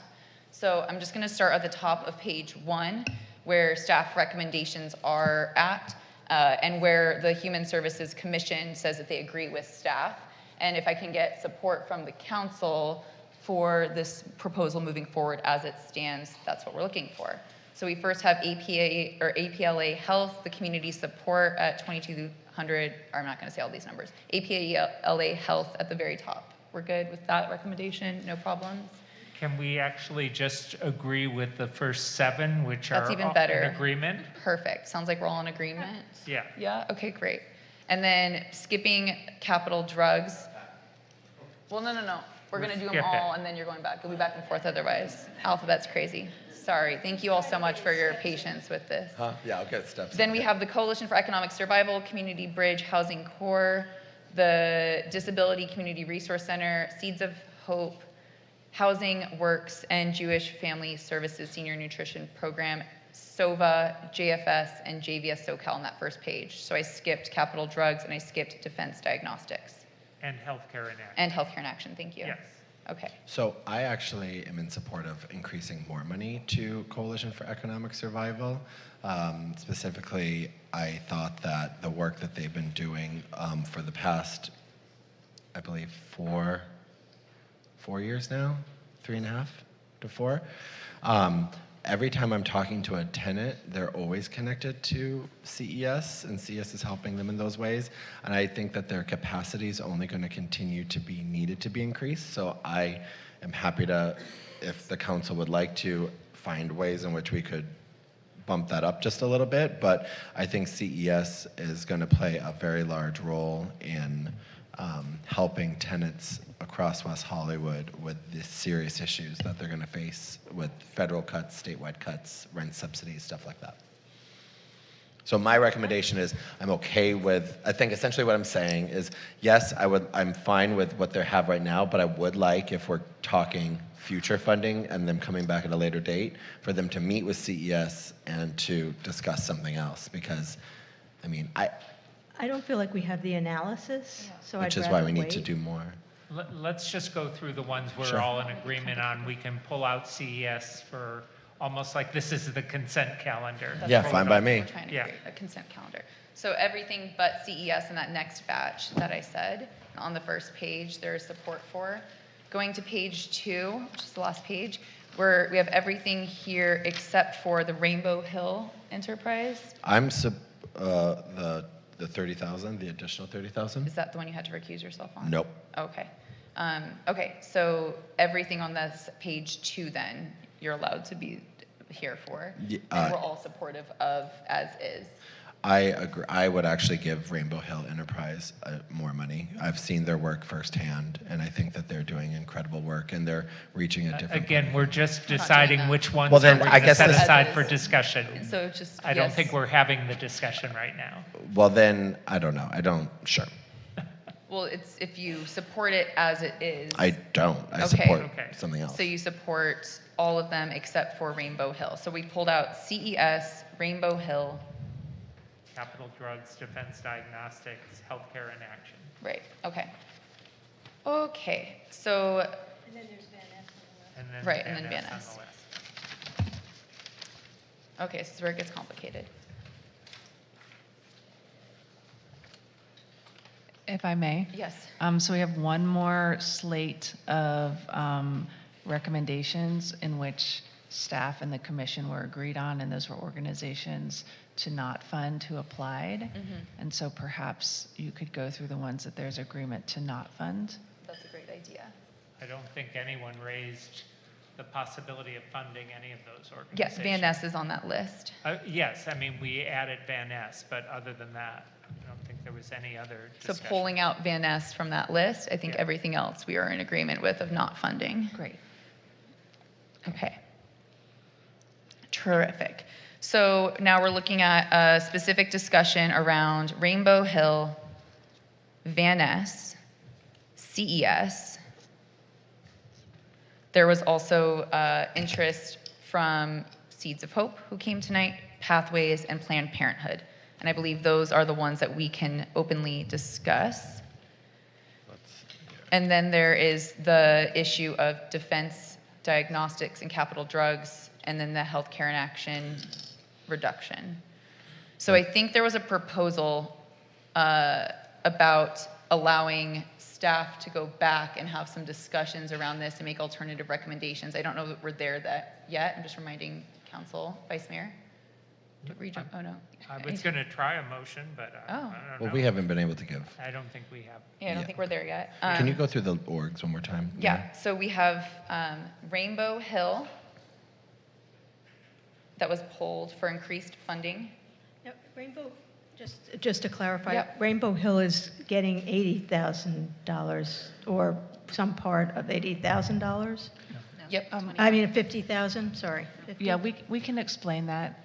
So we have two organizations that we fund through what we call a treatment pool of funds. So those are fee-for-service contracts, and we put a cap on what they can bill in total, and they access the same pool of money. And so we had recommended doing $25,000 to Rainbow Hill and to a second organization. Awakening Recovery. Thank you. And the commission recommended increasing the value of the pool of funds and increasing the limit for Rainbow Hill. Got it. Okay, that makes sense. Okay, so I have on, there was a request from Councilmember Erickson to increase funding for Rainbow Hill and for CES. Is there support for either of those two items to move forward as an increased funding? Vice Mayor, you're seconding that motion? Yes, I would support. What are you talking about with CES? I think that more outreach coordination as well as tenant harassment protection. They do more community clinics as well as the kind of know your rights aspects that are going to come up a lot more. I would love for staff to maybe meet with CES. I think they need to come back with a proposal. If you, I mean, if I'm they're not gonna- disagreeing. I'm saying that I would love staff to meet with them. I would love to vote to make sure that they get what they're getting now, if Right. that's possible. But then I would love for staff to meet with CES if there's consensus amongst my colleagues to talk about an increase and what that would look like. Yeah, I mean, Based off of what I think she's they saying. would need to come back with a proposal of what that additional funding would provide us, rather than us just off the cuff. Would there be a cap? 20,000, 20,000, yeah, 25,000. something like that, and probably to increase, I don't think they can increase staffing with that, but maybe increase outreach and community engagement with the funding. Okay. Thank you. Rainbow Hill was on that. Is there a second for support for Rainbow Hill? Yeah, I'm supportive of what the commission recommended on that. Yeah. Me too. And that's that. Support for commission. And Okay. that's that plus, right, Mayor? So Is that's that the this one? plus 30. Yeah, the Okay, plus great. 30. Yeah. Okay, now we're at Van Ness Recovery House. The commission made the request, staff recommended 0, commission recommended the full 75. I support that. I support the commission. Yeah, commission, sorry. I do as well, Madam Mayor. Okay, I'm going to pause. There were requests for increased funding tonight that had been sort of grouped into your comment to have city manager go back and discuss some of these things from Seeds of Hope, from Pathways, and from Planned Parenthood. Pathways was the child care at preschool. Well, they're already getting a substantial increase from what they did previously, so I'm comfortable with staff's recommendation. The same with Seeds of Hope. I think they're already getting a big increase, and I know that they want to expand services, but I think the substantial increase that they're getting is sufficient for this year. Right, and the services that they're talking about are duplicate. Yeah, our services that are provided, Right. I think, by By our other- services, our senior services center. Right. Yeah, I'm in agreement. The request from Planned Parenthood. I think we should defer that and ask staff to evaluate that request. And also, like you said, wait and see what the legal Yeah. ramifications are before Well, we do they're that. continuing to lose a lot of money, so there you go. But They requested 250,000 in their letter, and I don't know that we would do that. So I think it would be appropriate to have a more clarified proposal come forward if we're bringing back a number of different clarified proposals before we just make up a lump sum. May I ask a question? So right now we have Planned Parenthood and 8 Housing in Action that were the only 2 that are left over, minus the ones I won't be here for, of course. There's a reason for that, yeah. Go Yeah, ahead. I don't support the commission's recommendation of decreasing staff's recommendation on healthcare in action. Nor And, do I. Okay, Yeah. we're on the homelessness subcommittee, and Yeah, we're we not doing understand how important they are as a partner. so- Great, so that back to, okay. I'm in support of that as well. Okay. Right, me too. Okay, so I think now you need to leave. Well, I would just like Yeah, to make a okay. comment Yeah. before we Go ahead. finish. Thank you. I always love when you say that. Just so we can get consensus and maybe close this chapter. So are we giving then a recommendation to staff around Planned Parenthood that we are interested in increasing that amount, but we would like staff from social services to meet with them and come back to us at a date, hopefully soon, on what that would look like for that potential increase? Yeah, I mean, I think the wording would be, we're considering it. Yeah. And, Yes, and they need to we're come. open to it. Yes. Yes, And- that's good. Yeah. And I think that's important for the first pro-choice city in America, as well as the work that we do constantly. And I will just say, because I can actually, speak about a place that I love very deeply, that the work that they do at this health center is stuff that does not happen across the rest of the country. So whatever that program is, whatever we can do, I'm supportive of it, and I know that our amazing staff will figure that out. Christine, we're looking at all of you, but we'll figure that out. And so I just wanted to get clarity on that final movement. Okay, great. And now I'm going to leave. Thank you. Okay, So do we just have 2 more left? yes. Yes, So, healthcare. yeah, Capital capital drugs. drugs and defense diagnostics. The recommendation from Commission for Defense Diagnostics was to increase the staff recommended 10,000 to an increase to 60,000, so by 50. Yep, I would agree with that. I would support that as well, provided that we get clarity as to what they would do with the 60,000. And yeah, I was going to ask for clarity before supporting the recommendation, actually, because it felt duplicative. I saw in that proposal, I know there's a device, but I thought it was also about how to deliver the device beyond mailing. Can you remind me of what they were saying specifically?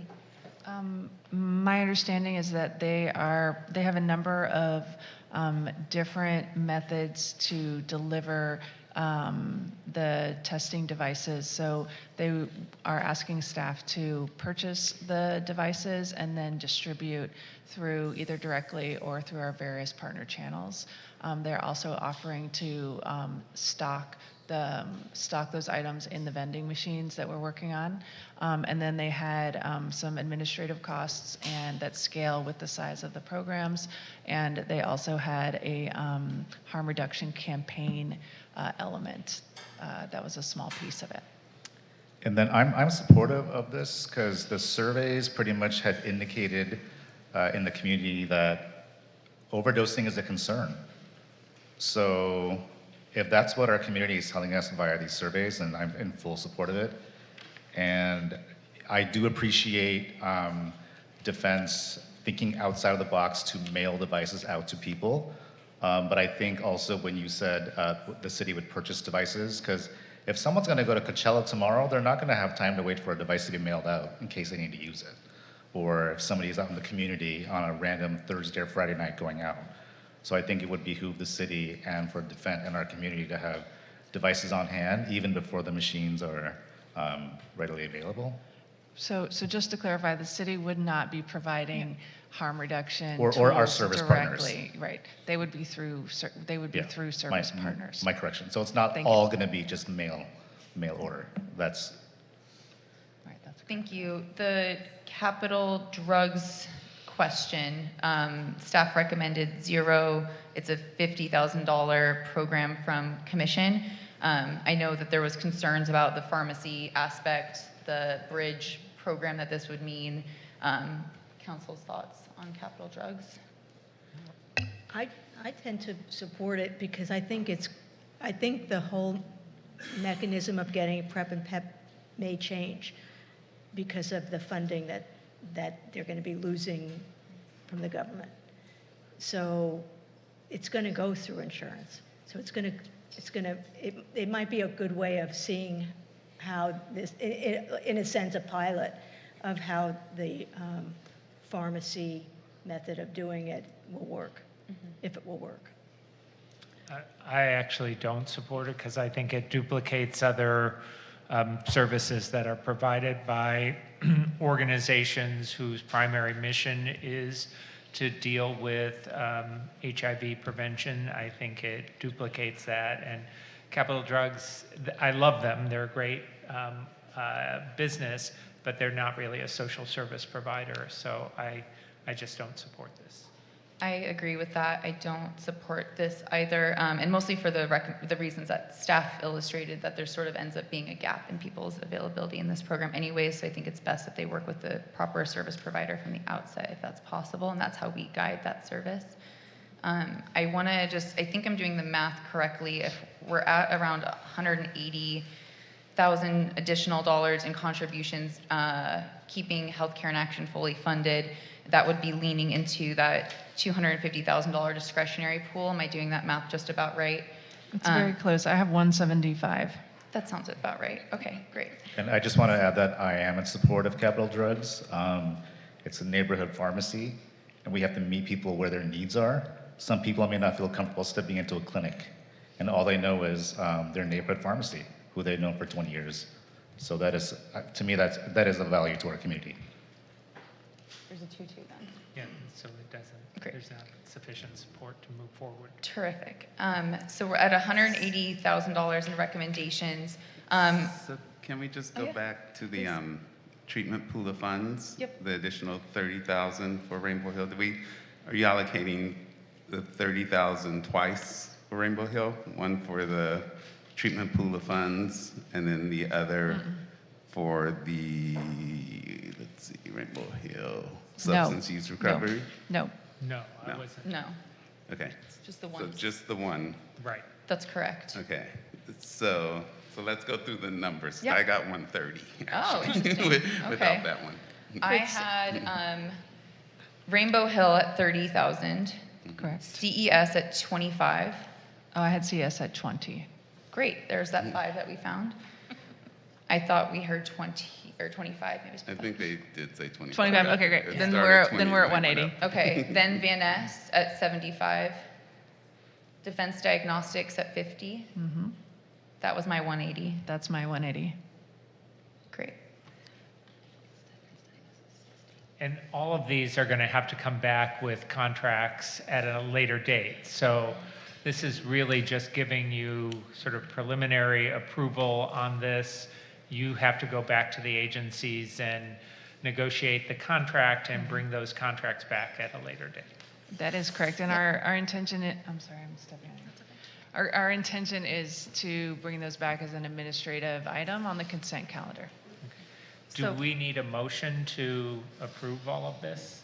We will.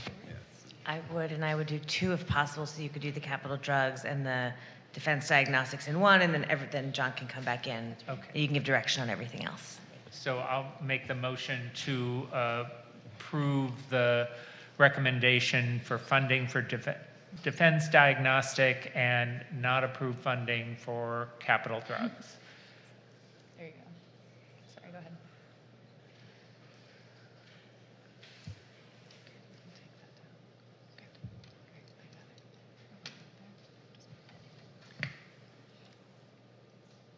Great. And so we'll bring Councilmember Erickson back in. And Thank you, just Vice for Mayor. clarity, so we still have a cap of the 250,000. Sorry. You still have a what? To have a cap of $250,000 in discretionary spending. Right. Leaves 70,000. Right, yes, I was gonna say. So what city manager is saying is that now we have $70,000 left in thank you, in discretionary funds after that discussion. So the Planned Parenthood conversation could happen there. I know I heard loud and clear Pathways requesting additional funds as well, and I know there wasn't support from council to move that forward, but with the additional research into child care support, pet care also, there's just a few things that remain unsupported, unfunded, and I know the Planned Parenthood request is out there too, so just wanted to name all that as we bring this all back to a final one big vote with everything here. Can I get a process question? Yes. May I ask one question? Chris first, yeah. I'm sorry. Can we also, I'm not sure, there was a recommendation on healthcare in action and the funding level for them. That was full. All Yeah, right. we wanted your. That was part of the last one? Yeah. Okay, great. Thank you. It was to restore the funding to the level recommended by staff. Great, thank you. I'm sorry, and appreciate the clarification. Thank you. So then my clarification is, and maybe this is a question for David, you'll reach out to Planned Parenthood and then come back to us at what time? I'm sure we can come back at the September meeting. We'll be coming back with the contracts. Okay. Great. Terrific. So we have a motion and a second already? Was that? Yes, great, for all the rest. And Yes. Okay, and then I know we also need to take a vote on B20 because that was opened as part of this item. So this vote will include B20, or do we need a separate vote, City Clerk? Okay, we'll include that as this. Terrific. Yeah, with the direction to come back for the September meeting. Whew, okay, we did it. Thank you so much to the social service team for all of your hard work on this. We really appreciate you. I'm really excited and grateful for everything that we're able to deliver to the community tonight. Thank you all so much for bearing with us through this conversation. It's really exciting what's coming out on the other side. Okay, we need a break. Can we move forward? Keep going. Okay, we're going to go to item E3, the update to city's response strategies to support community members impacted by federal immigration enforcement actions. Thank you very much. We are bringing up an additional staff member, Michelle Lieberman, who is on the Human Services Division staff. We have a 90-second presentation for you if you would like it, or we can just answer questions. Do we need the presentation, colleagues? No? Sounds like we're okay on the presentation. Great. Okay, we're just gonna leave that up. Right, thank you for being here. Thank you so much. I think we have two. Yeah, we have speakers. 2 speakers, and then we'll come to questions. So first speaker, Kelly Pilarski, followed by James Croak. Kelly? I'm sorry, I yield my time. Thank you. Okay, thank you. James Croak? I know everyone signed up so long ago, so thank you. Hi, James Croak. Thanks. I just wanted to bring attention to kind of some of these numbers that we were looking at. I didn't realize that E2 covered as much as it did. I also had something to say about that because I'm about to start Pathways with my kid on Wednesday, so they have very limited slots, so you have to wait for the kids to kind of grow out before those slots open up. So just wanted to make that comment. As far as the immigration stuff, it looks like we have about just over $1 million that we're setting aside for the next 3 years for these programs. If you look at the next item, we have 1.2 for 1 month of ice skating. And if you look at the escalation of the Trump administration, it's bound to get much, much, much worse than it is to get better. And so if we're looking at kind of giving ourselves an opportunity to take care of those people who are going to be targeted, I would like to consider maybe shuffling around some of these numbers to give them more money so that we can be ready if and when those things happen, so that we have something to move into, because we all know, especially in West Hollywood, you know, an ounce of preventative is worth a cure of, or a pound of cure. So the idea being that rather than have a meeting to expand the purse for people who are being targeted and need those services, we already have them available. So I just wanted to bring that to attention. Plus, we're doing about $480,000 in security that we're going to be doing on our F1, I think we're talking about. So I just want to make sure that we're aware of the numbers that we're doing and bring attention to the fact that that was a pretty low number from what I see for being targeted. Thank you. Thank you. Do my colleagues have any questions to get this discussion started? Or comments, Vice Mayor? I'm supportive of the recommendation, and as I said during our social services discussion, I'm concerned that we haven't identified legal services, but it sounds like that is something that you are aware of and you're working on, so I support the item. Thank you. Councilmember Meister? Yeah, I was just wondering, did we approach like public counsel, Legal Aid Foundation of Los Angeles, Neighborhood Legal Services of Los Angeles County? Okay.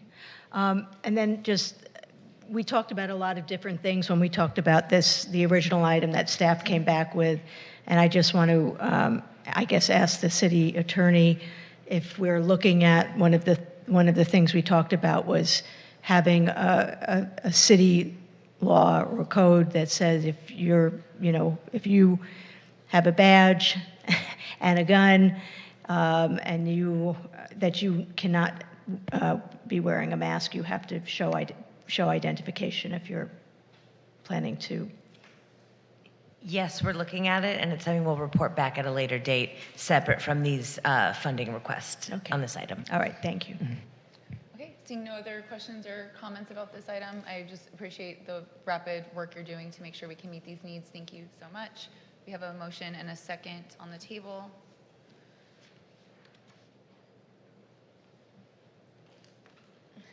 Thank you. Thank you. Okay, we'll move on to item E4. It's the amendment number 1 to the agreement for services with JJLA for outdoor ice skating rink event production and management in December 2025.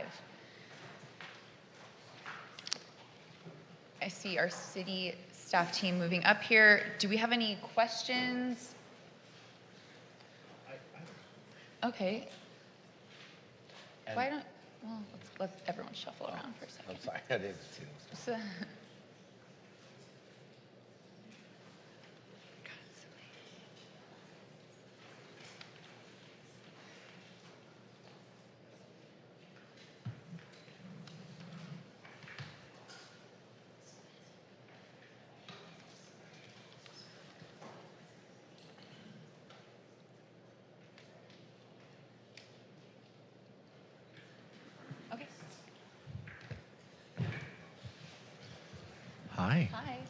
sounds like we don't have a whole need for a presentation, just jumping into some questions, if that's okay? Okay, great. We'll have Councilmember Erickson get started. Thanks. A couple of things that have come to my attention, and I think Yvonne, we spoke about this via email, but I'm confused regarding multi-event sponsorships. And maybe this is a city attorney answer as well, but like, why aren't we, or is there a policy that does not allow the city to enter into a sponsorship agreement for like Halloween, Pride, and like the ice skating rink?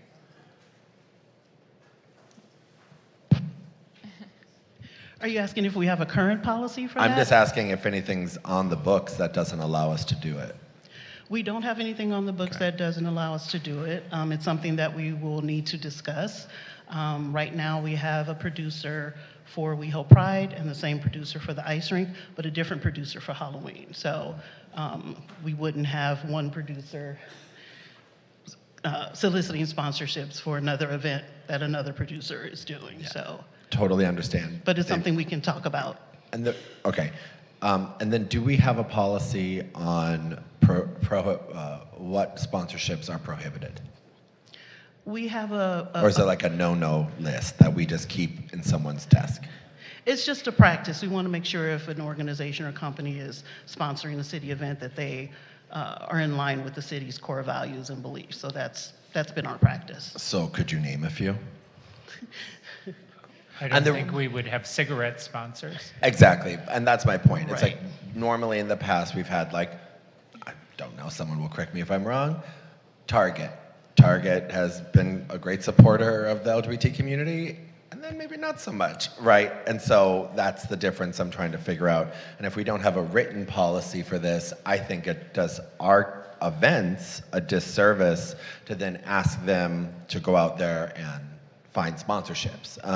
Because I know that's in the staff report with some of the issues. And so I just ask those questions as maybe hopeful recommendations for the city to come back with some guidelines on that. So That's more definitely of a something that we thank will you. look at. Terrific. Are there other questions, Councilmember Meister?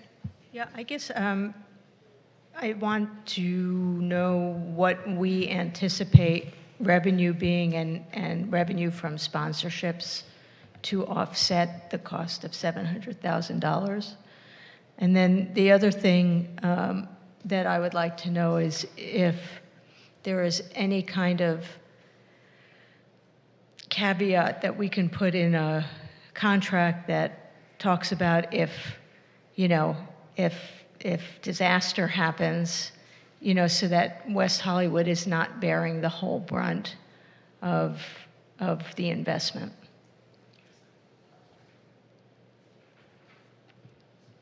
We have JJLA here to talk about their proposed projections for what the city could get back in revenue. So I'll have them come to speak to that. And then contracts, we can definitely look at that. Right now, there's a payment plan where we pay a certain amount by a certain date, and then after the event, a certain amount. So there is a break in there where we could talk about if something happens, what that payment would be. But for example, last year when the fires hit, and so we didn't have as many people, coming to the rink. I assume that West Hollywood just paid what the contract was, even though we didn't get the revenue that we anticipated.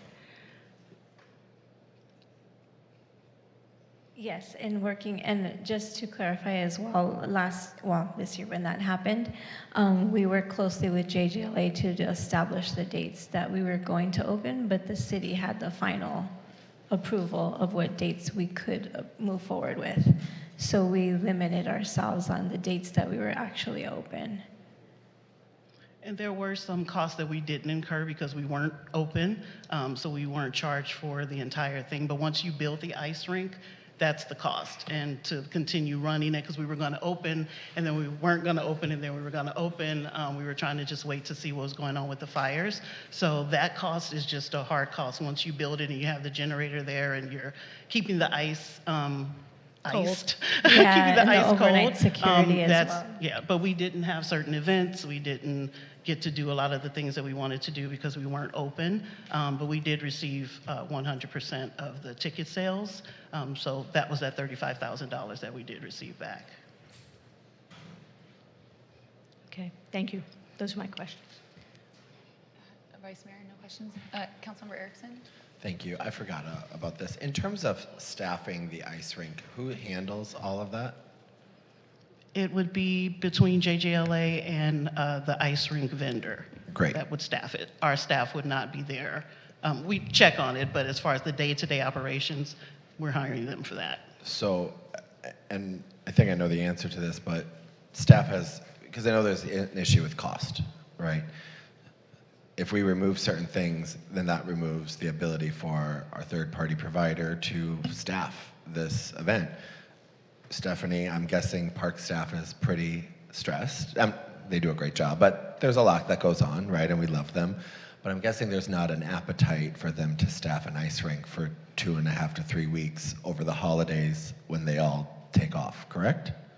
Yes, certainly at those staffing levels, we wouldn't have the staffing levels that are appropriate to be able to dedicate staff to oversee that the way that JGLA does, and also the hours of operation, but not only the day-to-day operation, but load and strike and everything that's related to that. That would certainly be out of the scope of a recreation leader that would oversee that. So certainly we check in throughout the day and check with them, but that's something a production company would work with. Thank you. Vice Mayor Heilman. Oh, I'm sorry, Councilmember Hang jumped in first. Thank you, Mayor. Just out of curiosity, just to help offset the cost, are there talks with the vendor to maybe rent out the rink to private parties or corporate parties, corporate sponsors during the daytime or evening to help offset the cost at all? Or? Yes, and JGLA, if they would like to come in, provide that information, but there is whether a private rental, a complete buyout, or working with different organizations, our local businesses and other schools and local organizations. Certainly we have a list of providers that we work with in the city as well. We'll be sending that information, but working closely with JGLA to do that as well. But they have in their package as well of how they would approach that for marketing and complete buyouts for certain days and times. I really appreciate that because that helps the city, and I know JJLA is working really diligently to do so. Thank you. Yes, absolutely. Vice Mayor Heilman. Yes, thank you. Thank you for bringing this forward. I think last year we were very rushed, and I think that is on us as a city. This had been talked about for some time, but by the time we issued the RFP, it was very late in the year, and I think that was a problem. Of course, we were also impacted by the fires, so that presented a problem as well. I do support my colleagues' comments about allowing JJLA to get sponsorship for the activity. The whole point of this is to create a great opportunity for our residents to celebrate the holidays. And where this is done in other communities, they typically have ice skating professionals giving lessons during the day to children or after school. And that's something that is routinely done in other communities. In other communities where they have this, they have sponsorships or nonprofit organizations buying out the rink for fundraisers or just organizing parties to come to the rink. So the promotion isn't all on the city and on JJLA, it's other organizations who are actually bringing their members as part of a fundraising effort. I really hope that as we go forward this year that our staff and JJLA will look at what other cities do to make these successful. And the contract we entered into, was it a 2-year contract with JJLA? Or is it It was a 1 year with an option to renew? and this is the 1 year Okay, renewal. then I think next year we probably should go out to bid again. I love JJLA, but this isn't their primary focus. And you know, they're welcome to bid again, but I think next year we should start very early in the year, probably in March or April, and see what kind of proposals we get for the following year. Councilmember Meister? Yeah, I was wondering if Jeff wanted to answer my questions. Thank you. Happy to answer your questions regarding the revenue. The revenue and what you anticipate sponsorship to be, and just to be clear, so we're talking about $700,000 contract. Yeah, correct. I mean, sponsorship takes years, 12 to 18 months. The success that we've seen with WeHo Pride is because we have a 365 approach to what we're able to bring in, and we're able to craft that program. With 3 months runway, like the opportunity for sponsorship is going to be, as Councilmember Hang suggested, in private sales. So what we're going to target are holiday parties, holiday release premieres with the studios and streamers, private buyouts of the rink, where I think our estimations had an allocation of somewhere between $20,000 to $30,000 in what we would conservatively try to estimate in terms of sales for sponsorship or private sales, in addition to ticket sales, which we think would be around $75,000 to $100,000 conservatively. I'm sorry, so what is the total? I'm sorry, let's say 100. On the conservative end, I think the revenue that the rink would bring in this year is somewhere around $100,000 to $125,000. Okay, thank you, appreciate it. Thank you. So should I, I'm sorry, you didn't get a chance to. Go ahead. So I mean, after having this conversation about social services and the $200,000 and whether or not we can afford to pay the $210,000 or whatever it is, for me personally, I just feel that the perception is that for me, the perception is just not great to spend $700,000 and to only anticipate $100,000 to $125,000 revenue.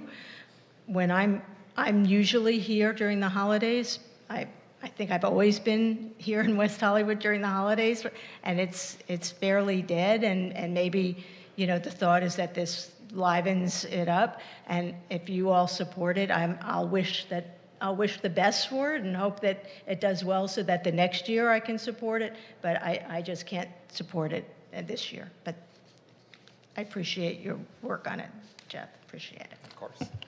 Councilmember Erickson, did you have comments or questions? Yes, thank you. First, I just want to thank Jeff and your entire team. Last year, you really got dealt, the whole region got dealt a hand of cards that no one saw coming. But as someone who did go out to the ice rink and was able to take part in the fund that you presented, it did, I think, embody, the vision that Vice Mayor Heilman brought forth when you introduced the item a while back. Process always takes a long time. Government bureaucracy's the worst. But here we are, and you keep coming back. So I want to thank you for that, and I want to thank the people that did take time to come out. The air quality, no one was coming out in those ways. It was one of those years where we just sadly have to put a wash in the books, right? That's what it was. But you really, what's the old saying?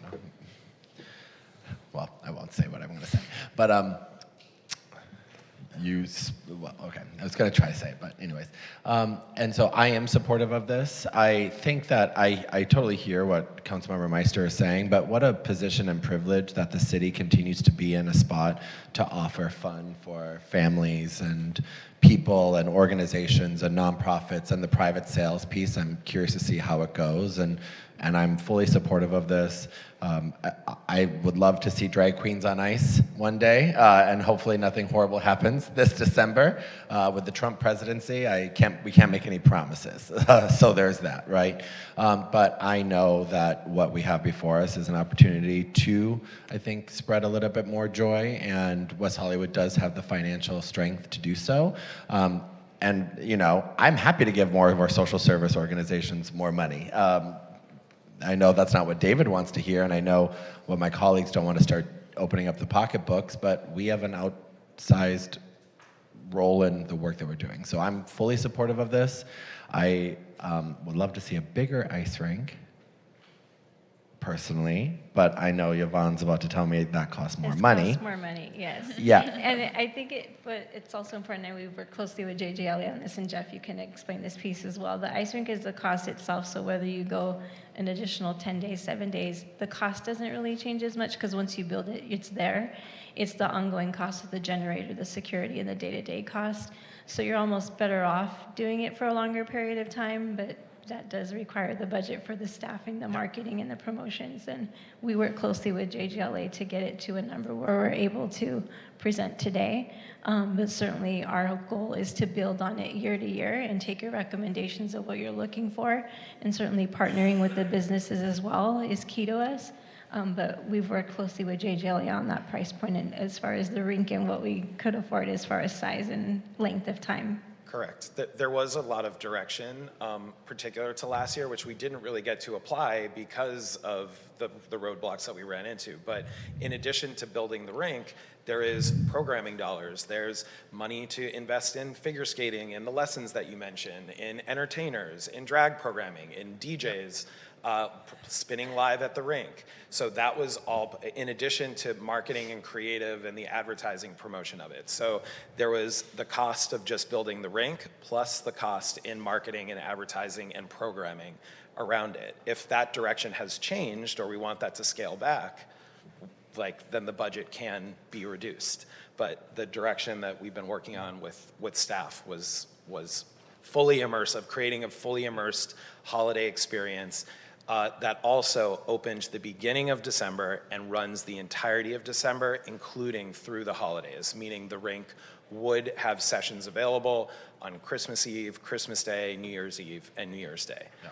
Versus last year, we were only in January. The rink would close January 4th, I believe, right? In this extended 34-day run. There is a slightly reduced cost if we only operate for 21 days, meaning we could open, you can set the 21 days. We could start at the beginning of December and close just before the holidays, or we could open, which I think would be my recommendation, so we can still try to sell sponsorship in the beginning of December around when people are celebrating holidays, or if it's more community focused, then we could open, the second week of December and extend through the holiday period itself. Any questions? Councilmember Hang, jump in. Thank you, Mayor.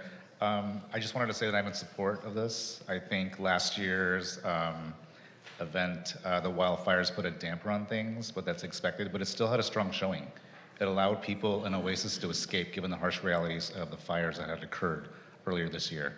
And I'm in support of the longer showing of the event as opposed to the 21 days.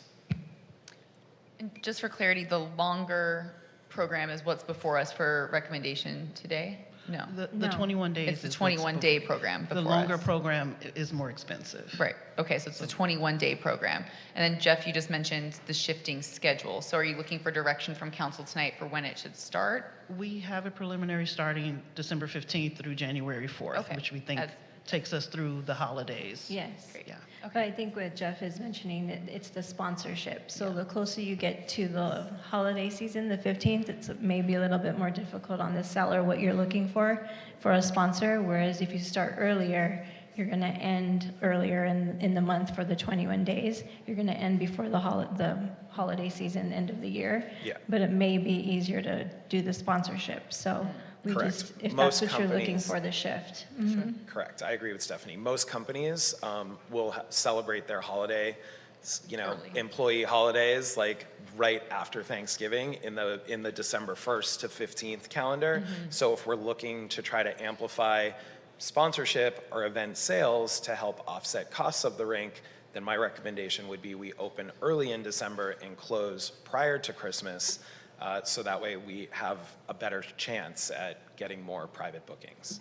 So it's really a decision of which direction the council wants to go. If we're trying to push for that sponsorship, there's a more strategic path to do that. If we're okay letting this be what it is with the investment as it stands, this is the route. Okay. Yes, and also because Jeff will have to work with the company to secure the ice rink itself as soon as possible for that as well. Did you have a question? It sounds like we have the event producer telling us to start earlier. And so I take his professional advice to start earlier in December and go that way. That's where I'm leaning towards at the moment. I will just say that I think what Councilmember Meister said is true, that LA does become a little scarce, which is lovely at the same time during the holidays, but it is true, and I think to give JJLA and this opportunity the most running room to succeed, I think that makes sense to try it out. Is there a second for support for that motion? Vice Mayor, you're agreeing with starting it earlier in the month per JGLA recommendation? Okay. Councilmember Hang, are you supportive of that recommendation as well? Okay. So there's a motion. Thank you, Jeff. I think you can sit down. We appreciate you.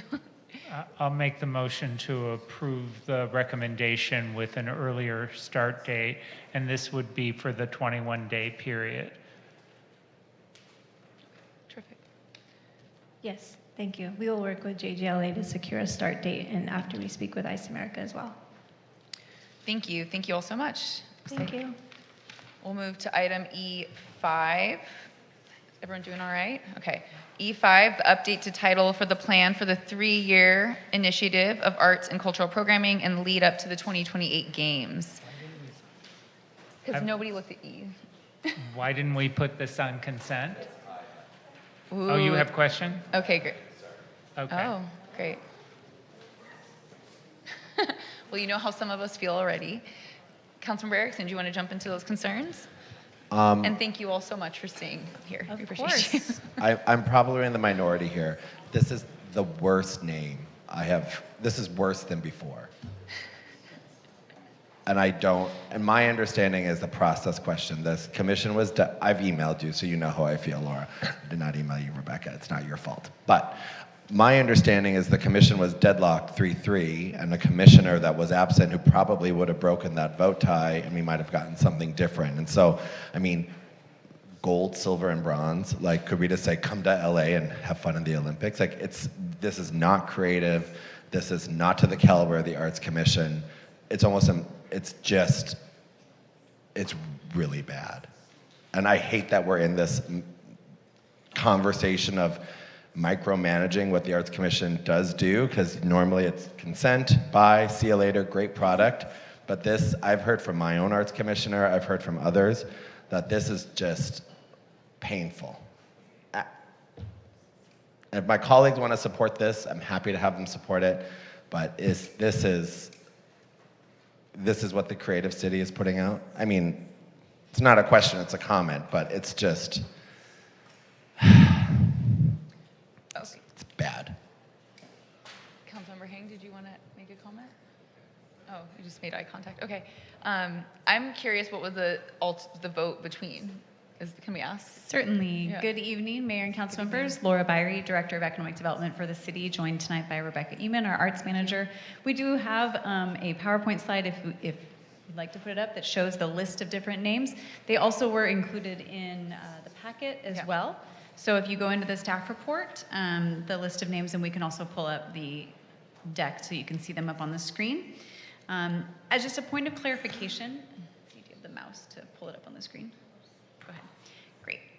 A point of clarification. So this is a title of a 3-year plan that will lead us up to the Olympic Games. So it's also going to be utilized to talk about all the arts and cultural programming that we're doing related to the World Cup, related to the NBA All-Star Game, related to the Super Bowl, as well as the Olympics and all the major things that are going to happen in between. something to keep in mind is that this is just the name of the plan. This is not what we're going to be inviting people to attend. They won't come to a bronze, silver, gold creative plan experience. They won't come to a bronze, silver, gold event. This is just the name of the plan. Each event that is going to be occurring during this time period will have its own separate marketing. We just wanted a title for the plan. So here are the titles that were discussed at the commission meeting, and you can see in bold down below the one that was ultimately chosen. Thank you. And I'm in the staff report, the discussion was toggling between breaking boundaries, creativity, and the invention of new traditions, but decided that it was too long of a title. We do have one individual signed up for public comment. Should we go there and then bring that back? Okay. David Eckert, please join us for your public comment. Hi, good evening, David Eckert, City of West Hollywood. I just want to bring a little more clarification to the process of this. I attended that meeting. This was my concept. I had spoken, I had sent, I think, to you all council an original idea of this. It was then written to Rebecca that she pulled you guys off of it due to Brown Act, and she stated that she would bring this idea up to the commission. I went to that meeting. It was never brought up to that commission what my concept was. So I want to be aware that as a public, resident of the city, participating felt important to me. Now, whether you like the idea or not, that's up for your discussion. That's your opinion, and I respect your opinion on it. I am very upset on how this process went about, that I wasn't heard, and I ended up having to apologize because I felt I was out of line. I never received an apology. All I received was, aren't you glad you came to this meeting? Because otherwise your idea would never have been heard. That was appalling to me, that was the response I got for this thing. So I just want to clarify that I went out of my way to try to make something better, and it was completely negated on the process. And I'm still very upset on how it was handled. So I'd just like you to know the process that happened. Thank you. Thank you, David. Can you walk us through the process? Certainly, we can walk you through the process. Thank you. Is it working? We can grab a different mic.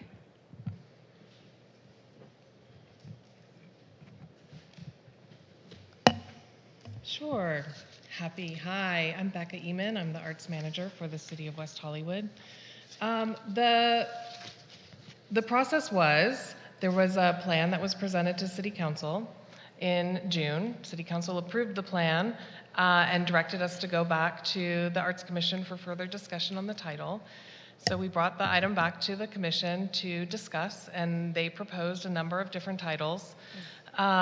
It was staff's own omission by fault. It was totally innocent. We did not intentionally omit the title presented by the public. And when it was brought to our attention, we fully brought it into the conversation and let the commissioners deliberate. They came up with this long list of titles for consideration. They discussed them at length. They voted, and then they narrowed it down, and they responded to the bronze, silver, gold idea, but they were uncertain of the creative triennial at the end, and so they modified it to be bronze, silver, gold creative plan. It was approved by all but one commissioner, and that was the process. Thank you, Vice Mayor. Yeah, given your explanation that this is not the name of any event, that it is just the name that is going to be attached to the physical plan that is developed for this 3-year period, I have less concern about what we actually call it, and I'm comfortable with this name. That's why I've moved to approve the item. Thank you. Councilmember Hang. But I don't know if there's a second. Thank you, Mayor. I appreciate the presentation. This is all internal, what we're referring to it. I don't understand what the big Correct. brouhaha is, but I appreciate you taking the time to be here, and I will second the motion. So this won't be on any printed materials? This is not going to be on any of the invitations, any of the flyers, any of the marketing. Our communication staff is here, and they are clearly hearing us say this loud and clear on the microphone for everyone, that that's not what we're planning to use on our marketing and outreach when we're inviting the community to participate, attend, and experience any of these arts and cultural initiatives. Okay. Fantastic. Did you have a comment to make? Just a quick comment. I just wanted to thank David Eckert for coming out, and thank you for proposing the plan name, whether you like the plan name or not, but at least we had the public participation. And so we appreciate that. And it would be great in the future if the public is more aware of how they could agree in those processes. I think that if David, who I know is very comprehensive with all the work that you do, if there is a public participation role, it should be very clear for the public to do it, instead of just having to go give public comment and then for them to take that on. And it's unfortunate, but I'm sorry, I don't like the name. It's not your fault. But like, you should be able to do that in a way that's fair. Anyway, thank you, David. We have a motion and a second on the table. Okay, thank you very much. We'll move to item E6, the update on major development projects. Do we need a full presentation or report from our staff? Or do we have, yeah? We have one public speaker. Yeah, we have a public commenter. So do we want a presentation? No. Doesn't sound like we need a presentation. Okay, so what I'm going to do is go to public comment. We do not need a presentation. Thank you so much for joining us, staff. We'll go to public comment, and then we'll come back to council for questions and comments. Wendy Goldman, please join us for public comment.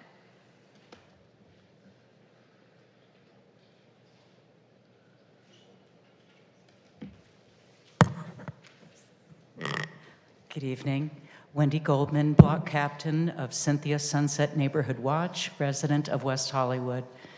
Good evening, Mayor, council members, city staff, and members of the public.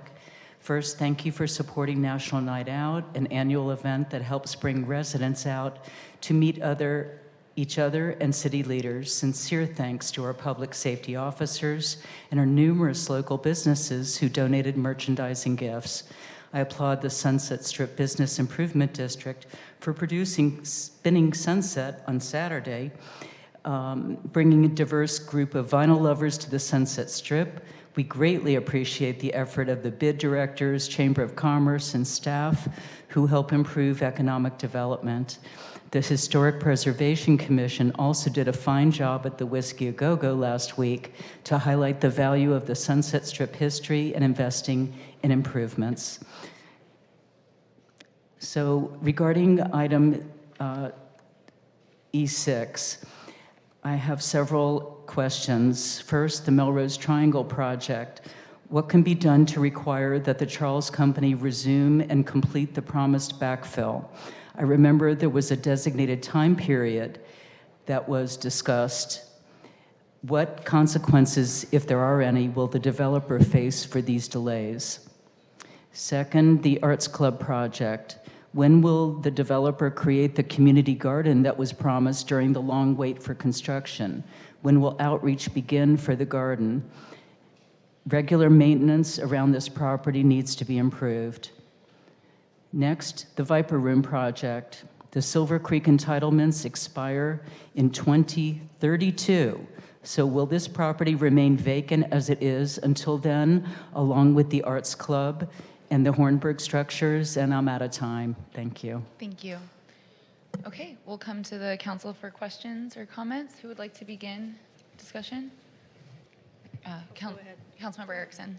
So I just want to reiterate some of the questions from the public. They were my questions as well, and maybe it's a question for City Attorney Langer. Everyone, I mentioned this at the last meeting, but what are our steps for moving forward with the dirt that needs to go back in at Melrose Triangle, and why did it stall, and what was their reasoning? They had to give a reason. I don't know that I can speak for them as to Oh, why, but we have been in communication with them and are explaining to them all of our enforcement options that are going to be pursued if it's not followed through with. And what are our enforcement options? There's a couple different options that we've been exploring. I don't know how much I want to say on the public record because we are, looking at different options that we can advise you about. But there are paths that we can explore, and we've made them aware of what those paths are. What is there a timeline? They are committed to filling and providing the city with weekly reports on how much they're filling in the hole, and so that's where we're at the moment, is getting weekly reports of how much is being moved, and they are committed to moving it. I've heard from them as of Friday at 10 p.m. So there are very, very frequent and recent conversations happening with them. And you're getting weekly reports? That is our most recent conversation. Oh, it's starting Yes. this week. Can the council get those weekly reports? If you would like them, I mean, suppose, we're going to get weekly, well, I'll get into my comments later, but I think this is a closed session agenda item in the future, personally, but that's my comment. Councilmember Meister. There are so many that I don't even know where to begin, but I guess it's giving me a headache. I don't understand why we have so many projects that have received entitlements and then let the entitlements run out, and then there's absolutely nothing we can do about it. And we've given out these, public, the DAs and the public benefits and all of that, and yet still they won't build. And I also, it's like I'm insulted by developers who have entitlements for a project that they have let go, and yet they're still applying for a new project with a development agreement, even bigger project that they'll probably never build. And I think we have to have some kind of policy about handing out development agreements that development agreements are not something we have to do. And I just don't think I think we need to have a policy that says if you can't get a project built, after it's been approved, then we're not going to look at a DA project with you. I mean, it just should be a policy. You can't build something, then sorry, don't bother, or go ahead and apply. But our policy is we don't want another hole. We don't want another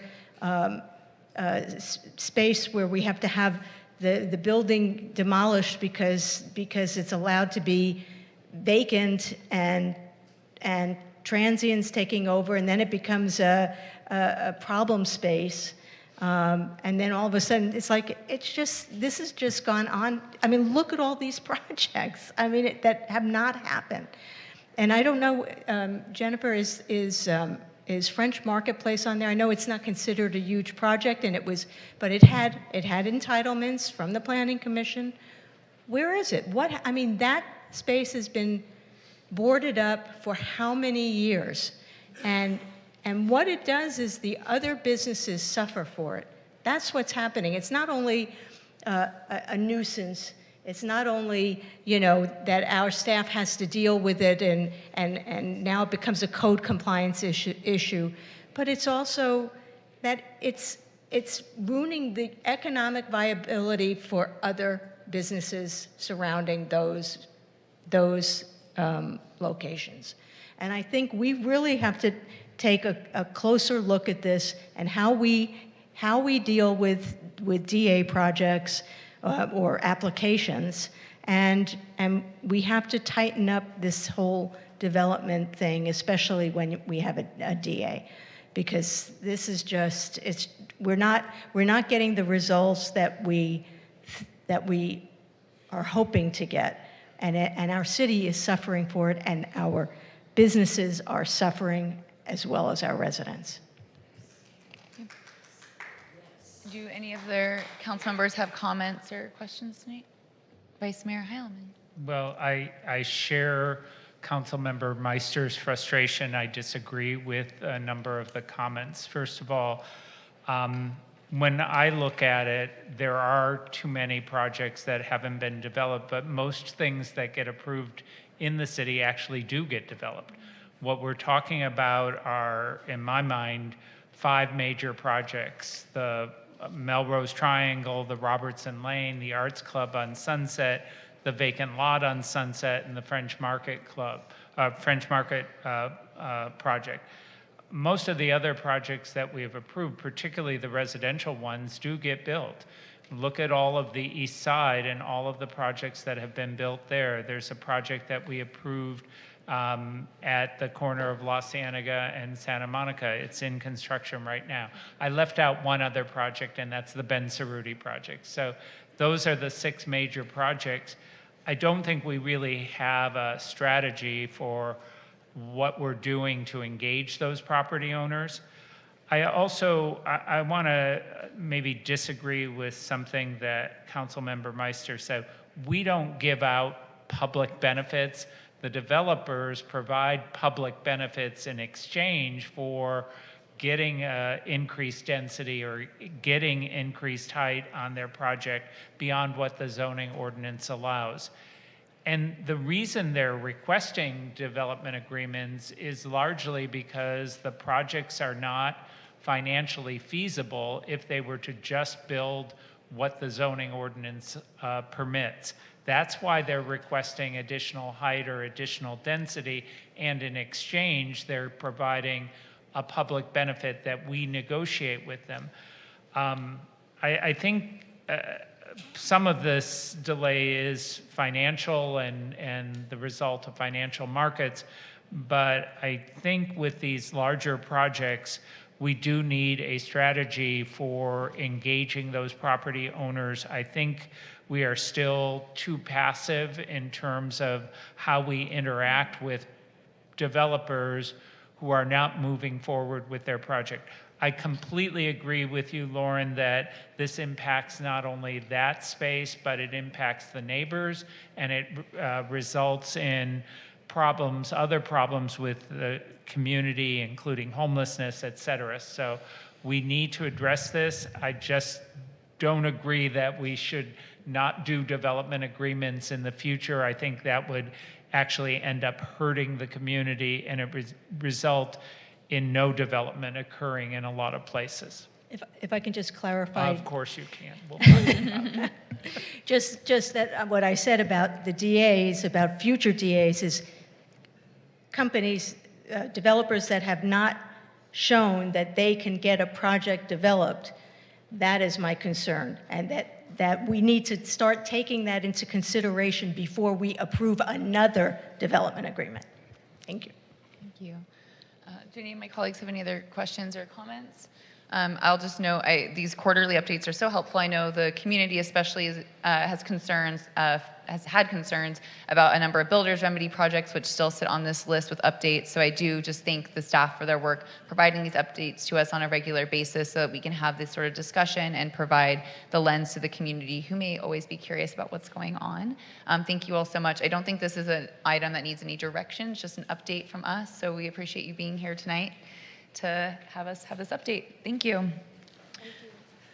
We'll move to item E7. It's the update on the city's Dockless mobility program and consideration of an extension to the Dockless mobility operating agreement.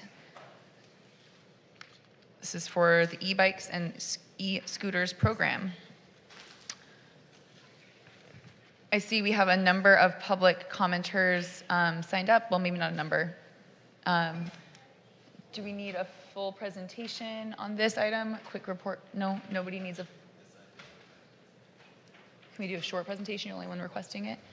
We'll do a brief presentation from staff on where we're at with this, and then we'll go to public comment. Thank you. Okay, thank you, Council. Thank you, Mayor, Vice Mayor.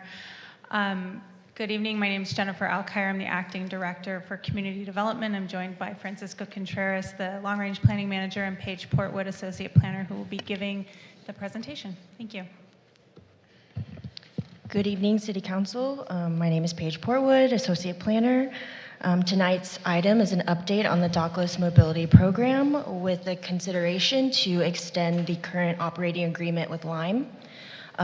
Lime is joining us via Zoom this evening, so if we have any questions for them, we can forward those questions to them.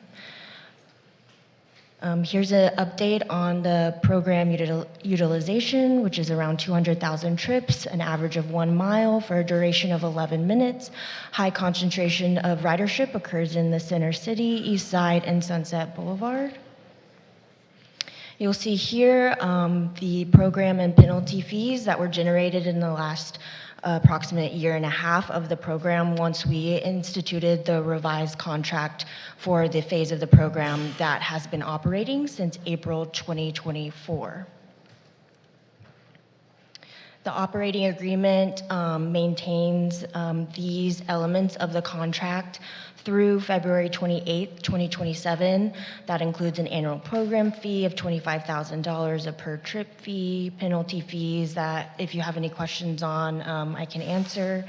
The requirement that Lime responds to all of their own devices, relocating, rebalancing, and they have directly integrated their fleet services response into the city's system. So that has been a positive part of the revised contract, as well as insurance requirements. We maintain a speed cap of 12 miles per hour, special event requirements, and the largest change that you might have seen in the new contract is our mandatory parking areas, in which there are 139 stations total that range from physical and virtual stations.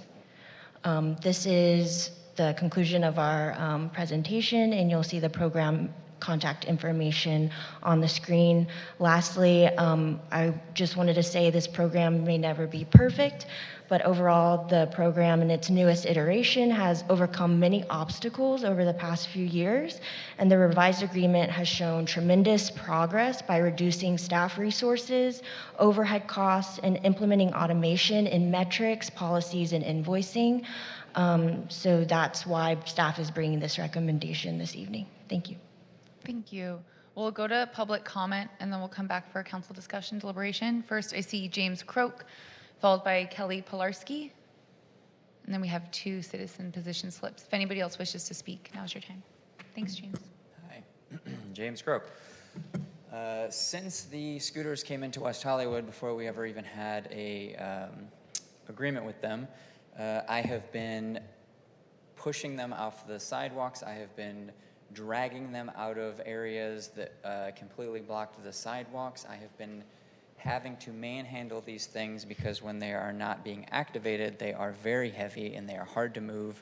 And we have a community full of disabled individuals, full of elderly, full of people who have mobility issues, not only kids and old people, but also people who are able-bodied but have injured their ankle or foot or knee, people who have to drag their scooters down the stairs to ride through the streets of our neighborhoods because our sidewalks are such a problem. And speaking to development issues, we have holes that are where they have put buildings in that were never finished over 5 years that broke the sidewalk in front of the development, and we've just had this broken sidewalk for over 5 years.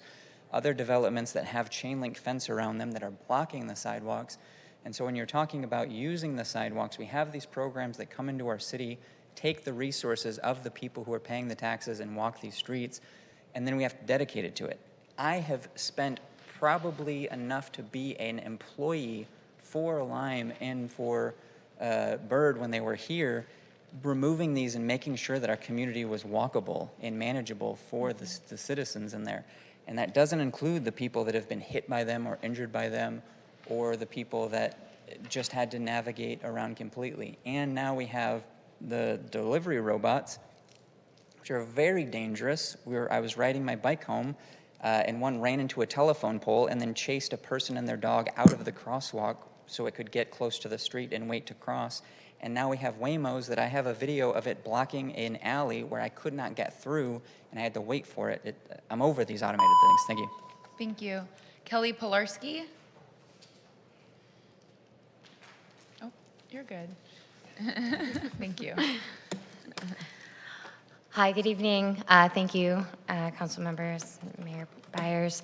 I wanted to respectfully urge the city and city council to approve the amendment and extend the Dockless Mobility Agreement Program. As we all know, shared mobility supports the WeHo Climate Action Plan.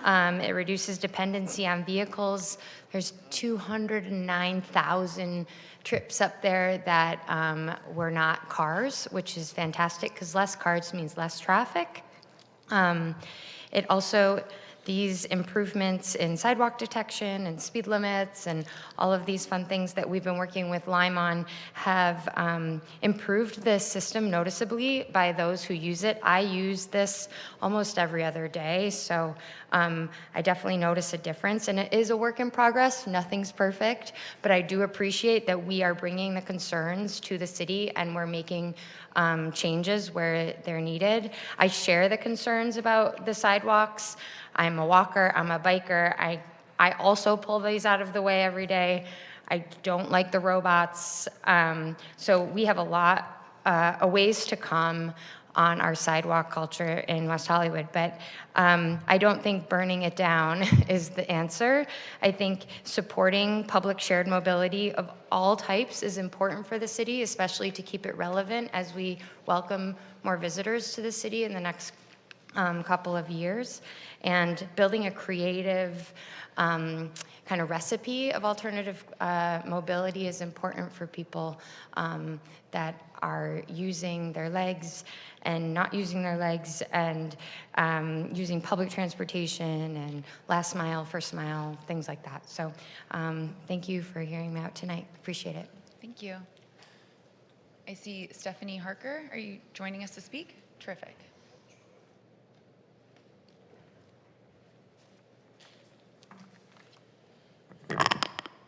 Good evening, Stephanie Harker, City of West Hollywood.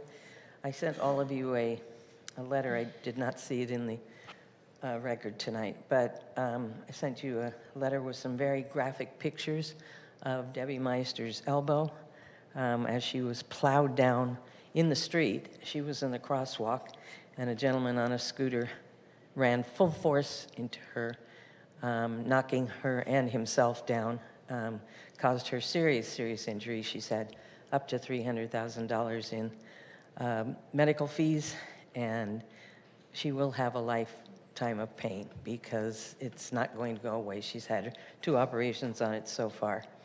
And again, I apologize for the graphic pictures, but sometimes you have to have it driven home. She endured 2 operations and will have a lifetime of chronic pain. Her hospital bills were over $300,000. Fortunately, she has insurance, but no one else involved took responsibility for the accident. Not the scooter company, not the scooter rider, and not the city. Scooters are dangerous vehicles. They are left strewn about our city along with the delivery robots, and now the Lime rental bikes have been added to the hazards on our sidewalks. In parkways, on sidewalks, and on corners, in the handicap ramps, and virtually everywhere. It's time to end the scooter contract with the contract with the scooter rental companies.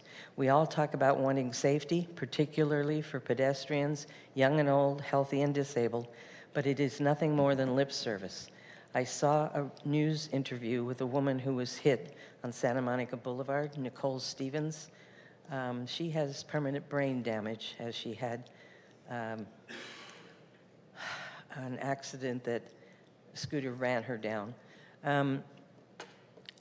You know, it might be, the only concession I could see is if these became docked and not dockless, and that we fine them more than we're fining them. Thank you.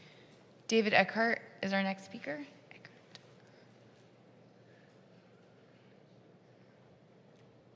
David Eckert, resident of West Hollywood. I'm not against expanding this program. What I object to is that we consider always secondary pedestrians over these mobility options. The infrastructure just isn't there yet for them just to be on the streets. I mean, I would suggest that we start marking, the sharrows and everything else then with e-scooter symbols as well. boasting that that's where they are meant to be. They're not meant to be on the sidewalks. We have so many obstacles already in our way, including these robots. And I think we've done a disservice, and I always say this, that Disney has sort of ruined it for many people. Many of these things are robots. They don't have feelings. I hear so many people talk about the robots, how cute they are, and that. It's like, let's start putting pedestrians first in a lot of this conversation and the difficulties we're having. I mean, I daily work at Homes and Gardens, and I almost get run over daily walking out the front door by another e-scooter, and I get the finger when they say you're not supposed to be riding on this while the machine's beeping at them. And it's just frustrating. So just let's move the infrastructure as quickly as possible to make these safe for everyone. Thank you. Thank you. Did Kathy Blavis, did you sign up to speak as well?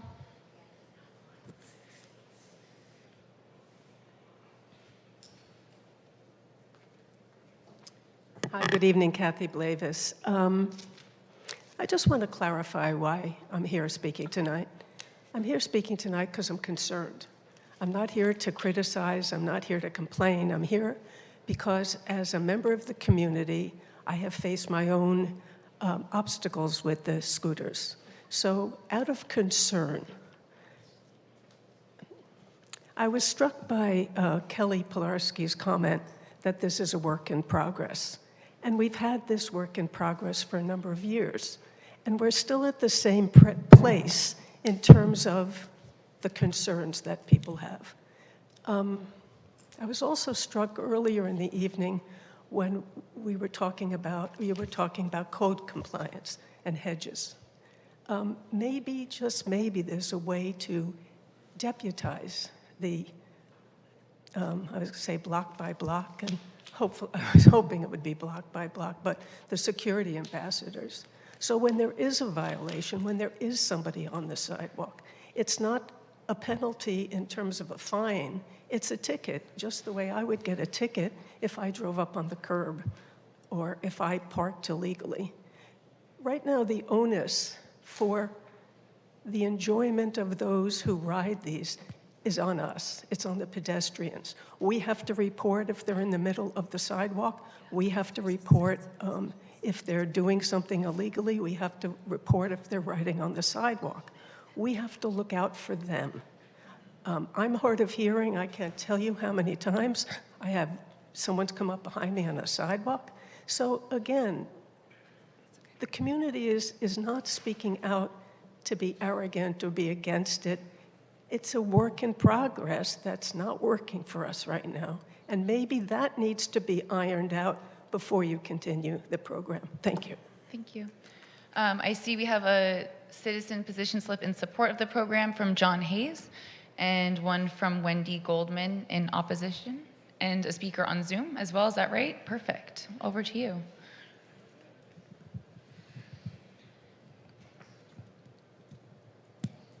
Our next speaker is Mikey Friedman. Maybe two. Mikey, please press *6 to unmute. You'll have 2 minutes.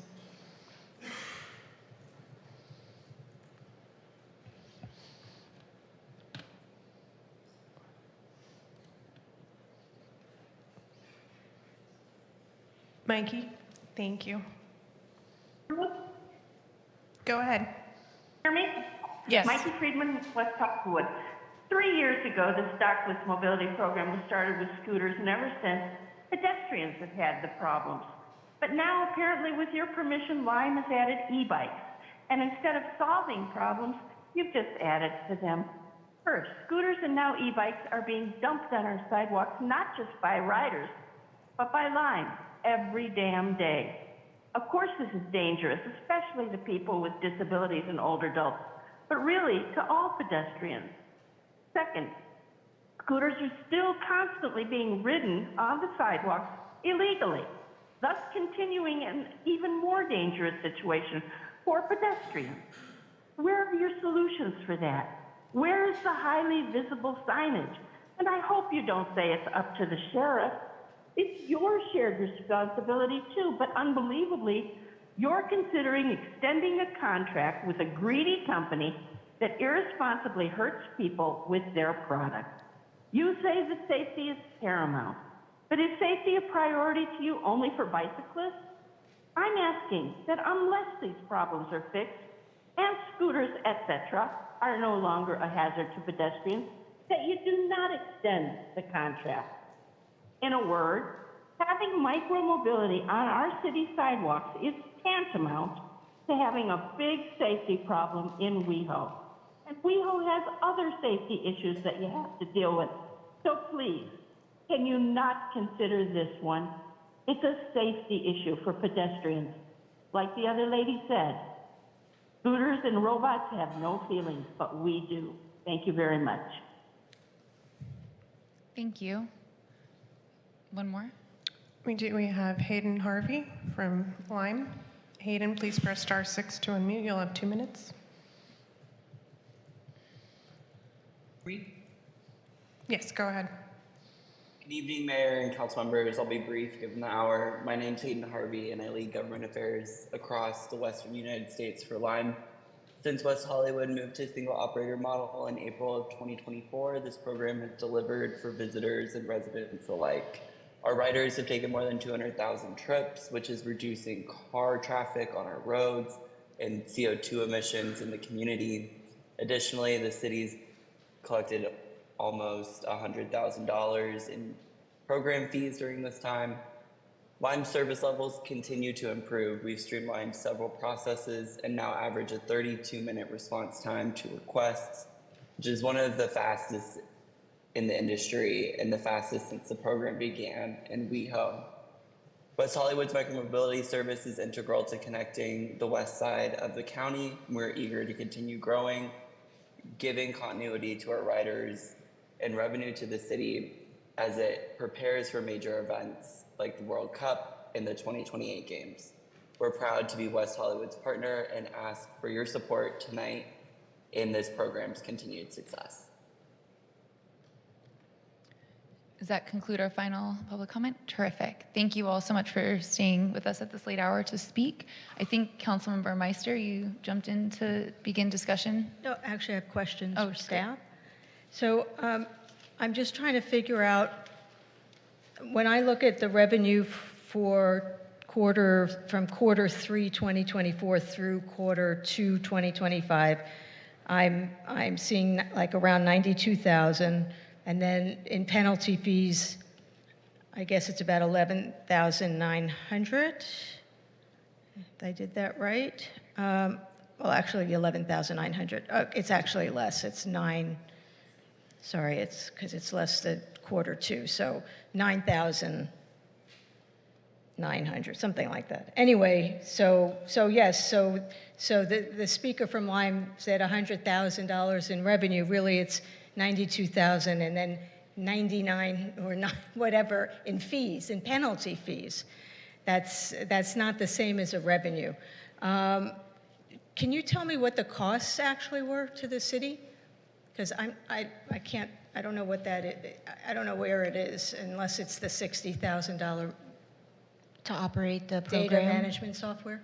To operate the program? Yeah. Yes, that's the only cost of the city right now is the data management software, Blue Systems, aside from staff time. Okay, so if we take out that $60,000, now we're talking about a $40,000 revenue, right? Yes, more or less. Okay. Yeah.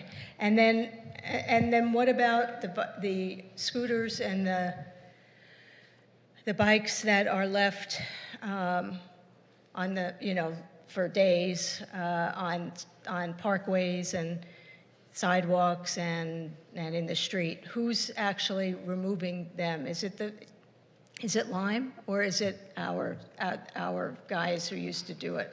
Yes, it is Lime, and they're equipped with their own staff, employees, their own vans. We no longer work or contract with ABM, so we don't pay for that contract anymore. Okay, so it's really the $60,000 is the expense plus staff time, right? And then the big revenue is the 92,000 and the penalties, whatever that happens to be. So in the last year, it was about close to 10,000 or whatever. So it's about $100,000. So again, we're just talking about a $40,000 revenue for this program, and that doesn't include our staff time. So I'm not supportive of keeping this program going. I'm tired of seeing scooters and bikes on our parkways, blocking our sidewalks, thrown into the street. As the gentleman mentioned, they're so heavy that you can't, when they're laying down on your parkway or wherever, you can't, for someone my size, you can't pick them up and you can't move them. It's just impossible. They're very, very heavy.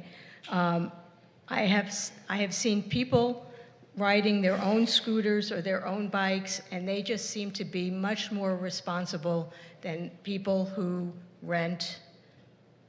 typically rent. I won't say that our speaker here is not responsible, but typically when you have people joyriding really on our streets and not using it for commuting, they're not responsible, and they do ride on the sidewalks, and they do not follow, stopping at red lights and whatever. So, I'm sure you didn't expect anything any differently. I'm not supportive of keeping this project, and I think for $40,000 revenue, less staff time, it's just not worth it. Thanks, Councilmember Meister. Councilmember Hing? Thank you, Mayor. So this program has seen over 210,000 rides. That's just in a little bit over a year.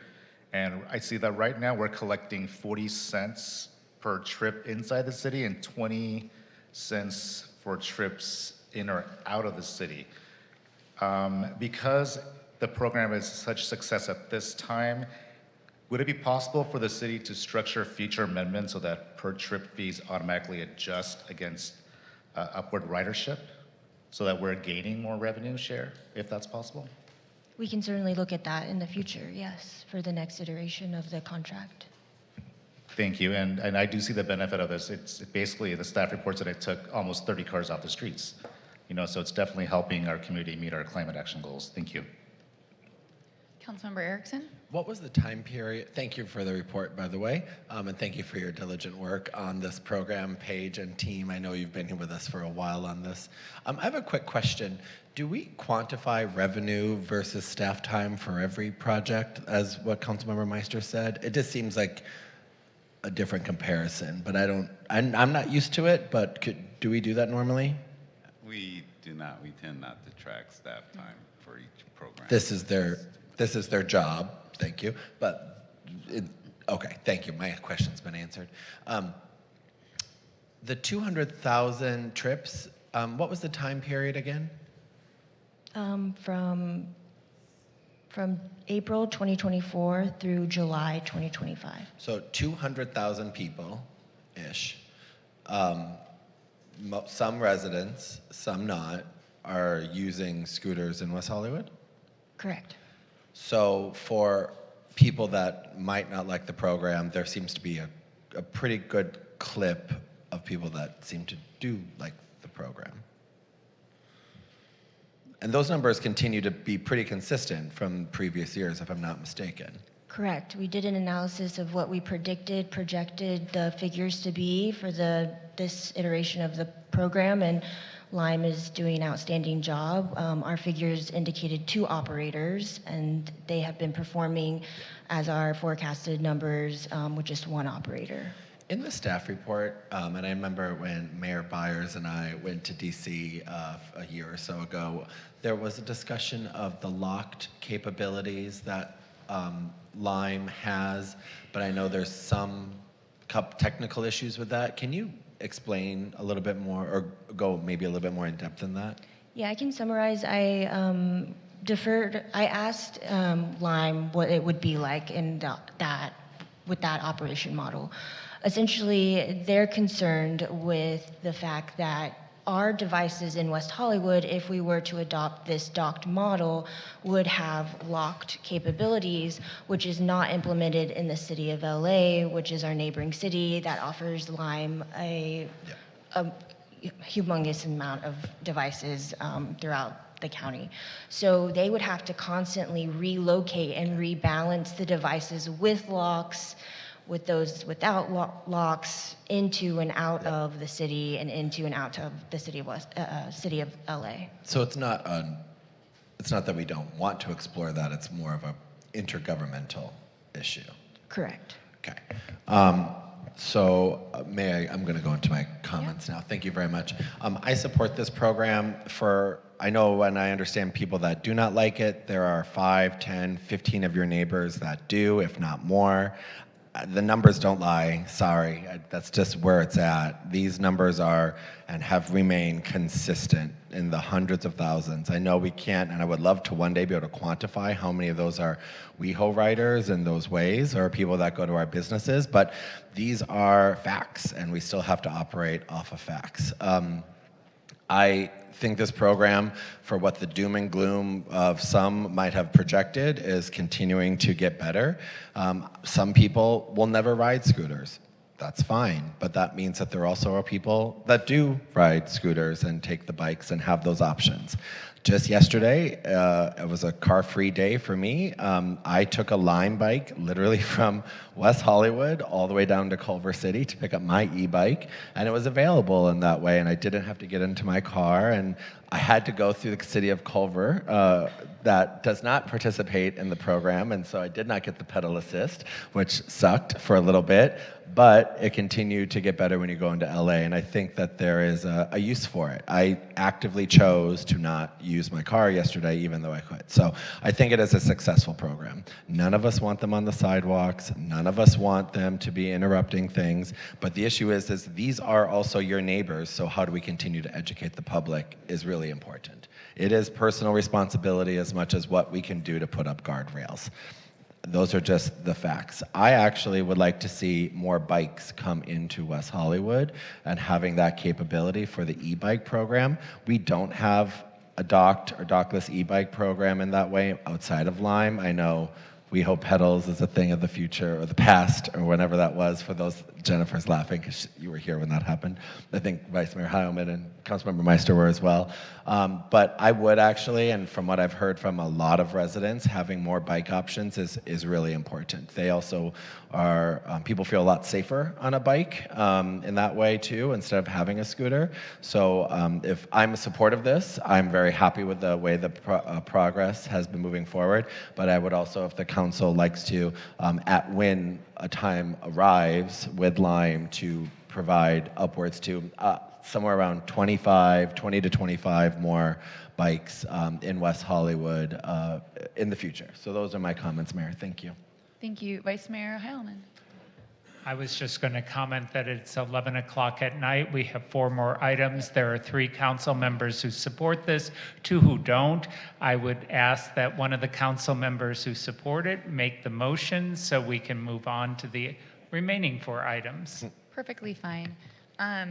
I just want to make a comment. I agree that, I see in the staff report the share of bikes will continue to toggle to greater parity in the existing 200, but I am supportive of seeing an uptick also. So if that's possible, it doesn't seem like within this scope, but just looking forward to that. I think it's important that we continue to increase the amount of bikes specifically for the community. The baskets are fabulous and they do feel safer. Okay, thank you so much. We'll keep that tight.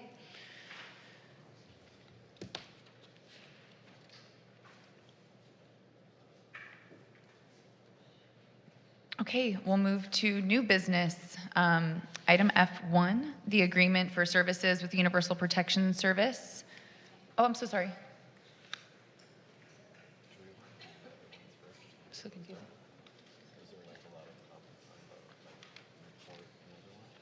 I don't know. I have a lot of comments on one of them. Yeah.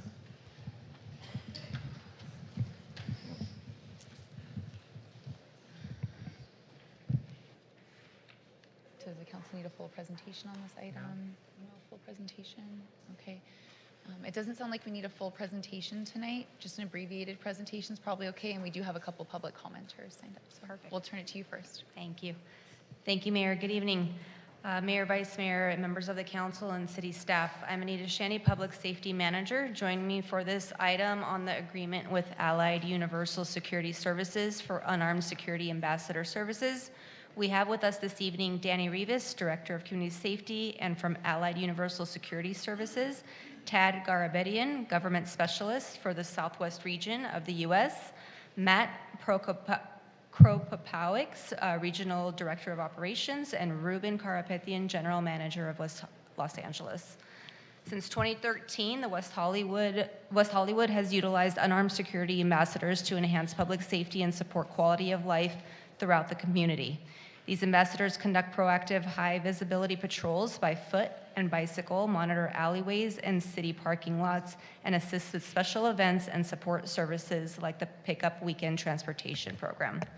In April 2025, the city issued a request for proposal for unarmed security ambassador services. After completing interviews and an extensive selection process, Allied Universal Security Services was selected as the preferred contractor based on their strong qualifications and extensive experience providing similar service to cities and counties across California. Under the new agreement, Allied Universal will continue delivering the same level of unarmed security services currently in place to the community. This partnership will help ensure a safe, welcoming environment citywide and continue to complement the work of our sheriff's deputies. We are happy to answer any questions. Thank you. Thank you. We're going to go to public comment. I see James Croak first, then Kevin Burton.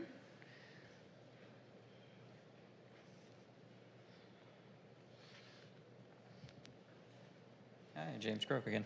I just wanted to put a pin in how, as we move forward with a more authoritarian government, and we're starting to have more crackdown and ICE representation, National Guard, militarized police patrolling our streets, that the increase in representation of a security force across West Hollywood, or at least replacing the block by block, to me feels a bit excessive, especially in the moment that we have right now.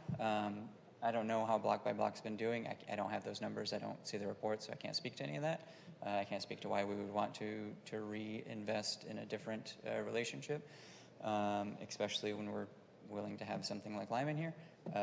But from my perspective, I see it as more of like a block by block feels more community. It feels like more,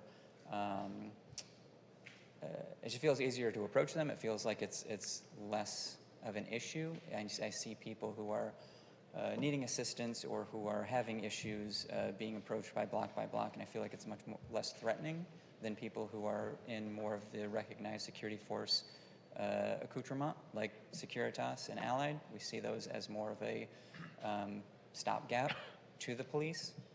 So just from my perspective, I just want to make sure that if that's something that we look into, that we make sure that the optics, that we pay attention to the fact that we are currently in a situation where in our county specifically, we have military forces oppressing our citizens, and that this, along with drone, more other types of surveillance cameras, all the scooters, all the delivery robots, all the Waymos, they all have video cameras, so it just feels very oppressive. Just want to keep an eye on that. Thank you. Kevin Burton? There's some comments happening in the council chambers. Please just keep commentary to a low. Thank you so much. Go ahead, Kevin Burton. I'm sorry, I didn't hear what you said. Can you repeat? I'm trying to just make sure that members of the public stay quiet in the back there. Thank you. I can't hear. Okay. I'm Kevin Burton, a resident of West Hollywood, and I just want to speak from my personal experience with your current service provider, block by block, and I have interacted pretty closely with several of their directors, first David Aguilar and then Shay and now Erica Leone. And all I can say is that they have all been very responsive to my concerns in speaking with them. And also I've interacted frequently with a number of the on-street security ambassadors over the years. And I've always found them to be courteous and responsive to my concerns. I know occasionally people have had run-ins with them, and you can't account for every employee with a relatively large group, and they have a fair amount of turnover. But I've been very pleased, and businesses I've talked to have been very pleased as well as members of the community. I can't speak to the relative advantages of block by block versus universal protection service. But I will say that block by block has, I think, become a member of the community and have established themselves that way, and that should be a consideration for the council. Thank you. Thank you. Thank you to all the public commenters. And we don't have anyone in Zoom then? Okay. As the conversation comes back, I know this is sensitive. It was addressed in public comment earlier tonight too, some of the changes. So it may be helpful for us to focus some of the discussion on why the changes are necessary at this point in time, why as a city we have a responsibility to go back to the request for proposal process and go out to bid for the contracts that we serve. Maybe some information on that could be helpful for the public at this time. Sure. Thank you, Mayor. Danny Rivas, Director of Community Safety for the City of West Hollywood. So as you just described, as we enter into any contracts or agreements for services with a company, it is standard practice for us to go back out after a certain number of amendments. When that contract expires, it is standard practice for us to go out for a request for proposal process. And so that is what led us to where we're at this point. The intent last fiscal was to do a request for proposal, but we extended the contract for another additional year to give us some additional time, as there were a number of items that the department was dealing with at the time. So we did open up, as Anita had mentioned early on in the conversation in the staff report, a request for proposal in April of this year, and then we concluded that process in late May. And obviously, we're still going through the request for proposal process. And so we had a number of folks that were on the panel, as we typically do, and as standard practice as a part of that. And so the selection is what we brought forward before the council at this time to enter into an agreement for the same level of services that are currently being provided right now. Thank you. And Vice Mayor, did you want to? There was a question about the appearance or the optics, and I think as we hear, protection services, security services, this does give an indication of a certain sort of optics, and people have grown very familiar with the security ambassadors in their blue uniforms that seem very, separate from law enforcement look. Could you speak to that? Absolutely. So yeah, the security ambassador title and how we refer to that will remain in place. In terms of the uniforms, we would be looking at changing the color of the uniforms, but essentially whether that's a yellow or black kind of theme or whatever the theme ends up being, it will mirror exactly what folks are accustomed to seeing and have been over the years. But in terms of, again, just the level of services, what security ambassadors would be equipped with, all of that is going to be a replication of what we currently have in place. Terrific. Thank you. Do my colleagues have questions, Vice Mayor? I just want to follow up on your initial question. The staff report makes the recommendation that we go with Securitas, but it doesn't really tell us why you're recommending them over the current provider. Was it a matter of cost? Was it a matter of, you felt their proposal was more responsive to the city's needs? What caused the panel to make this recommendation over continuation of the current contract? And before you jump in, just so I may, the F1 is about the universal protection services with Allied Universal Security. Yes, it was I'm F2. sorry. Yeah, I have F2 It's in front of me. But yes, sorry Thank about you. that. I didn't mean to misname you. It was, Vice Mayor, a combination of what you just described. Cost was definitely a component of it, but that was not the sole reason. It was the totality of the presentation and the information that was submitted by our recommended vendor to meet the needs and fulfill the needs of our current program, as well as any additional services that we would be looking to. So it was a comprehensive and a very competitive process. So ultimately, the panel did select the vendor that we're bringing forward. And I don't know what the council is going to do, but I do want to give my thanks to Block by Block for the service that they provided, and certainly their employees who were diligently working for us. So whatever happens tonight, thank you for the service you've provided. Councilmember Meister. Thank you, Mayor. Yeah, and I also ditto on that. Thank you for your service, block by block. I think the discussion about optics is an interesting one because we had as many people who said they loved block by block. We had people who said we didn't like them.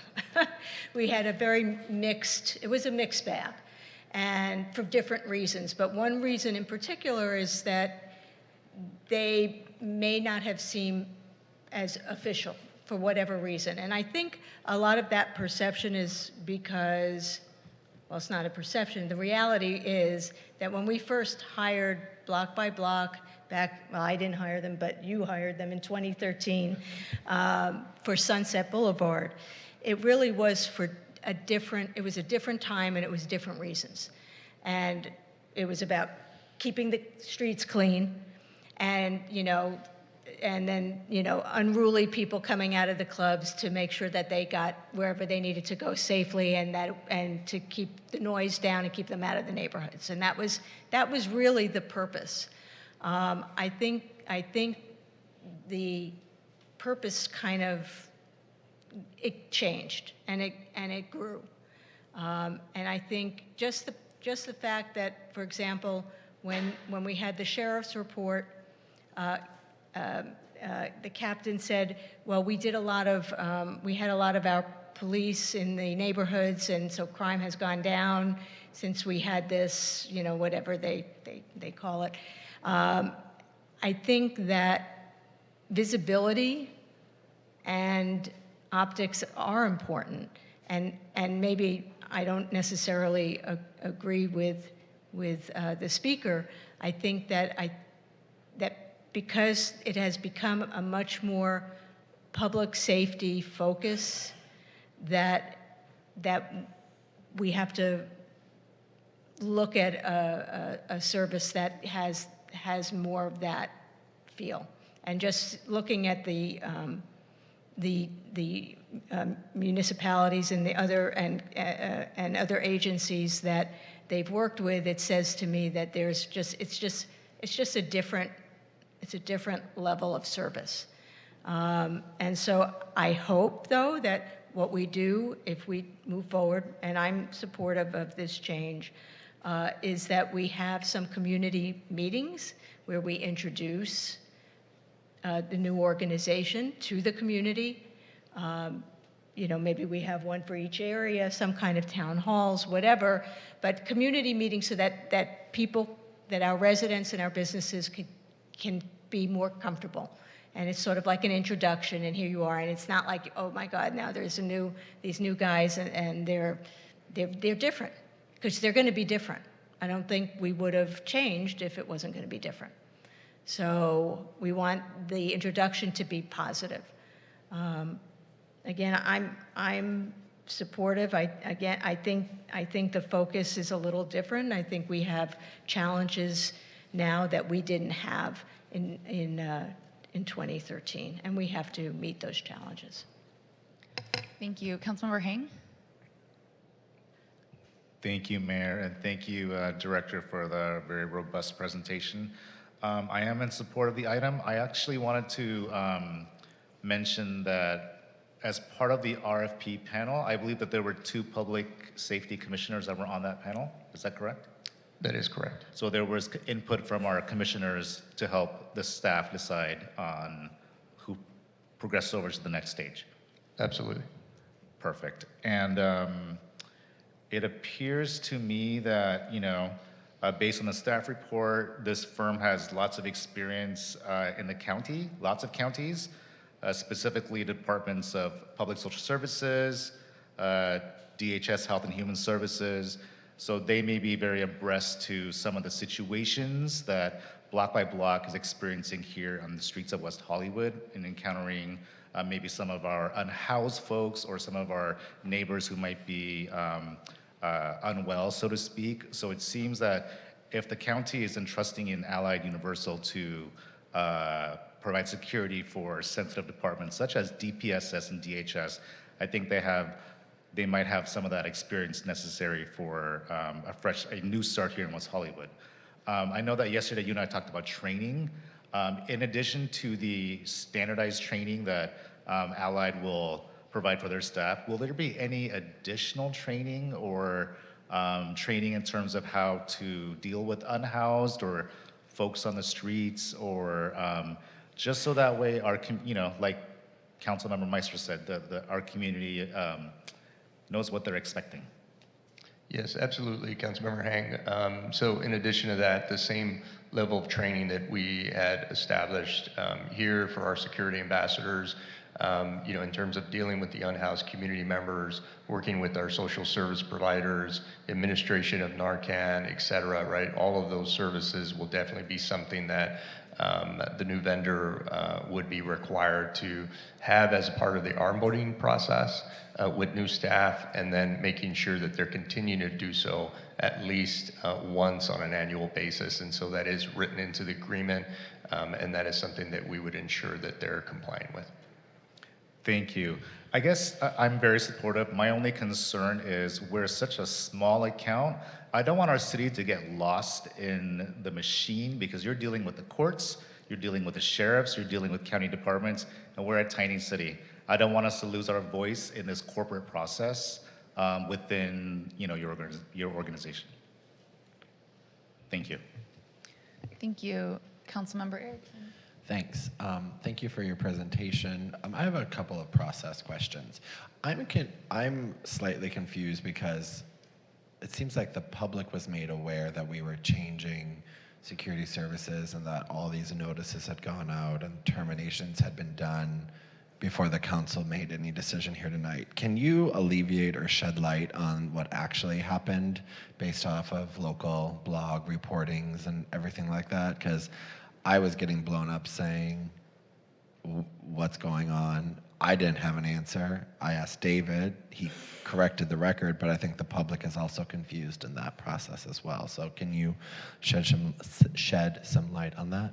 Sure, Councilmember Erickson. So in advance of the request for proposal item, et cetera, we did bring forth an item in June before the City Council to extend the existing contract with Block by Block until September 30th of this year.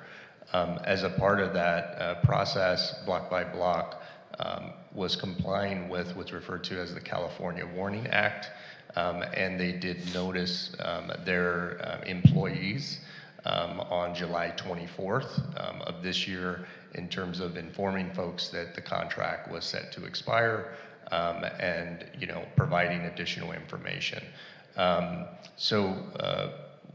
We, of course, had communicated with Block by Block management in terms of our intent as a part of the extension to the existing contract, and making sure that we were communicating with them, and then, of course, bringing forth this item before the City Council for consideration. So as it relates to any sort of notification from the proposed vendor, that is completely inaccurate and did not occur.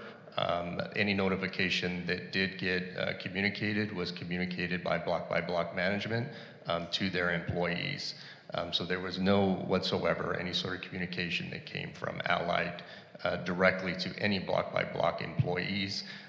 Last week, in an attempt to try to provide some sort of information, knowing that Block by Block employees were noticed by Block by Block management the last week in July. We asked if it would be okay to attend a staff meeting and address any sort of general questions that we could. And so we did do that last Thursday to the best of our ability, given that the item had already since been posted, but of course was being brought before the City Council for consideration. So just for the record, the Block by Block contract has not been terminated as of right now because the council has not made a decision, and any reporting would be false. That is correct. Thank you. It's just important to have that out there because I got a lot of text messages about that. And thank you for your diligence. In terms of the optics, something that the mayor brought up, I am concerned about that. I think it's a very different approach. I hear what my colleagues are saying, and you have 3 votes, so it doesn't even make a difference what I say, because that's the way the cookie crumbles. But specifically, what are we doing to mitigate any fallout? Are employees from Block by Block going to be offered employment with this organization? How does it work? I'm not here to put out several hundred people out of jobs, but that's my biggest concern at the moment, is that they're all going to get pink slips and then they're out of a job. And frankly, some of those individuals have been quite have grown to be known community members, first go-to. So is there a guarantee from Universal Security Protection, or we're supposed to call you Allied, I guess? You'll tell us a better acronym, I guess, sometime soon. But are those people going to get offered employment in the future, or how is it going to work? Yes, absolutely. And I'll turn it over to Tad from Allied as well to add some additional. But yes, if the item is approved this evening, then we would be working diligently with Allied, and they would be opening up a recruitment process for existing employees. So they would have a specific process that they would follow through in terms of applying and going through that hiring process, no differently than they did when they got hired from Block by Block. And Tad, I'll turn it over to you to add some additional context. Thank you, Danny. It's an honor to speak with you today. As Danny said, they wouldn't have immediate employment with us, but we would immediately approach all of the incumbent staff. We respect incumbent knowledge and incumbent understanding of the project. The first thing we would do is give them a hiring sheet. It has a QR code on it. They'll be able to kind of fast track immediately through the system on this project. In other words, it doesn't just put them into the Allied Universal system and say, if you're interested in a job, come and apply. It's specifically for this project. They will still have to go through our backgrounding program. If they do meet qualifications, we will offer them employment if they would like to work with us. And they will go through a formal training program as any new employee would as well. We wouldn't just fast track them into the process. They will be trained, as kind of Danny was explaining earlier, on all of the training that we've promised. They will be provided for the city. Okay, thank you. Thank you. And that will take place. I'm hoping as soon as tomorrow we would start approaching. Thank you. Vice Mayor Heilman. I'm supportive of this, and I'm going to vote for it. The one thing that I hope that we'll consider, and maybe it will entail a reallocation of some sort. One of the principal things that Block by Block was addressing is homelessness on the street, and maybe it makes sense to have a specialized team within the group of people who are being hired, or maybe sorry, you're just getting the contract. Maybe it makes sense to take some of the money out of the contract and hire specialized people who are going to simply be working on outreach, supplementing what we're already doing with our human services contracts, but are approaching it from more of a public safety focus. So I don't know where to go with that. I'm not making any recommendations. I'll support what's before us, but I'm hoping that, Danny, you can look at that as we're looking at other ways to address homelessness in the city. Absolutely. Thank you. Thank you all so much. My major concern here, I think, is the concern most of the community members have as well, is that the folks that they've become familiar with in the community will no longer be there. And while that's always the case as things change in many ways, I appreciate the intention that you're making to really onboard as many of those folks as you can. They've become deeply trusted members of the community and so relied on and so am hopeful to see many of those faces reappear in this new way. I also just want to send a big thank you for the many years of service that the entity itself, Block by Block, provided, but also the individuals who have been here in our community, really serving the community with a lot of heart and a lot of friendliness and all the sort of things that we want out in that community, which we'll look forward to you being able to provide that same level of service. I also just wanted to flag, given the last discussion on Lime and the scooters, I noticed within the RFP a provision that was about making sure that these people will be able to also help remove those scooters from the sidewalk. So always good to have more people out helping move those items. Hopefully there are not too many that you encounter, but I do appreciate that being included in this. We have a motion and a second on the floor tonight, so it looks like we're ready to move forward with this item. And I thank you again for especially staying here at such a late hour. That's his alarm to go home now. Just waiting on one more.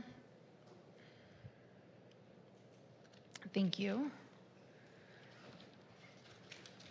Okay, item F2 was moved to consent with ongoing negotiations. So we're on item F3. It is 11:30, and we have F2, F3, F4, and F5 that's left. And I think I held all of these from being moved to consent, so I can deal with F3. I completely support the item. The only thing I wanted to point out is that we previously did have a task force on families and children. There was a report. This is now probably 20 years or more ago. And obviously we need to update it, but a lot of the recommendations in that report are probably still valid. And if our social services staff can't find that report, I'll dig through my material, but it may be in the file somewhere. So I would ask that before we initiate this item, we at least get that report. And that was my only comment. Councilmember Meister? Yeah, before you move on to the next one. Go ahead. Yeah, my only request is that I believe that it was the last report on the status of women, which I think was a supplement. It might have been like a supplemental report. I'm remembering, right? A supplement from the community survey. And we had a big problem with it. And that was that they divided it up, they had a crosstab of age groups. And in one of the age groups, they had weighted the data. So when I was looking at the tabs that's because that's what I do, right, or did, I was like, 50 people, there were 50 people in that cell, and 50 people answered exactly the same answer to every single question. And the reason for that was there was really only one person in that cell, in that 18 to 12, whatever the age was, and they weighted the data to make that a bigger cell. And that is like the biggest no-no in market research, is to take a cell of one person and then say, oh, we're going to weight the data, and then you have one person that's now 50 people. So I just want to make sure that whoever the city chooses to do this are, market researchers that know better. And then the other thing is that what I would want in that contract is when I asked to see another set of crosstabs, which normally in any market research world would have cost $150 to $200, they wanted to charge $6,000. And and I wasn't, I think I had just become a council member and asked for this, and they said it was because they wanted to do a 6-page memo to go with it. And that's, so I want to make sure that if we, move forward and have a contract, that we make sure that if anybody wants to get an extra set of tabs, a set of crosstabs for some other whatever, that they charge what they should be charging, and not say, oh, well, we're going to charge you $6,000 to do this. So that's it. Because that was a pet peeve. That was a big one I for me. remember. because I was staffing the web, and I remember that those were some of the commentary back and forth, and I think those are valid comments. And so I agree, I concur with both, and whenever that contract comes, hopefully staff can arrange for those specifics to be in there. But thank you. I have been hearing, and I want to also compliment the mayor for putting a lot of items like this forward, and I think this is just a long journey in the way in which we can help this information. And the status of women report was something I thought the city really kicked off very well, and a lot of other cities followed. So I'm hoping we continue to set that trend. And my comment was going to be that there's a town hall on childcare that this council supported that'll be coming forward in 2026. So I hope that this can be well timed to be a part of that conversation. Okay, we have a motion and a second. That would be great. Great. Item F4 before us, the Climate Action Fund, incentives for energy efficiency upgrades by property owners. Councilmember Hang, Councilmember Erickson. We do have one public comment, and I also had some commentary on it as well. Yeah, I do too. Kevin Burton, please join us.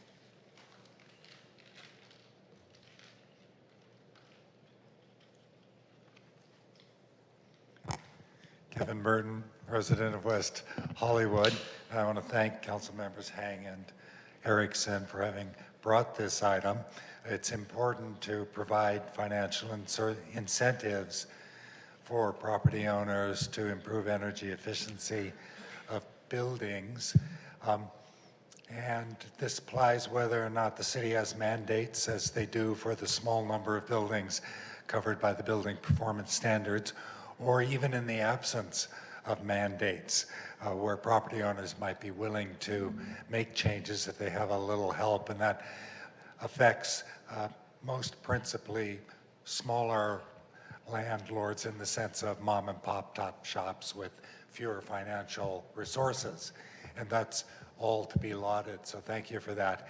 But I also want to use the opportunity to focus on one aspect affected by energy efficiency, and that is cooling in the summers, because we all know it's getting hotter and hotter, and we're set to experience some of that later this week.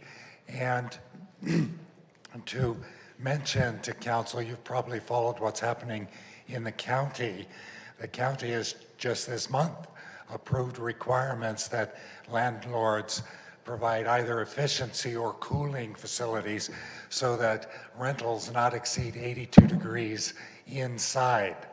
And so efficiency as a carrot is good. I mean, financial incentives as a carrot is good, but mandates in terms of sticks are also useful. And the county has now said that, well, you either allow residents to install air conditioners or you use energy efficiency, but it must be 82 or cooler. If the county can do that, I wonder why the city of West Hollywood doesn't consider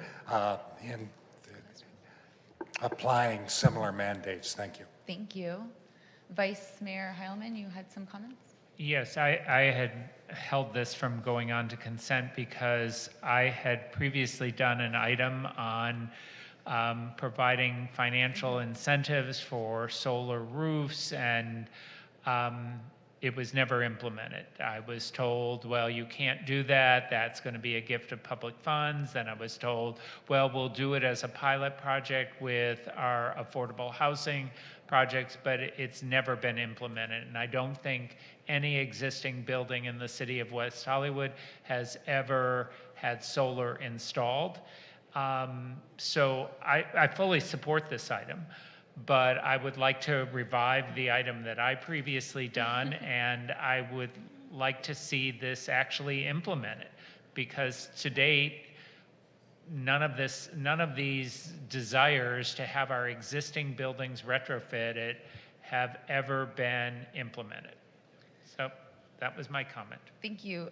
My comment was going to be about the potential redundancy that's being created across multiple avenues for incentives, grants, rebates. There's a lot of different financial tools that not only the city is exploring or has explored and has found different avenues that won't be pursued, but our partners at Clean Power Alliance have given the city funding for our ability to do some of this. They also have their own programs. So I love this in concept, but I'm more interested to understand exactly what gaps we need to meaningfully fill and in what ways that would best show up. So whether it is a different rebate program, a different grant program, a different incentive program, something financial, all in that realm. But I'm not certain that it is a building upgrade as prescribed in this staff report that we need. So I was going to recommend bringing this back as an item that explores where a program like a climate action fund could fill gaps that aren't otherwise filled or served by other existing programs. I'm okay with that. Great. And it sounds like we possibly can bring joining back it with the vice mayor's item as well. Sorry. Yeah, and any others, because there's an outstanding climate credits program that was sort of part of this green business expansion. Yep. There's a lot of these things. And maybe this can be implemented as part of the climate dashboard program where people really just have a one-stop shop on That's what's right. available. And there's already that expanding, there's a list of different places that people can apply for rebates, but I think that's where if we let our long-range planning staff take some time with this to really explore where the gaps are, this will help them best fill that in the way that they understand that's needed. Okay, terrific. So it sounds like we're approving in concept the idea of providing incentives and rebates and asking our staff to explore this more holistically. That's right. Okay. That's right. Great. Yay.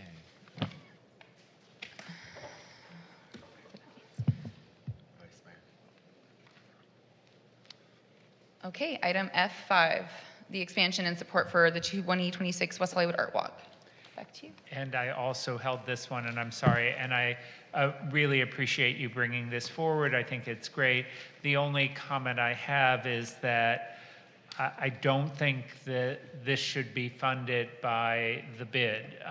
The design business improvement district is supposed to be generating money for that particular district. So if we're going to direct an expansion beyond that district, then that needs to be coming from general fund money, not from the bid assessment. Terrific. We have Greg Ring here to speak. Okay, cool. He's just going to give it a thumbs up. Perfect. I see that Kelly Pilarski left. If you'd like to join, you stayed all this time. It'd be a shame not to hear from you. Good evening, Mayor Good Byers, evening. Vice Mayor Heilman, City Council, City staff. Thank you all for staying this evening, and thank you for your support of Art Walk. Thank you to Laura Byrie, who also stayed here this evening in support of Art Walk. From day one, she's been a solid supporter, as have all of you. I've seen you at our events. I was at the opening of Tierra del Sol, which is not in the design district, but with several of you. I think art and culture drives our community. We are the creative city, and I am 100% in agreement with Vice Mayor Heilman that the design district bid does not have the wherewithal to fully support this economically. So I'm grateful for your words on that and your support overall. Thank you so much. Thank you. I don't see Kelly Pilarski here. Just to speak to that, I do think the vision was to make sure that the bid can do its job, but that the city would leverage its ability to create a larger framework for all galleries and arts places within the city to be included as we promote West Hollywood Art Walk for years to come, and then be able to leverage the trolley service, importantly, to get people across our lovely town as they experience that. Are there any other questions or comments on it? Okay, great.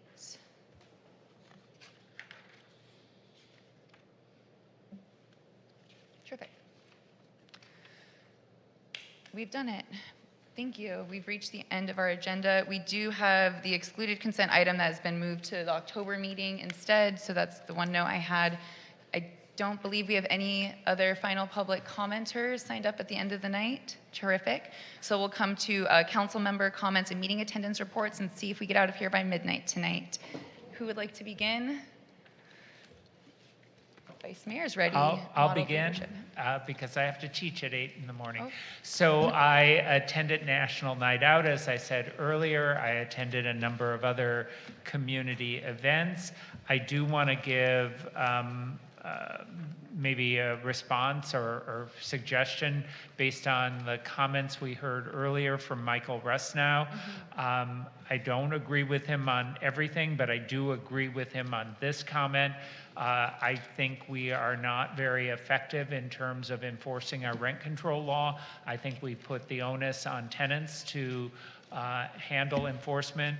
I can't recall within the last 15 years us ever actually prosecuting a landlord for harassment or taking other actions against landlords to enforce the ordinance. So I hope that our staff will look at that, and I think there needs to be a complete reorientation of that department to its original intent, which was to provide protection of tenants rather than putting the burden on tenants to protect themselves. Those are my comments. Thank you for running a great meeting. Thank you. Councilmember Erickson? Thank you so much, Madam Mayor. I too attended multiple city events as well as National Night Out. It was lovely seeing all of my colleagues get in and out of cop cars every now and then. It was a lot of fun. Thank you. Also, kudos to the mayor on running a very complicated social services fun time, but you did brilliantly, so congratulations and thank you for ushering us through that. Additionally, I want to congratulate Eric Braverman, a local resident and business owner, on being inducted to the LGBTQ Sports Hall of Fame. It's incredible. Yeah, it's great, our very own. So congratulations, Eric. I also want to issue my sadness that Dr. Lehman from WeHo Elementary is leaving our incredible school, and we will miss her. And I want to thank her for taking Yvonne's email and Jennifer's email when I became mayor, and I said, I want to have a kid come do the pledge every day. And she's like, okay, and it's a continued tradition. So she's just really been nice, and I always feel like we always have great principals there, and then they leave, but that's life, I guess. So there's that. Additionally, I want to also congratulate one more time Captain Lapkin on her, I don't think she's still here. Oh, she is that. You can tuck right in back there, so you're good. But congratulations. I remember I said this to you over the phone, Fanny, but you truly are just someone our community trusts and loves, and you put in so much hard work to just making sure everyone knows that you really want to listen and care for them. And it's unbeknownst to how many people you talk to every day, to any of us up here, but I can only speak for myself, but I guess from my colleagues is, just happiness that we are so happy, and great things have happened in the city under our female captains, and so I can't wait to see what you continue to do. And also thank you to Captain Mulder as well for his continued service to the department and all that he's been doing. So thank you very much. Thank you. Councilmember Hang? Thank you, Mayor. I attended National Night Out. I attended the West Hollywood Sheriff's Foundation roller skating fundraiser, EPLP. I attended the Plummer Park Comprehensive Improvement Plan meeting. I attended the Hart Park Subcommittee meeting with Councilmember Meister. I attended the Sunset Strip After Dark Annual Historic Preservation Celebration at the Whiskey A Go-Go and the Summer of Sounds in Plummer Park. I want to thank all of the community members who came and spoke tonight at our meeting. I want to thank all of our presenters, and especially for staff and the commission members. Today was a very heavy meeting with the Social Services RFP, and Mayor, thank you for leading this meeting. And congratulations again to Captain Fanny Lapkin. Thank you. Thank you. Councilmember Meister? Thank you, Mayor. So yes, attended National Night Out, and I thank all of the neighborhood groups for their efforts to make it a successful event. Hart Park Ad Hoc Committee with Councilmember Hang, and the HPC event at the Whiskey. And then I'm just going to say we will see you tomorrow, Tuesday, August 19th at 6 p.m. at Plummer Park Community Center, rooms 5 and 6, for the Fountain Avenue Streetscape Project Community Meeting. Thank you. My meeting attendance, I attended the Clean Power Alliance request for offers meeting, the West Side City Council of Governments meeting, where I'm really proud to now serve as chair for that body, the Metro Meet and Confer meeting for the Metro Service Council. And then I just wanted to mention two press moments that I had because I think they're relevant. First, a press conference that our city participated in with Los Angeles Unified School District that was about students going back to school and being protected against the federal immigration enforcement activities, ICE, that's happening, and the Safe Passage program. It was really moving to stand in unity with so many people from all across the region who are served by LAUSD in support of our kids. And I really thank our city attorney and city leadership and our ability to be so responsive and show up for these meetings, and of course our comms division, everyone who supported my ability to be there. Also today, since it was on the topic, NBC came to the city and interviewed, had a conversation with me up on Sunset about the reduced speed limit. So we talked about the need to get this out in a bigger way. I'm not looking forward to watching that interview, but hopefully other people saw it and are excited to understand that we're making speed reduction changes here in the city. I also just wanted to thank the public commenters who come out tonight. It was a very long night of meetings, and many of you stood with us till the very end, and especially want to thank the many people who voiced support for the retail pet ban, not just here in public comment chambers itself, but the letters that were sent in were also very meaningful. I really appreciate our city's commitment to supporting all of life. I do have just a quick 2-page document I'm going to read. Just kidding. Thank you. It's been a great meeting, really long night. We appreciate you all. At the very end. Have a great night, everyone. We'll see you at the next meeting, September 15th, here in Council Chambers. Have a great night. Some laughs.